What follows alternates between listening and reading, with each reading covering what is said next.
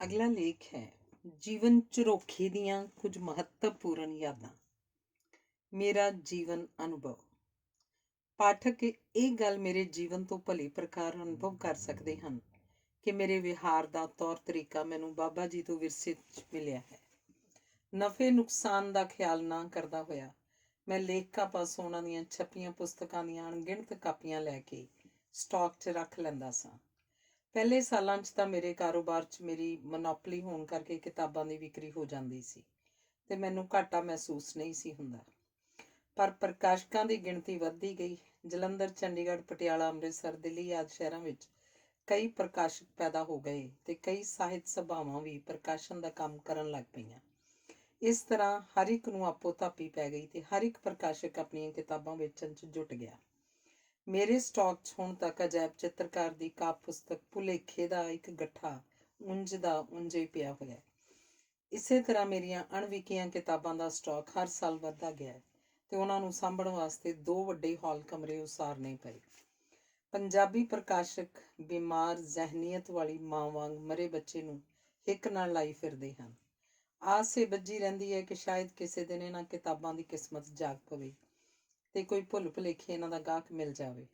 ਪਰ ਅੱਜ ਕੁਝ ਅਜਿਹੇ ਹਾਲਾਤ ਪੈਦਾ ਹੋ ਗਏ ਹਨ ਕਿ ਪੰਜਾਬੀ ਪੁਸਤਕਾਂ ਦਾ ਘੇਰਾ ਦਿਨੋਂ ਦਿਨ ਤੰਗ ਹੋ ਰਿਹਾ ਹੈ। ਇਹਦਾ ਵੱਡਾ ਕਾਰਨ ਇਹ ਹੈ ਕਿ ਕੁਝ ਸਾਲਾਂ ਤੋਂ ਚੰਗੇ ਰਸਾਲਿਆਂ ਨੇ ਪੁਸਤਕਾਂ ਦੀ ਥਾਂ ਮੱਲ ਲਈ ਹੈ। ਰੇਲਵੇ ਬੁੱਕ ਸਟਾਲਾਂ ਤੇ ਬੱਸ ਸਟੈਂਡਾਂ ਤੋਂ ਮੁਸਾਫਿਰ ਮਨ ਪਰਚਾਵੇ ਲਈ ਕਿਤਾਬਾਂ ਦੀ ਬਜਾਏ ਰਸਾਲੇ ਖਰੀਦ ਲੈਂਦੇ ਹਨ। ਕੇਵਲ ਇਹ ਪੰਜਾਬੀ ਦੀ ਗੱਲ ਹੀ ਨਹੀਂ, ਹਿੰਦੀ ਤੇ ਅੰਗਰੇਜ਼ੀ ਵਿੱਚ ਵੀ ਬੇਸ਼ੁਮਾਰ ਰਸਾਲੇ ਛਪਣ ਲੱਗ ਪਏ ਹਨ। ਪਾਠਕਾਂ ਨੂੰ ਆਪਣੇ ਸ਼ੌਕ ਤੇ ਰੁਚੀ ਅਨੁਸਾਰ ਹਰ ਵਿਸ਼ੇ ਤੇ ਰਸਾਲੇ ਮਿਲ ਜਾਂਦੇ ਹਨ। ਬਾਕੀ ਦੇਸ਼ਾਂ ਵਿੱਚ ਰਿਵਾਜ ਹੈ ਕਿ ਸਫ਼ਰ ਦੌਰਾਨ ਰਸਾਲਾ ਖਰੀਦਿਆ, ਪੜ੍ਹਿਆ ਤੇ ਸਫ਼ਰ ਖਤਮ ਹੋਣ ਤੇ ਆਪਣੀ ਸੀਟ ਤੇ ਰੱਖ ਕੇ ਉਤਰ ਗਏ। ਪਰ ਸਾਡੇ ਲੋਕ ਕਿਰਸੀ ਹਨ, ਰਸਾਲਿਆਂ ਨੂੰ ਸਾਂਭ ਕੇ ਘਰ ਲੈ ਆਉਂਦੇ ਹਨ ਤੇ ਘਰ ਦੇ ਬੱਚੇ ਤੇ ਜਨਾਨੀਆਂ ਉਹਨਾਂ ਨੂੰ ਸਾਂਭ ਕੇ ਰੱਖਦੇ ਹਨ। ਸਾਹਿਤ ਵਿੱਚ ਕਾਮ ਨਾਲ ਸੰਬੰਧਿਤ ਵਿਸ਼ਿਆਂ ਦੀ ਰੁਚੀ ਚੱਲ ਪਈ ਹੈ।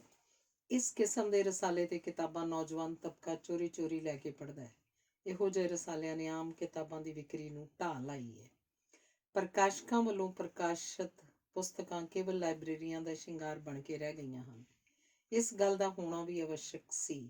ਕਾਗਜ਼, ਛਪਾਈ, ਬਾਈਂਡਿੰਗ ਦੇ ਨਿਰਖ ਬਹੁਤ ਵੱਧ ਗਏ ਹਨ। ਕਿਤਾਬਾਂ ਘੱਟ ਗਿਣਤੀ 'ਚ ਛਪਦੀਆਂ ਹਨ ਤੇ ਕੀਮਤ ਵੱਧ ਰੱਖਣੀ ਪੈਂਦੀ ਹੈ, ਜੋ ਸਧਾਰਨ ਪਾਠਕਾਂ ਲਈ ਖਰੀਦਣੀਆਂ ਸੰਭਵ ਹੋ ਜਾਂਦੀਆਂ ਹਨ। ਟੀਵੀ ਦੇ ਆਗਮਨ ਨਾਲ ਕਾਫੀ ਅਜਿਹੇ ਪ੍ਰੋਗਰਾਮ ਦੇਖਣ ਨੂੰ ਮਿਲਦੇ ਹਨ ਜਿਨ੍ਹਾਂ ਰਾਹੀਂ ਦਰਸ਼ਕ ਦੇਸ਼ ਵਿਦੇਸ਼ ਦੀ ਜਾਣਕਾਰੀ ਤੋਂ ਬਿਨਾਂ ਟੀਵੀ ਸੀਰੀਅਲਾਂ ਰਾਹੀਂ ਪੁਰਾਣੇ ਕਿਸੇ ਕਹਾਣੀਆਂ ਪੜ੍ਹਨ ਦੀ ਥਾਂ ਆਸਾਨੀ ਨਾਲ ਸਕਰੀਨ ਤੇ ਸਾਕਾਰ ਹੋਏ ਵੇਖ ਸਕਦੇ ਹਨ। ਟੀਵੀ ਰਾਹੀਂ ਨਾਚ, ਗਾਣੇ ਆਦਿ ਦਰਸ਼ਕਾਂ ਨੂੰ ਪ੍ਰਤੱਖ ਨਜ਼ਰ ਆਉਂਦੇ ਤੇ ਸੁਣਾਈ ਦਿੰਦੇ ਹਨ। ਅਸੀਂ ਆਮ ਤੌਰ ਤੇ ਮਹਿਸੂਸ ਨਹੀਂ ਕਰਦੇ, ਪਰ ਟੀਵੀ 2-3 ਘੰਟੇ ਦੇਖਣ ਨਾਲ ਅੱਖਾਂ, ਕੰਨ ਤੇ ਸਮੁੱਚਾ ਸਰੀਰ ਵੀ ਥੱਕ ਜਾਂਦਾ। ਟੀਵੀ ਦੇਖਣ ਤੋਂ ਬਾਅਦ ਫੌਰਨ ਆਰਾਮ ਕਰਨ ਨੂੰ ਜੀ ਕਰਦਾ ਹੈ। ਇਹੋ ਜਿਹੇ ਮਾਹੌਲ 'ਚ ਕਿਤਾਬਾਂ ਪੜ੍ਹਨ ਦਾ ਸਵਾਲ ਹੀ ਪੈਦਾ ਨਹੀਂ ਹੁੰਦਾ। ਬਾਬਾ ਚਤਰ ਸਿੰਘ ਦੇ ਸੁਭਾਅ ਅਨੁਸਾਰ ਮੈਂ ਉਹਨਾਂ ਲੋਕਾਂ ਨੂੰ ਸਹਿਯੋਗ ਦਿੰਦਾ ਹਾਂ ਜਿਹੜੇ ਮੇਰੇ ਪਾਸ ਆ ਕੇ ਆਪਣੱਤ ਤੇ ਪਿਆਰ ਨਾਲ ਗੱਲਬਾਤ ਕਰਦੇ ਹਨ। ਆਪਣੇ ਵੱਡੇ ਹੋਣ ਦੀ ਕੋਈ ਧੌਂਸ ਨਹੀਂ ਜਮਾਉਂਦੇ। ਮੈਂ ਧੀਰਜ ਨਾਲ ਅਜਿਹੇ ਲੋਕਾਂ ਦੀ ਗੱਲਬਾਤ ਸੁਣਦਾ ਹਾਂ, ਉਹਨਾਂ ਨਾਲ ਰੋਟੀ ਪਾਣੀ ਸਾਂਝਾ ਕਰਦਾ ਹਾਂ ਤੇ ਹਰ ਸੰਭਵ ਤਰੀਕੇ ਨਾਲ ਉਹਨਾਂ ਦੀ ਕਿਤਾਬ ਆਦਿ ਛਾਪਣ ਦੀਆਂ ਲੋੜਾਂ ਨੂੰ ਪੂਰਾ ਕਰਦਾ ਹਾਂ। ਉਹਨਾਂ ਲੋਕਾਂ ਨਾਲ ਮੇਰਾ ਗੁਜ਼ਾਰਾ ਨਹੀਂ ਹੋ ਸਕਦਾ ਤੇ ਨਾ ਹੀ ਉਹਨਾਂ ਨਾਲ ਮੇਰੀ ਦਿਲੀ ਸਾਂਝ ਪੈ ਸਕਦੀ ਹੈ, ਜਿਹੜੇ ਆਪਣੀ ਹਉਮੈ ਵਿੱਚ ਆ ਕੇ ਵੱਡੀਆਂ ਵੱਡੀਆਂ ਟਾਰਾਂ ਮਾਰਦੇ ਹਨ ਤੇ ਹਵਾਈ ਕਿਲੇ ਉਸਾਰਦੇ ਹਨ। ਇਹਨਾਂ ਕਾਰਨਾਂ ਕਰਕੇ ਮੈਂ ਪੰਜਾਬੀ ਦੇ ਕਈ ਉੱਘੇ ਲੇਖਕਾਂ ਨੂੰ ਅਪਣਾ ਨਹੀਂ ਸਕਿਆ। ਖੁਸ਼ਾਮਦ ਕਰਨਾ ਜਾਂ ਖੁਸ਼ਾਮਦ ਕਰਾਉਣਾ ਮੇਰੀ ਫਿਤਰਤ ਵਿੱਚ ਨਹੀਂ ਹੈ। ਮਿਸਾਲ ਵਜੋਂ ਕਰਤਾਰ ਸਿੰਘ ਦੁੱਗਲ ਦੀਆਂ ਪਹਿਲੀਆਂ ਕਿਤਾਬਾਂ ਸਵੇਰਸਾਰ, ਪਿੱਪਲ ਪੱਤੀਆਂ ਆਦਿ ਇੱਕ ਸਧਾਰਨ ਪ੍ਰਕਾਸ਼ਕ ਸਿੰਘ ਬ੍ਰਦਰਜ਼ ਨੇ ਬੜੀ ਰੀਝ ਨਾਲ ਛਾਪੀਆਂ ਸਨ। ਦੇਸ਼ ਦੀ ਵੰਡ ਤੋਂ ਬਾਅਦ ਉਹ ਅਤਰ ਚੰਦ ਕਪੂਰ ਤੇ ਮੁਨਸ਼ੀ ਗੁਲਾਬ ਸਿੰਘ ਦੀ ਬੁੱਕਲ 'ਚ ਚਲਾ ਗਿਆ, ਇਸ ਆਸ ਨਾਲ ਕਿ ਸ਼ਾਇਦ ਉਹਨਾਂ ਰਾਹੀਂ ਉਹਨੂੰ ਵਧੇਰੇ ਪ੍ਰਸਿੱਧੀ ਮਿਲੇਗੀ। ਉਹ ਆਪਣੇ ਉਸ ਪਹਿਲੇ ਸਧਾਰਨ ਪ੍ਰਕਾਸ਼ਕ ਨੂੰ ਉੱਕਾ ਹੀ ਭੁੱਲ ਗਿਆ। ਰੱਬ ਦੀ ਕਰਨੀ ਐਸੀ ਹੋਈ ਕਿ ਉਹਨਾਂ ਵੱਡੇ ਪ੍ਰਕਾਸ਼ਕਾਂ ਦਾ ਨਾਂ ਨਿਸ਼ਾਨ ਹੀ ਮਿਟ ਗਿਆ। ਉਹ ਸਫਾਏ ਹਸਤੀ ਤੋਂ ਨੇਸਤੋ ਨਾਬੂਦ ਹੋ ਗਏ। ਪਰ ਉਹ ਨਿਮਾਣਾ ਪ੍ਰਕਾਸ਼ਕ ਸਿੰਘ ਬ੍ਰਦਰਜ਼ ਨਿਰੰਤਰ ਹੁਣ ਤੱਕ ਕੰਮ ਕਰ ਰਿਹਾ ਤੇ ਇਸ ਵਕਤ ਪੰਜਾਬ ਦੇ ਉੱਘੇ ਪ੍ਰਕਾਸ਼ਕਾਂ ਵਿੱਚੋਂ ਇੱਕ ਹੈ। ਇਹ ਹਾਲ ਪੰਜਾਬੀ ਦੇ 2-3 ਹੋਰ ਲੇਖਕਾਂ ਦਾ ਹੈ ਜੋ ਸਮੇਂ ਦੀ ਆਵਾਜ਼ ਨੂੰ ਪਛਾਣ ਸਕੇ ਤੇ ਵੱਡੇ ਵੱਡੇ ਪ੍ਰਕਾਸ਼ਕਾਂ ਦੇ ਪਿੱਛੇ ਲੱਗ ਕੇ ਪੁਰਾਣੇ ਮਿੱਤਰ ਪ੍ਰਕਾਸ਼ਕਾਂ ਨੂੰ ਭੁਲਾ ਬੈਠੇ। ਕੇਵਲ ਇੱਕ ਪ੍ਰਸਿੱਧ ਲੇਖਕ ਪ੍ਰੋਫੈਸਰ ਸੰਤ ਸਿੰਘ ਸੇਖੋਂ ਹੀ ਹੈ ਜਿਹਨੇ ਪੂਰੀ ਅੱਧੀ ਸਦੀ ਸਾਡੇ ਨਾਲ ਵਫਾ ਨਿਭਾਈ ਹੈ। ਦਿੱਲੀ ਦੇ ਇੱਕ ਮਸ਼ਹੂਰ ਪ੍ਰਕਾਸ਼ਕ ਨੇ ਸੇਖੋਂ ਸਾਹਿਬ ਨੂੰ ਲਾਲਚ ਦਿੱਤਾ ਕਿ ਜੇ ਉਹ ਉਸ ਪਾਸੋਂ ਕਿਤਾਬਾਂ ਪ੍ਰਕਾਸ਼ਿਤ ਕਰਾਉਣ ਤਾਂ ਉਹਨਾਂ ਨੂੰ ਸੋਵੀਅਤ ਲੈਂਡ ਨਹਿਰੂ ਪੁਰਸਕਾਰ ਦਿਵਾਉਣ 'ਚ ਪੂਰਾ ਸਹਾਇਕ ਹੋਵੇਗਾ। ਸੇਖੋਂ ਸਾਹਿਬ ਨੇ ਉੱਤਰ ਵਿੱਚੋਂ ਕੇਵਲ ਇੱਕ ਜਵਾਬ ਦਿੱਤਾ ਕਿ ਮੈਂ ਉਸ ਪ੍ਰਕਾਸ਼ਕ ਨੂੰ ਛੱਡ ਕੇ ਤੇਰੇ ਕੋਲ ਕਿਸ ਤਰ੍ਹਾਂ ਆ ਸਕਦਾ, ਜਿਹੜਾ ਮੇਰੇ ਦੁੱਖ ਸੁੱਖ 'ਚ ਮੁੱਢ ਤੋਂ ਭਾਈਵਾਲ ਰਿਹਾ ਤੇ ਮੈਨੂੰ ਇੱਥੋਂ ਤੱਕ ਪਹੁੰਚਾਉਣ 'ਚ ਸਹਾਈ ਹੋਇਆ। ਮੇਰੇ ਦਾਦਾ ਜੀ ਨੇ ਆਪਣੇ ਪਿੰਡ ਵਿੱਚ ਨਿਵੇਕਲੀ ਥਾਂ ਬਣਾ ਰੱਖੀ ਸੀ। ਕਿਸੇ ਨਾਲ ਸਲਾਹ ਮਸ਼ਵਰਾ ਕਰਕੇ ਆਪਣਾ ਕਾਰ ਵਿਹਾਰ ਨਹੀਂ ਸਨ ਕਰਦੇ।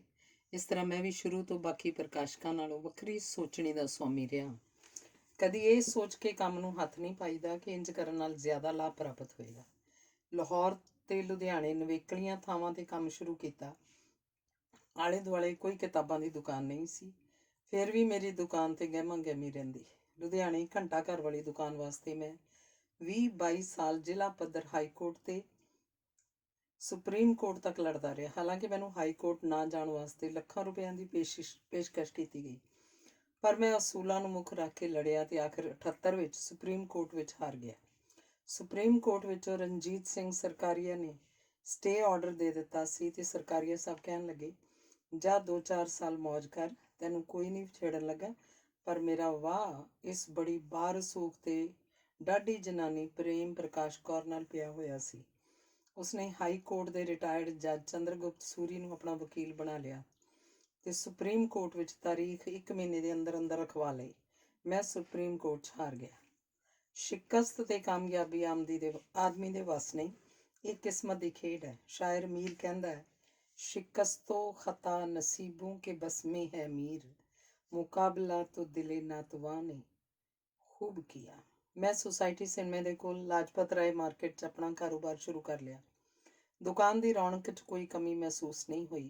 ਰੱਬ ਦੀ ਅਜਿਹੀ ਮਿਹਰ ਹੈ ਕਿ ਕੋਈ ਨਾ ਕੋਈ ਸਾਧੂ ਸੰਤ ਜਾਂ ਜੋਗੀ ਜਗਿਆਸੂ ਮੇਰੇ ਕੋਲ ਆ ਬੈਠਦੇ ਹਨ ਤੇ ਆਪਣੇ ਮਨੋਹਰ ਵਿਚਾਰਾਂ ਰਾਹੀਂ ਮੈਨੂੰ ਮਾਨਸਿਕ ਤ੍ਰਿਪਤੀ ਪ੍ਰਦਾਨ ਕਰਦੇ ਹਨ। ਜਾਂ ਉੱਚ ਪੱਧਰ ਦੇ ਵਿਦਿਆਰਥੀ ਜਿਨ੍ਹਾਂ ਨੇ ਪੰਜਾਬੀ MA MPhil ਜਾਂ PhD ਦੀ ਤਿਆਰੀ ਕਰਨੀ ਹੁੰਦੀ ਹੈ, ਮੇਰੇ ਪਾਸ ਜੁੜ ਬੈਠਦੇ ਹਨ ਤੇ ਵਿਚਾਰ ਵਟਾਂਦਰਾ ਕਰਦੇ ਰਹਿੰਦੇ ਹਨ। ਹੁਣ ਮੇਰੀ ਆਯੂ 79 ਸਾਲ ਤੋਂ ਉੱਪਰ ਹੋ ਗਈ ਹੈ। ਇੰਨੀਆਂ ਪੁਸਤਕਾਂ ਹੁਣ ਮੈਂ ਪੜ੍ਹ ਨਹੀਂ ਸਕਦਾ। ਨੌਜਵਾਨ ਵਿਦਿਆਰਥੀਆਂ ਪਾਸੋਂ ਨਵੀਆਂ ਛਪੀਆਂ ਪੁਸਤਕਾਂ ਦਾ ਨਿਚੋੜ ਸੁਣ ਲੈਂਦਾ ਹਾਂ। ਮੇਰੀ ਸੰਗਤ ਜ਼ਿਆਦਾਤਰ ਨੌਜਵਾਨ ਵਿਦਿਆਰਥੀਆਂ ਨਾਲ ਰਹਿੰਦੀ ਹੈ ਤੇ ਕਈ ਵਾਰ ਮੈਂ ਉਹਨਾਂ ਨੂੰ ਉਚੇਚੇ ਤੌਰ 'ਤੇ ਕਈ ਪੁਸਤਕਾਂ ਦਿੰਦਾ, ਜਿਨ੍ਹਾਂ ਨੂੰ ਪੜ੍ਹ ਕੇ ਉਹਨਾਂ ਦਾ ਸਾਰ ਮੈਨੂੰ ਦੱਸ ਦਿੰਦੇ ਹਨ। ਇਸ ਤਰ੍ਹਾਂ ਮੈਂ ਆਪਣੀ ਗਿਆਨ ਪ੍ਰਾਪਤੀ ਦੀ ਬੈਟਰੀ ਚਾਰਜ ਕਰਦਾ ਰਹਿੰਦਾ। ਸ਼ਾਇਦ ਇਹੋ ਵਜ੍ਹਾ ਹੈ ਕਿ ਮੇਰੇ ਚਿਹਰੇ 'ਤੇ ਅਜੇ ਤੱਕ ਕੋਈ ਝੁਰੜੀਆਂ ਜਾਂ ਬੁਢੇਪੇ ਦੇ ਚਿੰਨ੍ਹ ਦਿਖਾਈ ਨਹੀਂ ਦਿੰਦੇ। ਨੌਜਵਾਨ ਹਮੇਸ਼ਾ ਭਵਿੱਖ ਵੱਲ ਦੇਖਦੇ ਹਨ ਤੇ ਹਮੇਸ਼ਾ ਆਸਵੰਦ ਰਹਿੰਦੇ ਹਨ। ਮੈਂ ਬੁੜਿਆਂ ਪਾਸੋਂ ਪੁਰਾਣੇ ਸਮੇਂ ਦੀਆਂ ਬੀਤੀਆਂ ਗੱਲਾਂ ਸੁਣਨ ਦਾ ਆਦੀ ਨਹੀਂ ਹਾਂ। ਮੈਂ ਹਮੇਸ਼ਾ ਇਹੋ ਆਸ ਰੱਖਦਾ ਕਿ ਹੋਰ ਚੰਗੇ ਦਿਨ ਆਉਣਗੇ। ਮੈਂ ਅੱਜ ਕੱਲ੍ਹ ਦੇ ਨੌਜਵਾਨਾਂ ਦੀ ਕਾਰਗੁਜ਼ਾਰੀ ਤੋਂ ਕਦੇ ਨਿਰਾਸ਼ ਨਹੀਂ ਹੋਇਆ। ਮੇਰੀ ਉਮਰ ਦੇ ਆਮ ਲੋਕ ਇਹੋ ਕਹਿੰਦੇ ਰਹਿੰਦੇ ਹਨ ਕਿ ਪੁਰਾਣੇ ਸਮੇਂ ਚੰਗੇ ਸਨ, ਦੇਸੀ ਘਿਓ ਰਜਵਾ ਮਿਲਦਾ ਸੀ, ਖੁਰਾਕਾਂ ਚੰਗੀਆਂ ਸਨ। ਪਰ ਸਮਾਂ ਬਦਲ ਗਿਆ। ਅੱਜ ਕੱਲ੍ਹ ਦਾ ਇਨਸਾਨ ਅਣਥੱਕ ਹੈ, ਦਿਨ ਰਾਤ ਕੰਮ ਕਾਰ 'ਚ ਰੁੱਝਿਆ ਰਹਿੰਦਾ ਹੈ। ਬਾਰਿਸ਼ ਹੋਵੇ, ਹਨੇਰੀ ਹੋਵੇ, ਗਰਮੀ ਹੋਵੇ, ਸਰਦੀ ਹੋਵੇ, ਹਰ ਸਮੇਂ ਆਪਣੇ ਕੰਮ 'ਚ ਜੁਟਿਆ ਰਹਿੰਦਾ ਹੈ। 40-50 ਸਾਲ ਪਹਿਲਾਂ ਲੋਕ ਪੇਟ ਭਰ ਕੇ ਰੋਟੀ ਖਾਂਦੇ ਤੇ ਚਾਦਰ ਤਾਣ ਕੇ ਧੁੱਪੇ ਸੁੱਤੇ ਰਹਿੰਦੇ ਸਨ। ਪਹਿਲਾਂ ਸਮੇਂ ਸਸਤੇ ਸਨ, ਇੱਕ ਘਰ 'ਚ ਇੱਕ ਕਮਾਉਣ ਵਾਲਾ ਹੁੰਦਾ ਤੇ ਟੱਬਰ ਦੇ ਸਾਰੇ ਜੀਅ ਆਰਾਮ ਨਾਲ ਖਾਂਦੇ ਸਨ। ਪਰ ਅੱਜ ਗੁਜ਼ਾਰਾ ਕਰਨ ਲਈ ਟੱਬਰ ਦੇ ਸਾਰੇ ਜੀਆਂ ਨੂੰ ਸਿਰ ਤੋੜ ਮਿਹਨਤ ਕਰਨੀ ਪੈਂਦੀ ਹੈ, ਤਾਂ ਕਿਤੇ ਜਾ ਕੇ ਗੁਜ਼ਾਰਾ ਹੁੰਦਾ ਹੈ। ਅੱਜ ਕੱਲ੍ਹ ਡਾਕਟਰ ਦੇਸੀ ਘਿਓ ਖਾਣ ਤੋਂ ਰੋਕਦੇ ਹਨ। ਜ਼ਿਆਦਾ ਮੱਖਣ ਆਦਿ ਖਾਣਾ ਵੀ ਸਿਹਤ ਦੇ ਪੱਖੋਂ ਵਿਵਰਜਿਤ ਹੈ। ਦੇਸੀ ਘਿਓ ਤੇ ਮੱਖਣ ਨੂੰ ਖਾ ਕੇ ਪਚਾਉਣ ਲਈ ਸਖਤ ਮਿਹਨਤ ਜਾਂ ਕਸਰਤ ਦੀ ਲੋੜ ਹੈ, ਜੋ ਕਿ ਅੱਜ ਦੇ ਮਨੁੱਖ ਲਈ ਅਸੰਭਵ ਹੈ। ਅੱਜ ਦੇ ਮਨੁੱਖ ਦਾ ਕੰਮ ਸਰੀਰਕ ਨਾਲੋਂ ਜ਼ਿਆਦਾ ਦਿਮਾਗੀ ਹੈ। ਉਹ ਕੁਰਸੀ ਮੇਜ਼ 'ਤੇ ਬੈਠ ਕੇ ਕੰਮ ਕਰਦਾ ਰਹਿੰਦਾ ਹੈ। ਸਰੀਰ ਦੇ ਹੋਰ ਅੰਗ ਹਿਲਾਉਣ ਦੀ ਉਹਨੂੰ ਲੋੜ ਨਹੀਂ ਪੈਂਦੀ। ਅੱਜ ਕੱਲ੍ਹ ਘਰਾਂ ਵਿੱਚ ਰਿਫਾਈਨਡ ਘਿਓ ਖਾਣ ਦਾ ਰਿਵਾਜ ਪੈ ਗਿਆ। ਥੋੜ੍ਹਾ ਖਾਣਾ, ਸੈਰ ਕਰਨਾ ਤੇ ਰਿਫਾਈਨਡ ਘਿਓ ਦੀ ਵਰਤੋਂ ਮੋਟਾਪਾ ਘਟਾਉਂਦੀ ਹੈ। ਇਹ ਉਮਰ ਲੰਬੀ ਕਰਨ ਵਿੱਚ ਸਹਾਇਕ ਹੁੰਦਾ ਹੈ। ਦਿਲ ਦੀਆਂ ਬਿਮਾਰੀਆਂ ਨੇੜੇ ਨਹੀਂ ਆਉਂਦੀਆਂ। ਅੱਜ ਆਦਮੀ ਦੀ ਔਸਤ ਉਮਰ ਵੱਧ ਗਈ ਹੈ ਤੇ ਬਿਮਾਰੀਆਂ ਤੋਂ ਕਾਫੀ ਮੁਕਤ ਹੋ ਗਈ। ਪ੍ਰਗਤੀਸ਼ੀਲ ਲੇਖਕਾਂ ਦੀ ਸੰਗਤ। ਜ਼ਿੰਦਗੀ 'ਚ ਜੋ ਵੀ ਕੰਮ ਮੈਂ ਕੀਤਾ ਉਹ ਪੂਰੀ ਦ੍ਰਿੜਤਾ ਤੇ ਵਿਸ਼ਵਾਸ ਨਾਲ ਕੀਤਾ ਹੈ। ਨਿਰੋਲ ਮਾਇਕ ਲਾਭ ਨੂੰ ਮੁੱਖ ਰੱਖ ਕੇ ਮੈਂ ਕਦੇ ਕੋਈ ਕੰਮ ਨਹੀਂ ਕੀਤਾ। ਵਿਦਿਆਰਥੀ ਜੀਵਨ 'ਚ ਮੈਂ ਅੰਮ੍ਰਿਤਸਰ ਤੇ ਲਾਹੌਰ ਪ੍ਰੋਫੈਸਰ ਸੰਤ ਸਿੰਘ ਸੇਖੋਂ ਤੇ ਗੁਰਬਚਨ ਸਿੰਘ ਤਾਲਿਬ ਨਾਲ ਪ੍ਰਗਤੀਸ਼ੀਲ ਲੇਖਕਾਂ ਦੀਆਂ ਸਭਾਵਾਂ 'ਚ ਭਾਗ ਲੈਂਦਾ ਰਿਹਾ। ਅੰਮ੍ਰਿਤਸਰ ਇਹ ਬੈਠਕਾਂ ਮਹਾਰਾਜਾ ਰਣਜੀਤ ਸਿੰਘ ਬਾਗ 'ਚ ਹੋਇਆ ਕਰਦੀਆਂ ਸਨ। ਉੱਥੇ ਡਾਕਟਰ ਮੁਹੰਮਦ ਦੀਨ ਤਾਸੀਰ ਪ੍ਰਿੰਸੀਪਲ MAO ਕਾਲਜ ਇਹਨਾਂ ਬੈਠਕਾਂ ਦੀ ਜਿੰਦ ਜਾਨ ਹੋਇਆ ਕਰਦੇ ਸਨ। ਉਹਨਾਂ ਦੀ ਸ਼ਾਦੀ ਇੱਕ ਅੰਗਰੇਜ਼ ਔਰਤ ਕ੍ਰਿਸਟਾਬਲ ਨਾਲ ਹੋਈ ਸੀ। ਉਹ ਵੀ ਇਹਨਾਂ ਬੈਠਕਾਂ 'ਚ ਸ਼ਾਮਲ ਹੋਇਆ ਕਰਦੀ ਸੀ। ਉਰਦੂ ਦੇ ਮਸ਼ਹੂਰ ਸ਼ਾਇਰ ਫੈਜ਼ ਅਹਿਮਦ ਫੈਜ਼ ਤੇ ਸ਼ਹਿਜ਼ਾਦਾ ਮਹਿਮੂਦ ਮੁਜ਼ੱਫਰ, ਜੋ ਕਿ ਬਾਅਦ 'ਚ ਪੰਡਿਤ ਨਹਿਰੂ ਦੇ ਨਿੱਜੀ ਸੈਕਟਰੀ ਬਣੇ, ਤੇ ਉਹਨਾਂ ਦੀ ਬੀਵੀ ਰਸ਼ੀਦ ਜਹਾਂ ਬੇਗਮ ਉਹਨਾਂ ਬੈਠਕਾਂ ਦਾ ਸ਼ਿੰਗਾਰ ਹੋਇਆ ਕਰਦੇ ਸਨ। ਰਸ਼ੀਦ ਜਹਾਂ ਬੇਗਮ ਫੁਲਕਾਰੀ ਦਾ ਖੂਬਸੂਰਤ ਦੁਪੱਟਾ ਲਿਆ ਕਰਦੇ ਸਨ, ਜਿਸ ਕਰਕੇ ਉਹਨਾਂ ਦਾ ਹੁਸਨ ਦੋਬਾਲਾ ਹੋ ਜਾਂਦਾ ਸੀ। ਕਈ ਸਰੋਤੇ ਤਾਂ ਰਸ਼ੀਦ ਜਹਾਂ ਬੇਗਮ ਦੇ ਦੀਦਾਰ ਦੀ ਤਮੰਨਾ ਲੈ ਕੇ ਹੀ ਉੱਥੇ ਆਉਂਦੇ ਸਨ। ਫੈਜ਼ ਅਹਿਮਦ ਫੈਜ਼ ਨੇ ਮੁਹੰਮਦ ਦੀਨ ਤਾਸੀਰ ਦੀ ਸਾਲੀ ਕ੍ਰਿਸਟਾਬਲ ਦੀ ਛੋਟੀ ਭੈਣ ਨਾਲ ਵਿਆਹ ਕਰਵਾ ਲਿਆ ਸੀ। ਫੈਜ਼ ਅਹਿਮਦ ਫੈਜ਼ ਹਿੰਦੁਸਤਾਨ ਤੇ ਪਾਕਿਸਤਾਨ ਦਾ ਮਸ਼ਹੂਰ ਪ੍ਰਗਤੀਸ਼ੀਲ ਸ਼ਾਇਰ ਹੋ ਗੁਜ਼ਰਿਆ। ਉਹ ਮੇਰਾ ਚੰਗਾ ਦੋਸਤ ਬਣ ਗਿਆ। 1940 'ਚ ਜਦ ਮੈਂ ਲਾਹੌਰ ਬੁੱਕ ਸ਼ਾਪ ਖੋਲ੍ਹ ਲਈ ਸੀ ਤਾਂ ਮੈਨੂੰ ਆ ਕੇ ਉਹਨੇ ਆਪਣੇ ਪਹਿਲੇ ਕਾਵਿ ਸੰਗ੍ਰਹਿ ਨਕਸ਼ੇ ਫਰਿਆਦੀ ਦਾ ਖਰੜਾ ਦਿੱਤਾ ਸੀ। ਉਹ ਹਰ ਹਫ਼ਤੇ ਮੇਰੇ ਤੋਂ ਆ ਕੇ ਪੁੱਛਦੇ ਸਨ ਕਿ ਮੈਂ ਇਹਨੂੰ ਕਿਤਾਬੀ ਰੂਪ 'ਚ ਕਦੋਂ ਦਿਆਂਗਾ। ਇਹ ਮੇਰੀ ਬਦਕਿਸਮਤੀ ਸਮਝੋ ਕਿ ਮੈਂ ਏਡੇ ਅਜ਼ੀਮ ਸ਼ਾਇਰ ਦੀ ਪਹਿਲੀ ਤਖਲੀਕ ਨਾ ਛਾਪ ਸਕਿਆ। ਜੇ ਛਾਪ ਦਿੰਦਾ ਤਾਂ ਮੇਰਾ ਨਾਂ ਉਰਦੂ ਪਬਲਿਸ਼ਰ ਵਜੋਂ ਵੀ ਜਾਣਿਆ ਜਾਣਾ ਸੀ। ਫਿਰ ਮੈਂ ਫੈਜ਼ ਦੀਆਂ ਹੋਰ ਕਿਤਾਬਾਂ ਵੀ ਛਾਪਣੀਆਂ ਸਨ। ਹਾਲਾਂਕਿ ਮੈਂ ਉਨੀ ਦਿਨੀ ਮੰਜ਼ੂਰ ਅਹਿਮਦ ਮੰਜ਼ੂਰ ਦੀ ਦੈਰੋ ਹਰਮ ਪ੍ਰਕਾਸ਼ਿਤ ਕੀਤੀ ਸੀ, ਪਰ ਦੈਰੋ ਹਰਮ ਦਾ ਨਕਸ਼ੇ ਫਰਿਆਦੀ ਨਾਲ ਕੀ ਮੁਕਾਬਲਾ। ਉਨੀ ਦਿਨੀ ਮੈਂ ਗੋਪਾਲ ਮਿੱਤਲ ਦੀਆਂ ਨਜ਼ਮਾਂ ਦਾ ਮਜ਼ਮੂਆ ਦੋਰਾਹਾ ਵੀ ਛਾਪਿਆ ਸੀ। ਆਸ਼ਿਕ ਹੁਸੈਨ ਬਟਾਲਵੀ ਦੀਆਂ ਕਹਾਣੀਆਂ ਦਾ ਸੰਗ੍ਰਹਿ ਰਹਿ ਗੁਜ਼ਰ ਵੀ ਪ੍ਰਕਾਸ਼ਿਤ ਕੀਤਾ ਸੀ। ਇਹਨਾਂ ਤਿੰਨਾਂ ਕਿਤਾਬਾਂ ਦੇ ਛਾਪਣ ਨਾਲ ਮੇਰਾ ਨਾਂ ਉਰਦੂ ਪ੍ਰਕਾਸ਼ਕਾਂ 'ਚ ਸ਼ੁਮਾਰ ਹੋਣ ਲੱਗ ਪਿਆ ਸੀ। ਫੈਜ਼ ਅਹਿਮਦ ਫੈਜ਼ ਆਖਰ ਇੱਕ ਦਿਨ ਆ ਕੇ ਆਪਣਾ ਖਰੜਾ ਵਾਪਸ ਲੈ ਗਏ। ਪ੍ਰੋਫੈਸਰ ਸੰਤ ਸਿੰਘ ਸੇਖੋਂ ਨੂੰ ਇਸ ਗੱਲ ਦਾ ਬਹੁਤ ਅਫਸੋਸ ਹੋਇਆ ਕਿ ਮੈਂ ਫੈਜ਼ ਨੂੰ ਛਾਪਣ ਦਾ ਸੁਨਹਿਰੀ ਮੌਕਾ ਹੱਥੋਂ ਗਵਾ ਲਿਆ ਸੀ।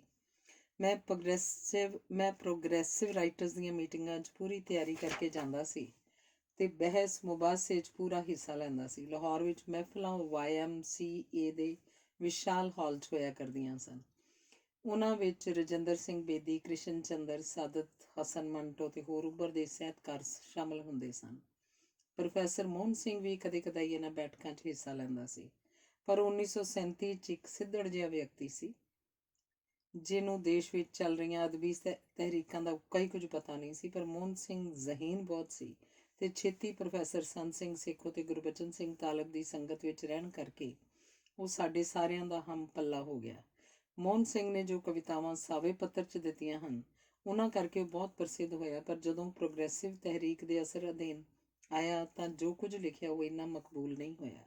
ਸਾਵੇ ਪੱਤਰ ਦੀਆਂ ਕਵਿਤਾਵਾਂ ਬਸੰਤ, ਅਨਾਰਕਲੀ, ਸਿਪਾਹੀ ਦਾ ਦਿਲ, ਲੰਬੀ ਦਾ ਬੂਟਾ, ਸਿੱਖੀ ਆਦਿ ਲੋਕਾਂ ਦੇ ਮੂੰਹ ਚੜ੍ਹ ਗਈਆਂ ਸਨ। ਪਿਸ਼ੌਰ ਤੱਕ ਵੀ ਇਹਨਾਂ ਕਵਿਤਾਵਾਂ ਨੂੰ ਲੋਕ ਹੁਣ ਤੱਕ ਗਾਉਂਦੇ ਹਨ। ਉਹਨਾਂ ਕਵਿਤਾਵਾਂ ਵਿੱਚ ਪੋਠੋਹਾਰ ਦਾ ਰੰਗ ਰੋਮਾਂਸ ਵਿੱਚ ਸਮੋ ਕੇ ਪੇਸ਼ ਕੀਤਾ ਹੈ। ਨਾ ਵੰਗ ਢੋਲ ਚੰਨਣਾ, ਨਿਤ ਨਿਤ ਅਸਾਂ ਨਹਾੜੇ ਕੱਢਣੇ, ਨਿਤ ਨਿਤ ਤੂੰ ਨਹੀਂ ਮੰਨਣਾ। ਅਗਲਾ, ਵਾਗਾਂ ਛੱਡਦੇ ਹੰਝੂਆਂ ਵਾਲੀਏ ਨੀ, ਪੈਰ ਧਰਨ ਦੇ ਮੈਨੂੰ ਰਕਾਬ ਉੱਤੇ। ਤੀਸਰਾ, ਰੋ ਰੋ ਕੇ ਪਾਣੀ ਨਾ ਫੇਰ ਐਵੇਂ, ਮੇਰੇ ਸੋਹਣੇ ਪੰਜਾਬ ਦੀ ਆਬ ਉੱਤੇ। ਚੌਥਾ, ਮੈਂ ਸ਼ਾਇਰ ਮੇਰੇ ਫੁੱਲ ਸੁਹਾਵੇ, ਕਦਰ ਇਹਨਾਂ ਦੀ ਕੋਈ ਆਸ਼ਿਕ ਪਾਵੇ, ਗੰਗਾ ਬਾਹਮਣੀ ਕੀ ਜਾਣੇ, ਮੇਰੇ ਫੁੱਲ ਚਨਾਂ ਵਿੱਚ ਪਾਣੇ। ਉਪਰੋਕਤ ਵੰਨਗੀ ਦੀਆਂ ਅਨੇਕਾਂ ਕਾਵਿ ਪੰਕਤੀਆਂ ਸਾਵੇ ਪੱਤਰ 'ਚ ਮੌਜੂਦ ਹਨ, ਜੋ ਪਾਠਕਾਂ ਦਾ ਅਤੇ ਸਰੋਤਿਆਂ ਦਾ ਮਨ ਮੋਹ ਲੈਂਦੀਆਂ ਹਨ ਤੇ ਹਰ ਇੱਕ ਨੂੰ ਜ਼ਬਾਨੀ ਚੇਤੇ ਹੋ ਜਾਂਦੀਆਂ ਹਨ। ਜਦ ਪ੍ਰੋਫੈਸਰ ਮੋਹਨ ਸਿੰਘ ਸੋਚ ਸਮਝ ਕੇ ਚੇਤੰਨ ਹੋ ਕੇ ਕਿਸੇ ਆਸ਼ੇ ਨੂੰ ਮੁੱਖ ਰੱਖ ਕੇ ਕੋਈ ਕਾਵਿ ਰਚਨਾ ਕਰਦਾ ਸੀ ਤਾਂ ਉਸ ਵਿੱਚ ਉਹ ਆਪ ਮੁਹਾਰਤਾ ਦਾ ਰਸ ਨਹੀਂ ਸੀ ਰਹਿੰਦਾ ਜੋ ਸਾਵੇ ਪੱਤਰ ਦੀਆਂ ਕਵਿਤਾਵਾਂ 'ਚ ਹੈ। ਉਹਨਾਂ 'ਚ ਬੌਧਿਕ ਤੱਤ ਤਾਂ ਜ਼ਰੂਰ ਹੁੰਦੇ ਸਨ, ਪਰ ਮਨ ਨੂੰ ਮੋਹ ਲੈਣ ਵਾਲੀ ਕਾਵਿਕ ਖੂਬੀ ਨਹੀਂ ਹੁੰਦੀ ਸੀ। ਮੈਂ ਭਾਵੇਂ ਉਹਨੇ ਦਿਨ ਇੱਕ ਵਿਦਿਆਰਥੀ ਸਾਂ, ਪਰ ਮੈਂ ਬੜੀ ਸ਼ਿੱਦਤ ਨਾਲ ਸਾਰੀਆਂ ਗੱਲਾਂ ਸੁਣਦਾ, ਗ੍ਰਹਿਣ ਕਰਦਾ, ਬਹਿਸਾਂ 'ਚ ਹਿੱਸਾ ਲੈਂਦਾ।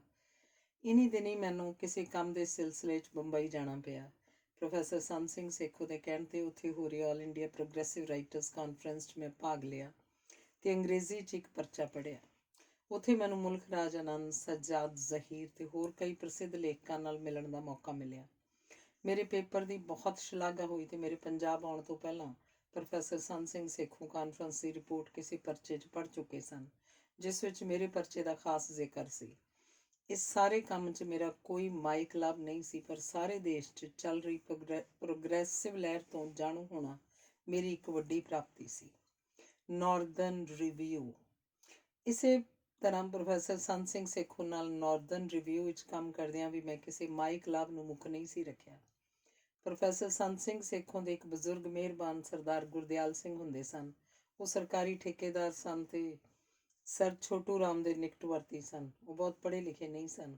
ਹਰ ਅਮੀਰ ਆਦਮੀ ਆਪਣੇ ਖਿਆਲਾਂ ਦਾ ਪ੍ਰਚਾਰ ਕਰਨਾ ਆਪਣਾ ਧਰਮ ਸਮਝਦਾ ਹੈ। ਉਹ ਪ੍ਰੋਫੈਸਰ ਸੰਤ ਸਿੰਘ ਸੇਖੋਂ ਨਾਲ ਅਕਸਰ ਪੰਜਾਬ ਦੇ ਮਸਲਿਆਂ ਬਾਰੇ ਗੱਲਬਾਤ ਛੇੜੀ ਰੱਖਦੇ ਸਨ। ਸੰਤ ਸਿੰਘ ਸੇਖੋਂ ਨਾਲ ਅਕਸਰ ਪ੍ਰੋਫੈਸਰ ਵਰਿਆਮ ਸਿੰਘ ਤੇ ਮੈਂ ਵੀ ਹੁੰਦੇ ਸਾਂ। ਸਰਦਾਰ ਗੁਰਦਿਆਲ ਸਿੰਘ ਦਾ ਦਫ਼ਤਰ ਮਾਲ ਰੋਡ ਤੇ ਲਾਹੌਰ ਵਿਖੇ ਸੀ। ਉਹ ਸਾਨੂੰ ਤਿੰਨਾਂ ਨੂੰ ਸਟੈਂਡਰਡ ਰੈਸਟੋਰੈਂਟ 'ਚ ਚਾਹ ਪਿਲਾਉਣ ਵਾਸਤੇ ਲੈ ਜਾਂਦੇ, ਪਰ ਸਾਨੂੰ ਇਹ ਦੇਖ ਕੇ ਹੈਰਾਨੀ ਹੁੰਦੀ ਕਿ ਜਦੋਂ ਚਾਹ ਦਾ ਬਿੱਲ ਅਦਾ ਕਰਦੇ ਤਾਂ ਉਹਨਾਂ ਦਾ ਸੱਜਾ ਹੱਥ ਕੰਬਦਾ ਸੀ। ਉਦੋਂ ਸਸਤਾ ਜ਼ਮਾਨਾ ਸੀ, ਬਿੱਲ ਕਦੇ 2-4 ਰੁਪਏ ਤੋਂ ਜ਼ਿਆਦਾ ਨਹੀਂ ਸੀ ਹੁੰਦਾ। ਸਰਦਾਰ ਗੁਰਦਿਆਲ ਸਿੰਘ ਨੇ ਸੰਤ ਸਿੰਘ ਸੇਖੋਂ ਨੂੰ 5000 ਰੁਪਏ ਦਿੱਤੇ ਤੇ ਇਸ ਪੈਸੇ ਨਾਲ ਨਾਰਦਰਨ ਰਿਵਿਊ ਹਫ਼ਤਾਵਾਰ ਦਾ ਆਰੰਭ ਹੋਇਆ। ਸੰਤ ਸਿੰਘ ਸੇਖੋਂ ਦੀ ਕਲਮ ਇੰਨੀ ਸ਼ਕਤੀਸ਼ਾਲੀ ਸੀ ਕਿ ਨਾਰਦਰਨ ਰਿਵਿਊ ਦੇ 2-4 ਪਰਚੇ ਪ੍ਰਕਾਸ਼ਿਤ ਹੋਣ ਤੇ ਹੀ ਪਰਚੇ ਨੂੰ ਦੂਰ ਦੂਰ ਤੱਕ ਪ੍ਰਸਿੱਧੀ ਮਿਲ ਗਈ। ਨਾਰਦਰਨ ਰਿਵਿਊ ਦਾ ਦਫ਼ਤਰ ਮੈਕਲੈਗਨ ਰੋਡ ਤੇ ਸੀ। ਬਹੁਤ ਲੰਬਾ ਹਾਲ ਕਮਰਾ ਸੀ, ਜਿਹਦਾ ਕਿਰਾਇਆ ਸਿਰਫ 30 ਰੁਪਏ ਮਾਹਵਾਰ ਸੀ। Sardar Harbans Singh retired chief justice Punjab high court ਦਾ ਦਫ਼ਤਰ ਵੀ ਇਸੇ ਬਿਲਡਿੰਗ ਦੇ ਦੂਜੇ ਸਿਰੇ ਤੇ ਸੀ। ਉਹ ਨਵੇਂ ਵਿਲਾਇਤੋਂ ਪਰਤ ਕੇ ਆਏ ਸਨ ਤੇ ਪ੍ਰੈਕਟਿਸ ਸ਼ੁਰੂ ਕੀਤੀ ਸੀ। ਉਹਨਾਂ ਦੇ ਦਫ਼ਤਰ ਦੇ ਸਾਹਮਣੇ ਅਕਾਲੀ ਪੱਤਰਕਾਰ ਦਾ ਦਫ਼ਤਰ ਸੀ। ਪ੍ਰੋਫੈਸਰ ਮੋਹਨ ਸਿੰਘ ਨੇ ਵੀ ਬਾਅਦ ਵਿੱਚ ਅਕਾਲੀ ਪੱਤਰਕਾਰ ਦੇ ਦਫ਼ਤਰ ਦੇ ਚੁਬਾਰੇ ਵਿੱਚ ਹਿੰਦ ਪਬਲਿਸ਼ਰਸ ਦਾ ਦਫ਼ਤਰ ਬਣਾ ਲਿਆ ਸੀ। ਮੇਰੀ ਰਿਹਾਇਸ਼ ਨਾਰਦਰਨ ਰਿਵਿਊ ਦੇ ਦਫ਼ਤਰ 'ਚ ਸੀ। ਉੱਥੇ ਆਏ ਗਏ ਲਈ 2-4 ਪਲੰਗ ਵੀ ਰੱਖੇ ਸਨ। ਉਸੇ ਦਫ਼ਤਰ 'ਚ ਮੇਰੇ ਪੁਰਾਣੇ ਜਮਾਤੀ ਅਲੀ ਮੁਹੰਮਦ ਬਰਕ ਨੇ ਵੀ ਆਪਣੀਆਂ ਮੇਜ਼ ਕੁਰਸੀਆਂ ਢਾਹ ਕੇ ਆਪਣੇ ਰਸਾਲੇ ਅਨੋਖੀ ਦੁਨੀਆ ਦਾ ਦਫ਼ਤਰ ਬਣਾ ਲਿਆ ਸੀ। ਬਰਕ ਸਾਹਿਬ ਦਾ ਜ਼ਿਕਰ ਵਿਸਥਾਰ ਨਾਲ ਇਸ ਚੈਪਟਰ ਦੇ ਅਖੀਰ 'ਚ ਕਰਾਂਗਾ। ਸਾਡੇ ਦਫ਼ਤਰ ਦੇ ਪਾਸ ਹੀ 3 ਮੁਸਲਮਾਨ ਭਰਾਵਾਂ ਦਾ ਆਰਟਿਸਟਿਕ ਪ੍ਰਿੰਟਿੰਗ ਵਰਕ ਸੀ। ਸਾਰੇ ਭਰਾ ਰੱਜ ਕੇ ਸ਼ਰੀਫ ਤੇ ਮਿਲਣਸਾਰ ਸਨ। ਨਾਰਦਰਨ ਰਿਵਿਊ ਦੀ ਛਪਾਈ ਆਦਿ ਦਾ ਸਾਰਾ ਪ੍ਰਬੰਧ ਮੇਰੇ ਜ਼ਿੰਮੇ ਸੀ। ਪ੍ਰੋਫੈਸਰ ਸੰਤ ਸਿੰਘ ਸੇਖੋਂ ਸ਼ਾਹ ਖਰਚ ਸਨ। 5-6 ਮਹੀਨਿਆਂ 'ਚ ਸਾਰਾ ਪੈਸਾ ਖਰਚ ਕਰ ਚੁੱਕੇ ਸਨ। ਪ੍ਰੋਫੈਸਰ ਸੰਤ ਸਿੰਘ ਸੇਖੋਂ ਅਕਸਰ ਖਾਲਸਾ ਕਾਲਜ ਅੰਮ੍ਰਿਤਸਰ ਜਾਂ ਲਾਇਲਪੁਰ ਜਾ ਕੇ ਪਰਚੇ ਦੇ ਗਾਹਕ ਬਣਾਉਂਦੇ ਤੇ ਚੰਦੇ ਇਕੱਠੇ ਕਰਦੇ। ਉਹ ਕੇਵਲ ਐਡੀਟੋਰੀਅਲ ਲਿਖ ਕੇ ਦੇ ਜਾਂਦੇ ਤੇ ਨਾਰਦਰਨ ਰਿਵਿਊ ਦਾ ਆਖਰੀ ਸਫ਼ਾ ਮੈਂ ਪ੍ਰਸਿੱਧ ਉਰਦੂ ਲੇਖਕ ਕ੍ਰਿਸ਼ਨ ਚੰਦਰ ਤੋਂ ਲਿਖਵਾਉਂਦਾ। ਕਦੇ ਉਹਦੀ ਉਰਦੂ ਕਹਾਣੀ ਮੈਂ ਆਪ ਅੰਗਰੇਜ਼ੀ 'ਚ ਤਰਜਮਾ ਕਰਕੇ ਪਰਚੇ 'ਚ ਦੇ ਦਿੰਦਾ। ਕ੍ਰਿਸ਼ਨ ਚੰਦਰ ਉਦੋਂ ਬਹੁਤਾ ਪ੍ਰਸਿੱਧ ਨਹੀਂ ਸੀ ਹੋਇਆ। ਉਹਦੀ ਕੇਵਲ ਇੱਕ ਕਿਤਾਬ ਨਜ਼ਾਰੇ ਛਪੀ ਸੀ। ਉਹ ਮੋਹਨੀ ਰੋਡ ਤੇ ਆਪਣੀ ਮਾਂ ਕੋਲ ਰਹਿੰਦਾ ਸੀ। ਉਹਦੀ ਆਮਦਨ ਦਾ ਕੋਈ ਪੱਕਾ ਸਾਧਨ ਨਹੀਂ ਸੀ। ਉਹਨੂੰ ਪਰਚੇ ਦਾ ਆਖਰੀ ਸਫ਼ਾ ਲਿਖਣ ਦੇ 10 ਰੁਪਏ ਪ੍ਰਤੀ ਹਫ਼ਤਾ ਦਿੰਦੇ ਸਾਂ। ਨਾਰਦਰਨ ਰਿਵਿਊ 'ਚ ਪੰਜਾਬ ਕਿਤਾਬ ਘਰ ਲਾਹੌਰ ਦਾ ਇਸ਼ਤਿਹਾਰ ਛਪਦਾ ਸੀ। ਪੰਜਾਬ ਕਿਤਾਬ ਘਰ ਦਾ ਮਾਲਕ ਅਮੀ ਚੰਦ ਸੂਰੀ ਇਸ਼ਤਿਹਾਰਬਾਜ਼ੀ 'ਚ ਬਹੁਤ ਯਕੀਨ ਰੱਖਦਾ ਸੀ। ਮਰਕਨਟਾਈਲ ਪ੍ਰੈਸ ਦਾ ਮੈਨੇਜਰ ਗੋਪਾਲ ਦਾਸ ਠੁਕਰਾਲ ਕਿਹਾ ਕਰਦਾ ਸੀ ਕਿ ਅਮੀ ਚੰਦ ਸੂਰੀ ਦਾ ਇਸ਼ਤਿਹਾਰ ਸਿਵਾਏ ਨਾਰਦਰਨ ਰੇਲਵੇ ਦੇ ਇੰਜਨ ਦੇ ਸਭ ਅਖਬਾਰਾਂ ਵਿੱਚ ਛਪਦਾ ਹੈ। ਪਰ ਅਮੀ ਚੰਦ ਸੂਰੀ ਪੈਸੇ ਦੇਣ 'ਚ ਬਹੁਤ ਚੀੜਾ ਸੀ। ਕ੍ਰਿਸ਼ਨ ਚੰਦਰ ਨੇ ਹਰ ਸ਼ਨੀਵਾਰ ਦੀ ਸ਼ਾਮ ਨੂੰ ਜ਼ਿੱਦ ਕਰਨੀ, ਜੀਵਨ ਸਿੰਘ ਮੈਨੂੰ 10 ਰੁਪਏ ਦੇ, ਮੈਂ ਘਰ ਜਾ ਕੇ ਰਾਸ਼ਨ ਪਾਣੀ ਦਾ ਪ੍ਰਬੰਧ ਕਰਨਾ। ਅਸੀਂ ਦੋਵੇਂ ਸਾਈਕਲ ਸਵਾਰ ਹੋ ਕੇ ਮੋਹਨ ਲਾਲ ਰੋਡ ਤੇ ਪੁੱਜ ਜਾਂਦੇ। ਮੈਂ ਕ੍ਰਿਸ਼ਨ ਚੰਦਰ ਨੂੰ ਲਾਲਾ ਜਗਤ ਨਾਰਾਇਣ ਦੀ ਪ੍ਰੈਸ ਗਿਰਜਾਨੰਦ ਪ੍ਰੈਸ ਦੇ ਬਰਾਮਦੇ 'ਚ ਪਏ ਬੈਂਚ ਤੇ ਬਿਠਾ ਦੇਣਾ ਤੇ ਆਪ ਅਮੀ ਚੰਦ ਸੂਰੀ ਪਾਸ 10 ਰੁਪਏ ਦੀ ਉਗਰਾਹੀ ਵਾਸਤੇ ਜਾ ਬੈਠਣਾ। ਉਦੋਂ ਦੁਕਾਨਾਂ ਬੰਦ ਕਰਨ ਦੀ ਕੋਈ ਪਾਬੰਦੀ ਨਹੀਂ ਸੀ ਹੁੰਦੀ। ਦੁਕਾਨਾਂ 10-11 ਵਜੇ ਰਾਤ ਤੱਕ ਖੁੱਲ੍ਹੀਆਂ ਰਹਿੰਦੀਆਂ। ਅਮੀ ਚੰਦ ਸੂਰੀ ਨੇ ਗਾਹਕਾਂ ਦੀ ਭੀੜ ਕਾਰਨ ਮੇਰੇ ਨਾਲ ਕੋਈ ਗੱਲ ਨਾ ਕਰ ਸਕਣਾ। ਘੰਟਾ 1.5 ਘੰਟੇ ਬਾਅਦ ਉਹਨੇ ਮੈਨੂੰ 10 ਰੁਪਏ ਫੜਾਉਣੇ ਤੇ ਰਸੀਦ ਲੈ ਲੈਣੀ। ਮੈਂ ਬਾਹਰ ਆ ਕੇ ਬੈਂਚ ਤੇ ਉਂਘਲਾ ਰਹੇ ਕ੍ਰਿਸ਼ਨ ਚੰਦਰ ਨੂੰ ਝੰਜੋੜ ਕੇ ਜਗਾਉਣਾ ਤੇ ਕਹਿਣਾ, ਲਓ ਮਹਾਰਾਜ 10 ਰੁਪਏ ਲਓ। ਉਹਨੇ ਮੋਹਨੀ ਰੋਡ ਤੇ ਜਾ ਕੇ ਬਾਣੀਏ ਨੂੰ 10 ਰੁਪਏ ਦੇਣੇ ਤੇ ਰਾਸ਼ਨ ਪਾਣੀ ਲੈ ਕੇ ਘਰ ਪੁੱਜ ਜਾਣਾ। ਪ੍ਰੋਫੈਸਰ ਸੰਤ ਸਿੰਘ ਸੇਖੋਂ ਅਕਸਰ ਆਪਣੀ ਇੱਕ ਅਮਰੀਕਨ ਮਹਿਬੂਬਾ ਨੂੰ ਮਿਲਣ ਵਾਸਤੇ ਵਾਰਸ ਰੋਡ ਤੇ ਚਲਾ ਜਾਂਦਾ ਤੇ ਸਵੇਰੇ 3-4 ਵਜੇ ਆ ਕੇ ਦਸਤਕ ਦਿੰਦਾ। ਮੈਂ ਉਸ ਲਈ ਅੰਗੀਠੀ ਤੇ ਇੱਕ ਸੇਰ ਦੁੱਧ ਗਰਮ ਹੋਣ ਲਈ ਰੱਖਿਆ ਹੁੰਦਾ ਸੀ, ਜੋ ਕੜ ਕੇ ਅੱਧ ਸੇਰ ਰਹਿ ਜਾਂਦਾ। ਸੇਖੋਂ ਸਾਹਿਬ ਨੇ ਪੀ ਲੈਣਾ ਤੇ ਸੌਂ ਜਾਣਾ। ਸਵੇਰੇ ਮੈਂ ਸੇਖੋਂ ਸਾਹਿਬ ਨੂੰ ਕਹਿਣਾ, ਤੁਹਾਨੂੰ ਇਹ ਸੌਦਾ ਮਹਿੰਗਾ ਪਏਗਾ। ਵਾਕਈ ਇੱਕ ਦਿਨ ਉਸ ਅਮਰੀਕਨ ਲੇਡੀ ਦੇ ਪਤੀ ਨੇ ਸੇਖੋਂ ਸਾਹਿਬ ਨੂੰ ਆਪਣੇ ਘਰੋਂ ਨਿਕਲਦਿਆਂ ਵੇਖ ਲਿਆ। ਉਸ ਸਮੇਂ ਸਵੇਰ ਦੇ 5 ਵੱਜ ਚੁੱਕੇ ਸਨ। ਲੋਕੀ ਸੈਰ ਵਾਸਤੇ ਲਾਰੈਂਸ ਗਾਰਡਨ ਜਾ ਰਹੇ ਸਨ। ਅਮਰੀਕਨ ਲੇਡੀ ਦਾ ਪਤੀ ਬੰਦੂਕ ਹੱਥ 'ਚ ਲਈ ਸੇਖੋਂ ਸਾਹਿਬ ਦੇ ਪਿੱਛੇ ਤੇ ਸੇਖੋਂ ਸਾਹਿਬ ਉਹਦੇ ਅੱਗੇ ਨੱਸ ਰਹੇ ਸਨ। ਉਹ ਸੇਖੋਂ ਸਾਹਿਬ ਨੂੰ ਪੰਜਾਬੀ ਵਿੱਚ ਫੱਕੜ ਤੋਲ ਰਿਹਾ ਸੀ। ਸੇਖੋਂ ਸਾਹਿਬ ਦੂਰੋਂ ਕਹਿ ਰਹੇ ਸਨ, please abuse me in English. ਅਖੀਰ ਇੱਕ ਮੋੜ ਮੁੜਦਿਆਂ ਸੇਖੋਂ ਸਾਹਿਬ ਨੇ ਕਿਸੇ ਕੋਠੀ 'ਚ ਵੜ ਕੇ ਜਾਨ ਬਚਾਈ ਤੇ ਮੁੜਕੋ ਮੁੜਕੀ ਹੋਏ ਦਫ਼ਤਰ 'ਚ ਪਹੁੰਚ ਗਏ। ਕਹਿਣ ਲੱਗੇ, ਜੀਵਨ ਸਿੰਘ, ਤੇਰਾ ਕਹਿਣਾ ਸੱਚ ਹੀ ਹੋਇਆ।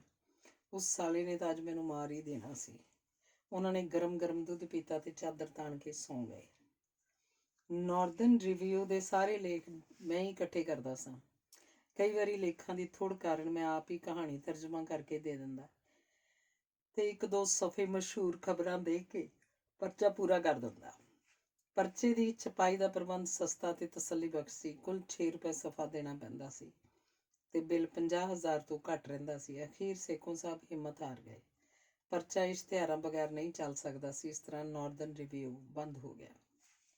ਅਲੀ ਮੁਹੰਮਦ ਬਰਕ ਸਾਹਿਬ ਦੀ ਅਨੋਖੀ ਜ਼ਿੰਦਗੀ ਦਾ ਜ਼ਿਕਰ ਆ ਚੁੱਕਾ ਹੈ। ਉਹ ਆਪਣੇ ਪਰਚੇ 'ਚ ਮੋਮੇ ਛਾਪਿਆ ਕਰਦੇ ਸਨ। ਹਜ਼ਾਰਾਂ ਰੁਪਏ ਦੇ ਇਨਾਮਾਂ ਦਾ ਐਲਾਨ ਕਰਦੇ ਸਨ। ਹਰ ਰੋਜ਼ ਮਨੀ ਆਰਡਰਾਂ ਦੇ ਢੇਰ ਲੱਗ ਜਾਂਦੇ। ਅਨੋਖੀ ਦੁਨੀਆ ਸਚਿੱਤਰ ਹੁੰਦਾ ਤੇ ਮੈਟਰ ਇਕੱਠਾ ਕਰਨ ਵਿੱਚ ਵੀ ਬਰਕ ਸਾਹਿਬ ਬਹੁਤ ਮਿਹਨਤ ਕਰਦੇ। ਇਸ ਵਿੱਚ ਮੁਆਮੇ ਸਧਾਰਨ ਹੁੰਦੇ ਸਨ ਤੇ ਆਮ ਆਦਮੀ ਨੂੰ ਇਹਨਾਂ ਦੇ ਹੱਲ ਕਰਨ 'ਚ ਕੋਈ ਤਕਲੀਫ ਨਹੀਂ ਸੀ ਕਰਨੀ ਪੈਂਦੀ। ਹੈਦਰਾਬਾਦ ਤੋਂ ਇੱਕ ਵਜ਼ੀਰ ਸੋਚ ਰਿਹਾ ਸੀ ਕਿ ਇਹ ਕੋਈ ਵੱਡੀ ਹਸਤੀ ਹੈ ਜਿਹਨੂੰ ਮੈਂ ਸ਼ਾਇਦ ਨਹੀਂ ਜਾਣਦਾ। ਬਰਕ ਸਾਹਿਬ ਲੰਬੇ ਉੱਚੇ ਕੱਦ ਦੇ, ਖੁਸ਼ ਮਲਬੂਸ, ਬੇਤਕੱਲਫ ਗੁਫ਼ਤਗੂ ਕਰਨ ਵਾਲੇ ਵਾਕਈ ਇੱਕ ਰਈਸ ਹੋਣ ਦਾ ਭੁਲੇਖਾ ਪਾਉਂਦੇ ਸਨ। ਹੈਦਰਾਬਾਦ ਤੋਂ ਆਇਆ ਆਦਮੀ ਦਿਲ 'ਚ ਸੋਚਣ ਲੱਗ ਪਿਆ ਕਿ ਮੇਰੀ ਇੱਥੇ ਕੋਈ ਪੇਸ਼ ਨਹੀਂ ਜਾਣੀ। ਉਹ ਉੱਥੋਂ ਹੀ ਖਿਸਕ ਕੇ ਵਾਪਸ ਚਲਾ ਗਿਆ। ਬਰਕ ਸਾਹਿਬ ਨੇ ਸਾਰੀ ਜ਼ਿੰਦਗੀ ਇਹੋ ਜਿਹੇ ਨਾਟਕ ਰਚ ਕੇ ਬਿਤਾਈ ਸੀ। ਦੇਸ਼ ਵੰਡ ਤੋਂ ਬਾਅਦ ਉਹ ਬਹੁਤ ਅਮੀਰ ਹੋ ਗਿਆ ਸੀ ਤੇ ਮੈਕਲੋਡ ਰੋਡ ਤੇ ਬਰਕ ਚੈਂਬਰ ਨਾਂ ਦੀ ਇੱਕ ਵਿਸ਼ਾਲ ਇਮਾਰਤ ਖੜੀ ਕਰ ਲਈ ਸੀ, ਜਿਸ ਵਿੱਚ ਉਹਨਾਂ ਦੇ ਆਪਣੇ ਦਫ਼ਤਰ ਤੋਂ ਇਲਾਵਾ ਕਈ ਹੋਰ ਦਫ਼ਤਰ ਵੀ ਖੁੱਲ੍ਹੇ ਹੋਏ ਸਨ। ਹੈਦਰਾਬਾਦ ਵਾਲਾ ਭੱਦਰ ਪੁਰਸ਼ ਹਰ ਹਫ਼ਤੇ ਜਿੰਨੇ ਮੁਮਕਿਨ ਹੱਲ ਹੋ ਸਕਦੇ ਸਨ ਭੇਜ ਦਿੰਦਾ ਸੀ, ਨਾਲ ਪੈਸੇ ਵੀ। ਉਹਨੇ ਇਹ ਸਿਲਸਿਲਾ ਲਗਾਤਾਰ 2-3 ਮਹੀਨੇ ਜਾਰੀ ਰੱਖਿਆ। ਉਹਨੂੰ ਪੱਕਾ ਵਿਸ਼ਵਾਸ ਸੀ ਕਿ ਉਹਨੂੰ 10,000 ਰੁਪਏ ਦਾ ਪਹਿਲਾ ਇਨਾਮ ਜ਼ਰੂਰ ਮਿਲੇਗਾ। ਇੱਕ ਦਿਨ ਯੱਕ ਲੱਖ ਤੋਂ ਸਾਡੇ ਦਫ਼ਤਰ 'ਚ ਆ ਵੜਿਆ। ਬਰਕ ਸਾਹਿਬ ਉਸ ਵੇਲੇ ਦਫ਼ਤਰੋਂ ਬਾਹਰ ਗਏ ਹੋਏ ਸਨ। ਉਹ ਭੱਦਰ ਪੁਰਸ਼ ਮੇਰੇ ਪਾਸ ਬੈਠਾ ਰਿਹਾ। ਬਰਕ ਸਾਹਿਬ ਜ਼ਰਕ ਬਰਕ ਲਿਬਾਸ 'ਚ ਆ ਗਏ। ਸਿਰ ਤੇ ਕੁੱਲੇ ਉੱਤੇ ਤੁਰੇਦਾਰ ਪਗੜੀ, ਕੀਮਤੀ ਕੱਪੜੇ ਤੋਂ ਬਣੀ ਅਚਕਨ ਤੇ ਚਿੱਟੀ ਸਲਵਾਰ ਤੇ ਪੈਰਾਂ 'ਚ ਜ਼ਰੀ ਦੀ ਜੁੱਤੀ ਪਾਈ ਸੀ। ਮੈਂ ਬਰਕ ਸਾਹਿਬ ਨੂੰ ਕਿਹਾ ਕਿ ਇਹ ਸੱਜਣ ਤੁਹਾਨੂੰ ਹੈਦਰਾਬਾਦ ਤੋਂ ਮਿਲਣ ਆਏ ਹਨ। ਬਰਕ ਸਾਹਿਬ ਅੱਗੇ ਵੱਧ ਕੇ ਹੱਥ ਮਿਲਾਉਂਦੇ ਹੋਏ ਆਪਣੇ ਦਫ਼ਤਰ 'ਚ ਲੈ ਗਏ। ਬਰਕ ਸਾਹਿਬ ਦੇ ਚਿਹਰੇ ਤੇ ਕੋਈ ਪਰੇਸ਼ਾਨੀ ਦਾ ਨਿਸ਼ਾਨ ਨਹੀਂ ਸੀ। ਬਰਕ ਸਾਹਿਬ ਮੈਨੂੰ ਕਹਿਣ ਲੱਗੇ, ਮੈਂ ਇਹਨਾਂ ਨੂੰ ਸਿਵਲ ਸੈਕਟਰੀਏਟ 'ਚ ਹੋ ਰਹੀ ਇੱਕ ਤਕਰੀਬ 'ਤੇ ਲੈ ਚੱਲਿਆ ਤੇ ਇਹਨਾਂ ਦੀ ਗੱਲਬਾਤ ਆ ਕੇ ਸੁਣਾਂਗਾ। ਸੈਕਟਰੀਏਟ ਤੋਂ ਬਾਹਰ ਲੱਗੇ ਇੱਕ ਵਿਸ਼ਾਲ ਸ਼ਾਮਿਆਨੇ ਦੇ ਬਾਹਰ ਗੇਟ ਤੇ ਸਰ ਸਿਕੰਦਰ ਹਯਾਤ ਖਾਨ, ਮੀਆਂ ਅਬਦੁਲ ਹਈ, ਹੋਰ ਵਜ਼ੀਰ ਤੇ ਸ਼ਹਿਰ ਦੇ ਰਈਸ ਖੜੇ ਸਨ। ਬਰਕ ਸਾਹਿਬ ਇੱਕ ਪ੍ਰਾਈਵੇਟ ਕਾਰ ਤੇ ਉੱਥੇ ਪੁੱਜੇ ਸਨ। ਉਹ ਕਾਰ 'ਚੋਂ ਨਿਕਲ ਕੇ ਸਿੱਧੇ ਸਰ ਸਿਕੰਦਰ ਹਯਾਤ ਖਾਨ ਪਾਸ ਪੁੱਜੇ ਤੇ ਉਹਨਾਂ ਨਾਲ ਹੱਥ ਮਿਲਾਇਆ। ਬਾਕੀ ਵਜ਼ੀਰਾਂ ਨੇ ਅੱਗੇ ਵੱਧ ਕੇ ਬਰਕ ਸਾਹਿਬ ਦਾ ਸਵਾਗਤ ਕੀਤਾ। ਹੈਦਰਾਬਾਦ ਵਾਲਾ ਸੱਜਣ ਇਹ ਸਭ ਕੁਝ ਵੇਖ ਕੇ ਬਹੁਤ ਪ੍ਰਭਾਵਿਤ ਹੋਇਆ ਤੇ ਉਹਦੀ ਕੁਝ ਹੋਰ ਪੁੱਛਣ ਦੀ ਜ਼ਰੂਰਤ ਨਾ ਪਈ। 1969 'ਚ ਮੈਂ ਲਾਹੌਰ ਗੁਰੂ ਅਰਜਨ ਦੇਵ ਜੀ ਦੀ ਸ਼ਹੀਦੀ ਪੁਰਬ 'ਤੇ ਗਿਆ ਸਾਂ। ਮੈਂ ਬਰਕ ਸਾਹਿਬ ਨੂੰ ਪਹਿਲਾਂ ਲਿਖ ਦਿੱਤਾ ਸੀ। ਉਹ ਲਾਹੌਰ ਸਟੇਸ਼ਨ 'ਤੇ ਆਪਣੀ ਕਾਰ ਲਈ ਮੇਰੀ ਉਡੀਕ ਕਰ ਰਹੇ ਸਨ। ਜਿੰਨੇ ਦਿਨ ਮੈਂ ਲਾਹੌਰ ਰਿਹਾ, ਉਹ ਸਵੇਰੇ 8 ਵਜੇ ਡੇਰਾ ਸਾਹਿਬ ਦੇ ਗੁਰਦੁਆਰੇ ਆ ਜਾਂਦੇ ਤੇ ਮੈਨੂੰ ਆਪਣੀ ਕਾਰ 'ਚ ਬਿਠਾ ਕੇ ਲੈ ਜਾਂਦੇ। ਬਰਕ ਸਾਹਿਬ ਨਾਲ ਮੈਂ ਲਾਹੌਰ ਦੀ ਖੂਬ ਸੈਰ ਕੀਤੀ। ਨਿਸਬਤ ਰੋਡ 'ਤੇ ਮੈਂ ਆਪਣੀ ਪੁਰਾਣੀ ਦੁਕਾਨ 'ਤੇ ਗਿਆ। ਉਹ ਬਿਜਲੀ ਦੀ ਮੁਰੰਮਤ ਦੀ ਦੁਕਾਨ ਬਣੀ ਹੋਈ ਸੀ। ਸਾਡੀਆਂ ਅਲਮਾਰੀਆਂ ਉਸੇ ਤਰ੍ਹਾਂ ਪਈਆਂ ਸਨ, ਪਰ ਬਿਲਕੁਲ ਸੱਖਣੀਆਂ। ਇੱਕ ਮੇਜ਼ 'ਤੇ ਥੋੜ੍ਹਾ ਜਿਹਾ ਸਮਾਨ ਪਿਆ ਸੀ। ਮੈਂ ਦੁਕਾਨ 'ਚ ਵੜਿਆ ਤਾਂ ਦੁਕਾਨਦਾਰ ਭੱਜਦਾ ਭੱਜਦਾ ਆ ਗਿਆ। ਮੈਂ ਕਿਹਾ, ਬਸ ਇਹੀ ਮੇਰੀ ਲਾਹੌਰ ਬੁੱਕ ਸ਼ਾਪ ਹੁੰਦੀ ਸੀ। ਉਹ ਕਹਿਣ ਲੱਗਾ, ਬੈਠੋ ਸਰਦਾਰ ਸਾਹਿਬ, ਮੈਂ ਚਾਹ ਲਿਆਉਣਾ, ਤੁਹਾਡੀ ਖਾਤਰ ਤਵੱਜਾ ਕਰਦਾ। ਮੇਰੇ ਪਾਸ ਸਰਮਾਇਆ ਨਹੀਂ, ਮੈਂ ਮੁਰੰਮਤ ਦਾ ਕੰਮ ਕਰਦਾ ਤੇ ਅੱਲਾ ਮੀਆਂ ਰੋਟੀ ਦੇ ਦਿੰਦਾ। ਨਿਸਬਤ ਰੋਡ 'ਤੇ ਹੁਣ ਪੁਰਾਣੀਆਂ ਰੌਣਕਾਂ ਕਿੱਥੇ? ਸ਼ਾਮ ਪਈ ਕੁਝ ਰੌਣਕ ਹੋ ਜਾਂਦੀ ਹੈ। ਸਾਰੇ ਚੁਬਾਰਿਆਂ 'ਚ ਤਵਾਇਫਾਂ ਰਹਿੰਦੀਆਂ ਹਨ। ਬਰਕ ਸਾਹਿਬ ਦੇ ਨਾਲ ਮੈਂ ਇੱਕ ਦਿਨ ਉਹਨਾਂ ਦੇ ਘਰ ਗਿਆ। ਉਹ ਘਰ ਲਿਜਾਣ 'ਚ ਕੁਝ ਝਿਜਕ ਰਿਹਾ ਸੀ। ਉਹਨੇ ਆਪਣੀ ਪਹਿਲੀ ਔਰਤ ਨੂੰ ਕਰਾਚੀ ਕਿਸੇ ਰਿਸ਼ਤੇਦਾਰ ਕੋਲ ਭੇਜ ਦਿੱਤਾ ਸੀ ਤੇ ਆਪ ਕਿਸੇ ਨੌਜਵਾਨ ਲੇਡੀ ਡਾਕਟਰ ਨਾਲ ਵਿਆਹ ਕਰਵਾ ਲਿਆ ਸੀ। ਮੈਂ ਉਹਨਾਂ ਦੇ ਘਰ ਜਾਂਦੀ ਵਾਰੀ ਲੋਅਰ ਮਾਲ ਦੀ ਇੱਕ ਫਲਾਂ ਦੀ ਦੁਕਾਨ ਤੋਂ ਇੱਕ ਟੋਕਰਾ ਫਲਾਂ ਦਾ ਲੈਣ ਲਈ ਰੁਕਿਆ। ਮੈਂ ਹਾਲੇ ਟੋਕਰੇ 'ਚ ਫਲ ਪਵਾ ਰਿਹਾ ਸੀ ਕਿ ਦੂਰੋਂ ਇੱਕ ਨੌਜਵਾਨ ਮੁਸਲਮਾਨ ਭੱਜਦਾ ਹੋਇਆ ਮੇਰੇ ਪਾਸ ਆਇਆ ਤੇ ਫਲਾਂ ਵਾਲੇ ਦੁਕਾਨਦਾਰ ਨੂੰ ਕਹਿਣ ਲੱਗਾ, ਸਰਦਾਰ ਸਾਹਿਬ ਤੋਂ ਪੈਸੇ ਕੋਈ ਨਹੀਂ ਲੈਣੇ, ਤੇ ਮੈਨੂੰ ਜੱਫੀ 'ਚ ਲੈਂਦਿਆਂ ਪੁੱਛਣ ਲੱਗਾ, ਤੁਸੀਂ ਪਿੱਛੋਂ ਪਾਕਿਸਤਾਨ ਦੇ ਕਿਸ ਇਲਾਕੇ ਦੇ ਹੋ? ਮੈਂ ਕਿਹਾ ਖੁਸ਼ਾਬ ਤਹਿਸੀਲ ਦਾ। ਵਾਹ ਖੂਬ ਮਿਲਾਪ ਹੋਇਆ। ਮੈਂ ਤੁਹਾਡੇ ਥਲ ਦੇ ਇਲਾਕੇ ਵਿੱਚ ਠੇਕੇਦਾਰੀ ਦਾ ਕੰਮ ਕਰਦਾ। ਥਲ ਹੁਣ ਥਲ ਨਹੀਂ ਰਿਹਾ, ਉੱਥੇ ਹੁਣ ਨਹਿਰਾਂ ਵਗਦੀਆਂ ਹਨ ਤੇ ਸਾਰੇ ਇਲਾਕੇ 'ਚ ਬਦਾਮਾਂ ਦੇ ਬਾਗ ਹਨ। ਕਦੇ ਪਾਸਪੋਰਟ ਬਣਵਾ ਕੇ ਆਓ, ਤੁਹਾਨੂੰ ਥਲ ਦੀ ਤੇ ਤੁਹਾਡੇ ਇਲਾਕੇ ਸੂਨਸ ਕੇਸਰ ਦੀ ਆਪਣੀ ਜੀਪ 'ਚ ਬਿਠਾ ਕੇ ਸੈਰ ਕਰਵਾਵਾਂਗਾ। ਮੈਂ ਉਹਦਾ ਧੰਨਵਾਦ ਕੀਤਾ, ਹੱਥ ਮਿਲਾ ਕੇ ਬਰਕ ਸਾਹਿਬ ਦੇ ਨਾਲ ਚੱਲ ਪਿਆ। ਬਰਕ ਸਾਹਿਬ ਦੇ ਘਰ ਉਹਨਾਂ ਦਾ ਲੜਕਾ ਫਾਰੂਕ ਮੌਜੂਦ ਸੀ, ਜੋ ਕਿ ਉੱਚਾ ਲੰਮਾ ਸੁਨੱਖਾ ਜਵਾਨ ਸੀ। ਉਹਨੇ ਦਫ਼ਤਰ ਜਾਣਾ ਸੀ ਤੇ ਉਹ ਸੰਖੇਪ ਜੀ ਮਿਲਣੀ ਬਾਅਦ ਦਫ਼ਤਰ ਚਲਾ ਗਿਆ। ਬਰਕ ਸਾਹਿਬ ਦੀ ਨਵਵਿਆਹੁਤਾ ਡਾਕਟਰ ਬੀਵੀ ਡਰਾਇੰਗ ਰੂਮ 'ਚ ਆ ਗਈ ਤੇ ਕਹਿਣ ਲੱਗੀ, ਬਰਕ ਸਾਹਿਬ ਤੁਹਾਡੀਆਂ ਗੱਲਾਂ ਰੋਜ਼ ਕਰਦੇ ਹਨ, ਤੁਹਾਡੇ ਬਚਪਨ ਦੇ ਦੋਸਤ ਹਨ, ਤੁਹਾਨੂੰ ਹਰ ਰੋਜ਼ ਖਾਣਾ ਬਾਹਰ ਖਵਾਉਂਦੇ ਹਨ। ਅੱਜ ਤੁਸੀਂ ਖਾਣਾ ਸਾਡੇ ਘਰ ਖਾਓਗੇ। ਇਸ ਬਹਾਨੇ ਬਰਕ ਸਾਹਿਬ ਵੀ ਘੰਟੇ 2 ਘੰਟੇ ਘਰ ਰਹਿ ਸਕਣਗੇ। ਘੰਟੇ 2 ਘੰਟੇ ਘਰ ਆਰਾਮ ਕਰਕੇ ਅਸੀਂ ਵਾਪਸ ਆ ਗਏ। ਬਰਕ ਸਾਹਿਬ ਕਹਿਣ ਲੱਗੇ, ਤੁਸੀਂ ਪਰਸੋਂ ਚਲੇ ਜਾਣਾ, ਆਓ ਅੱਜ ਤੁਹਾਨੂੰ ਪਾਕਿਸਤਾਨ ਦੇ ਤੋਹਫੇ ਪੇਸ਼ ਕਰੀਏ। ਉਹਨਾਂ ਨੇ ਮੈਨੂੰ ਖੂਬਸੂਰਤ ਅਸਟੈਂਡਾ ਦੀ ਜੋੜੀ ਤੇ 3 ਕਮੀਜ਼ਾਂ ਤੋਂ ਇਲਾਵਾ 500 ਪਾਕਿਸਤਾਨੀ ਰੁਪਏ ਨਕਦ ਦਿੱਤੇ ਤਾਂ ਜੋ ਮੈਂ ਆਪਣੀ ਲੋੜ ਅਨੁਸਾਰ ਚੀਜ਼ਾਂ ਖਰੀਦ ਸਕਾਂ। ਮੈਂ ਜਿੱਥੇ ਜਿੱਥੇ ਗਿਆ ਮੁਸਲਮਾਨ ਦੋਸਤਾਂ ਨੇ ਕਿਤਾਬਾਂ ਆਦਿ ਪੇਸ਼ ਕੀਤੀਆਂ। ਮੇਰਾ ਇੱਕ ਵੱਡਾ ਟਰੰਕ ਕੱਪੜਿਆਂ ਤੇ ਕਿਤਾਬਾਂ ਨਾਲ ਭਰ ਗਿਆ। ਬਰਕ ਸਾਹਿਬ ਨੇ ਮੇਰੀ ਕਸਟਮ ਅਧਿਕਾਰੀਆਂ ਨਾਲ ਮੁਲਾਕਾਤ ਕਰਵਾ ਦਿੱਤੀ ਤੇ ਮੈਂ ਬਿਨਾਂ ਕਿਸੇ ਔਕੜ ਦੇ ਹੁਸੈਨੀ ਵਾਲਾ ਬਾਰਡਰ ਕ੍ਰਾਸ ਕਰਕੇ 1:30-2 ਵਜੇ ਲੁਧਿਆਣੇ ਪੁੱਜ ਗਿਆ। ਬਰਕ ਸਾਹਿਬ ਕੁਝ ਸਾਲ ਹੋਏ ਫੌਤ ਹੋ ਗਏ ਹਨ ਤੇ ਮੇਰਾ ਪਾਕਿਸਤਾਨ ਨਾਲੋਂ ਇੱਕ ਡੂੰਘਾ ਰਿਸ਼ਤਾ ਟੁੱਟ ਗਿਆ। ਬਰਕ ਸਾਹਿਬ ਦੀ ਜ਼ਿੰਦਗੀ ਦੇ ਕਈ ਦਿਲਚਸਪ ਪਹਿਲੂ ਚੇਤੇ ਆਉਂਦੇ ਹਨ। ਵੰਡ ਤੋਂ ਪਹਿਲਾਂ ਮੈਂ ਅਕਸਰ ਬਰਕ ਸਾਹਿਬ ਪਾਸ ਰਿਹਾ ਕਰਦਾ ਸਾਂ। ਜਿਸ ਦਿਨ ਅਲਾਮਾ ਇਕਬਾਲ ਦੀ ਮੌਤ ਹੋਈ, ਉਸ ਦਿਨ ਮੈਂ ਲਾਹੌਰ ਉਹਨਾਂ ਪਾਸ ਸਾਂ। ਇੱਕ ਵਾਰੀ ਬਰਕ ਸਾਹਿਬ ਬਿਲਕੁਲ ਬੇਰੁਜ਼ਗਾਰ ਹੋ ਗਏ। ਉਹਨਾਂ ਪਾਸ ਕੋਈ ਵਸੀਲਾ ਨਾ ਰਿਹਾ। ਉਹ ਸਾਰਾ ਦਿਨ ਘਰ ਦੇ ਬਾਹਰ ਕੁਰਸੀ ਢਾਹ ਕੇ ਮੱਥੇ ਤੇ ਹੱਥ ਰੱਖ ਕੇ ਸੋਚਦੇ ਰਹਿੰਦੇ। ਉਹ ਲਾਹੌਰ 'ਚ ਭਾਰਤ ਨਗਰ ਦੇ ਨੇੜੇ ਮੁਸਲਮਾਨੀ ਇਲਾਕੇ 'ਚ ਰਹਿੰਦੇ ਸਨ। ਉਹਨਾਂ ਦੇ ਘਰ ਦੇ ਸਾਹਮਣੇ ਇੱਕ ਬੁੱਢਾ ਮੁਸਲਮਾਨ ਜ਼ਿਮੀਂਦਾਰ ਰਹਿੰਦਾ ਸੀ। ਬਰਕ ਸਾਹਿਬ ਨੂੰ ਫੁਰਨਾ ਫੁਰਿਆ ਕਿ ਕਿਉਂ ਨਾ ਇਸ ਜ਼ਿਮੀਂਦਾਰ ਦੀ ਜ਼ਮੀਨ ਨੂੰ ਕਲੋਨਾਈਜ਼ ਕੀਤਾ ਜਾਵੇ। ਗੱਲਾਂ ਦਾ ਤਾਂ ਉਹ ਧਨੀ ਸੀ। ਜ਼ਿਮੀਂਦਾਰ ਪਾਸ ਜਾ ਕੇ ਉਹਨੂੰ ਸਮਝਾਇਆ, ਬਾਬਾ ਤੇਰੀ ਜ਼ਮੀਨ ਸ਼ਹਿਰ ਦੇ ਪਾਸ ਹੈ, ਇਸ 'ਚ ਕਾਸ਼ਤ ਕਰਨੀ ਲਾਹੇਵੰਦ ਨਹੀਂ, ਕਿਉਂ ਨਾ ਇਹਦੇ ਪਲਾਟ ਬਣਾ ਕੇ ਵੇਚੀਏ ਤੇ ਤੁਹਾਨੂੰ ਮਾਲੋ ਮਾਲ ਕਰ ਦਈਏ। ਜ਼ਿਮੀਂਦਾਰ ਮੰਨ ਗਿਆ ਤੇ ਬਰਕ ਸਾਹਿਬ ਨੇ ਇਸ ਸਕੀਮ 'ਚੋਂ ਲੱਖਾਂ ਰੁਪਏ ਕਮਾਏ। ਜ਼ਿੰਦਗੀ ਦੇ ਸਬਕ।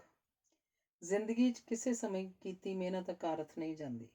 ਉਹਦਾ ਸਿਲਾ ਸ਼ਾਇਦ ਉਸੇ ਵੇਲੇ ਨਾ ਮਿਲੇ, ਪਰ ਜ਼ਿੰਦਗੀ 'ਚ ਉਹਦਾ ਲਾਭ ਮਿਲਣਾ ਅਵੱਸ਼ ਹੈ। ਜੋ ਕੰਮ ਮੈਂ ਪ੍ਰੋਗਰੈਸਿਵ ਰਾਈਟਰਸ ਸਭਾਵਾਂ ਵਿੱਚ ਕੀਤਾ ਤਾਂ ਜਾਂ ਨਾਰਦਰਨ ਰਿਵਿਊ 'ਚ ਕੀਤਾ, ਉਹਦਾ ਲਾਭ ਮੈਨੂੰ ਲਾਹੌਰ ਬੁੱਕ ਸ਼ਾਪ ਖੋਲ੍ਹਣ ਸਮੇਂ ਪ੍ਰਾਪਤ ਹੋਇਆ। ਕਈਆਂ ਪਾਠਕਾਂ ਨੂੰ ਇਹ ਸ਼ਿਕਵਾ ਜ਼ਰੂਰ ਹੋਏਗਾ ਕਿ ਮੈਂ ਸਾਰੀ ਸਵੈ ਜੀਵਨੀ ਵਿੱਚ ਕਿਸੇ ਥਾਂ ਜਵਾਨੀ ਦੇ ਇਸ਼ਕ ਮੁਸ਼ਾਇਕੇ ਦੀਆਂ ਗੱਲਾਂ ਨਹੀਂ ਕੀਤੀਆਂ। ਮੇਰੇ ਪਾਠਕ ਮੇਰੀ ਸਵੈ ਜੀਵਨੀ ਨੂੰ ਪੜ੍ਹ ਕੇ ਅਨੁਮਾਨ ਲਾ ਸਕਣਗੇ ਕਿ ਮੈਂ ਕਿੰਨੇ ਸੰਘਰਸ਼ਾਂ ਵਿੱਚੋਂ ਲੰਘ ਕੇ ਇਸ ਪਦਵੀ 'ਤੇ ਪਹੁੰਚਿਆ।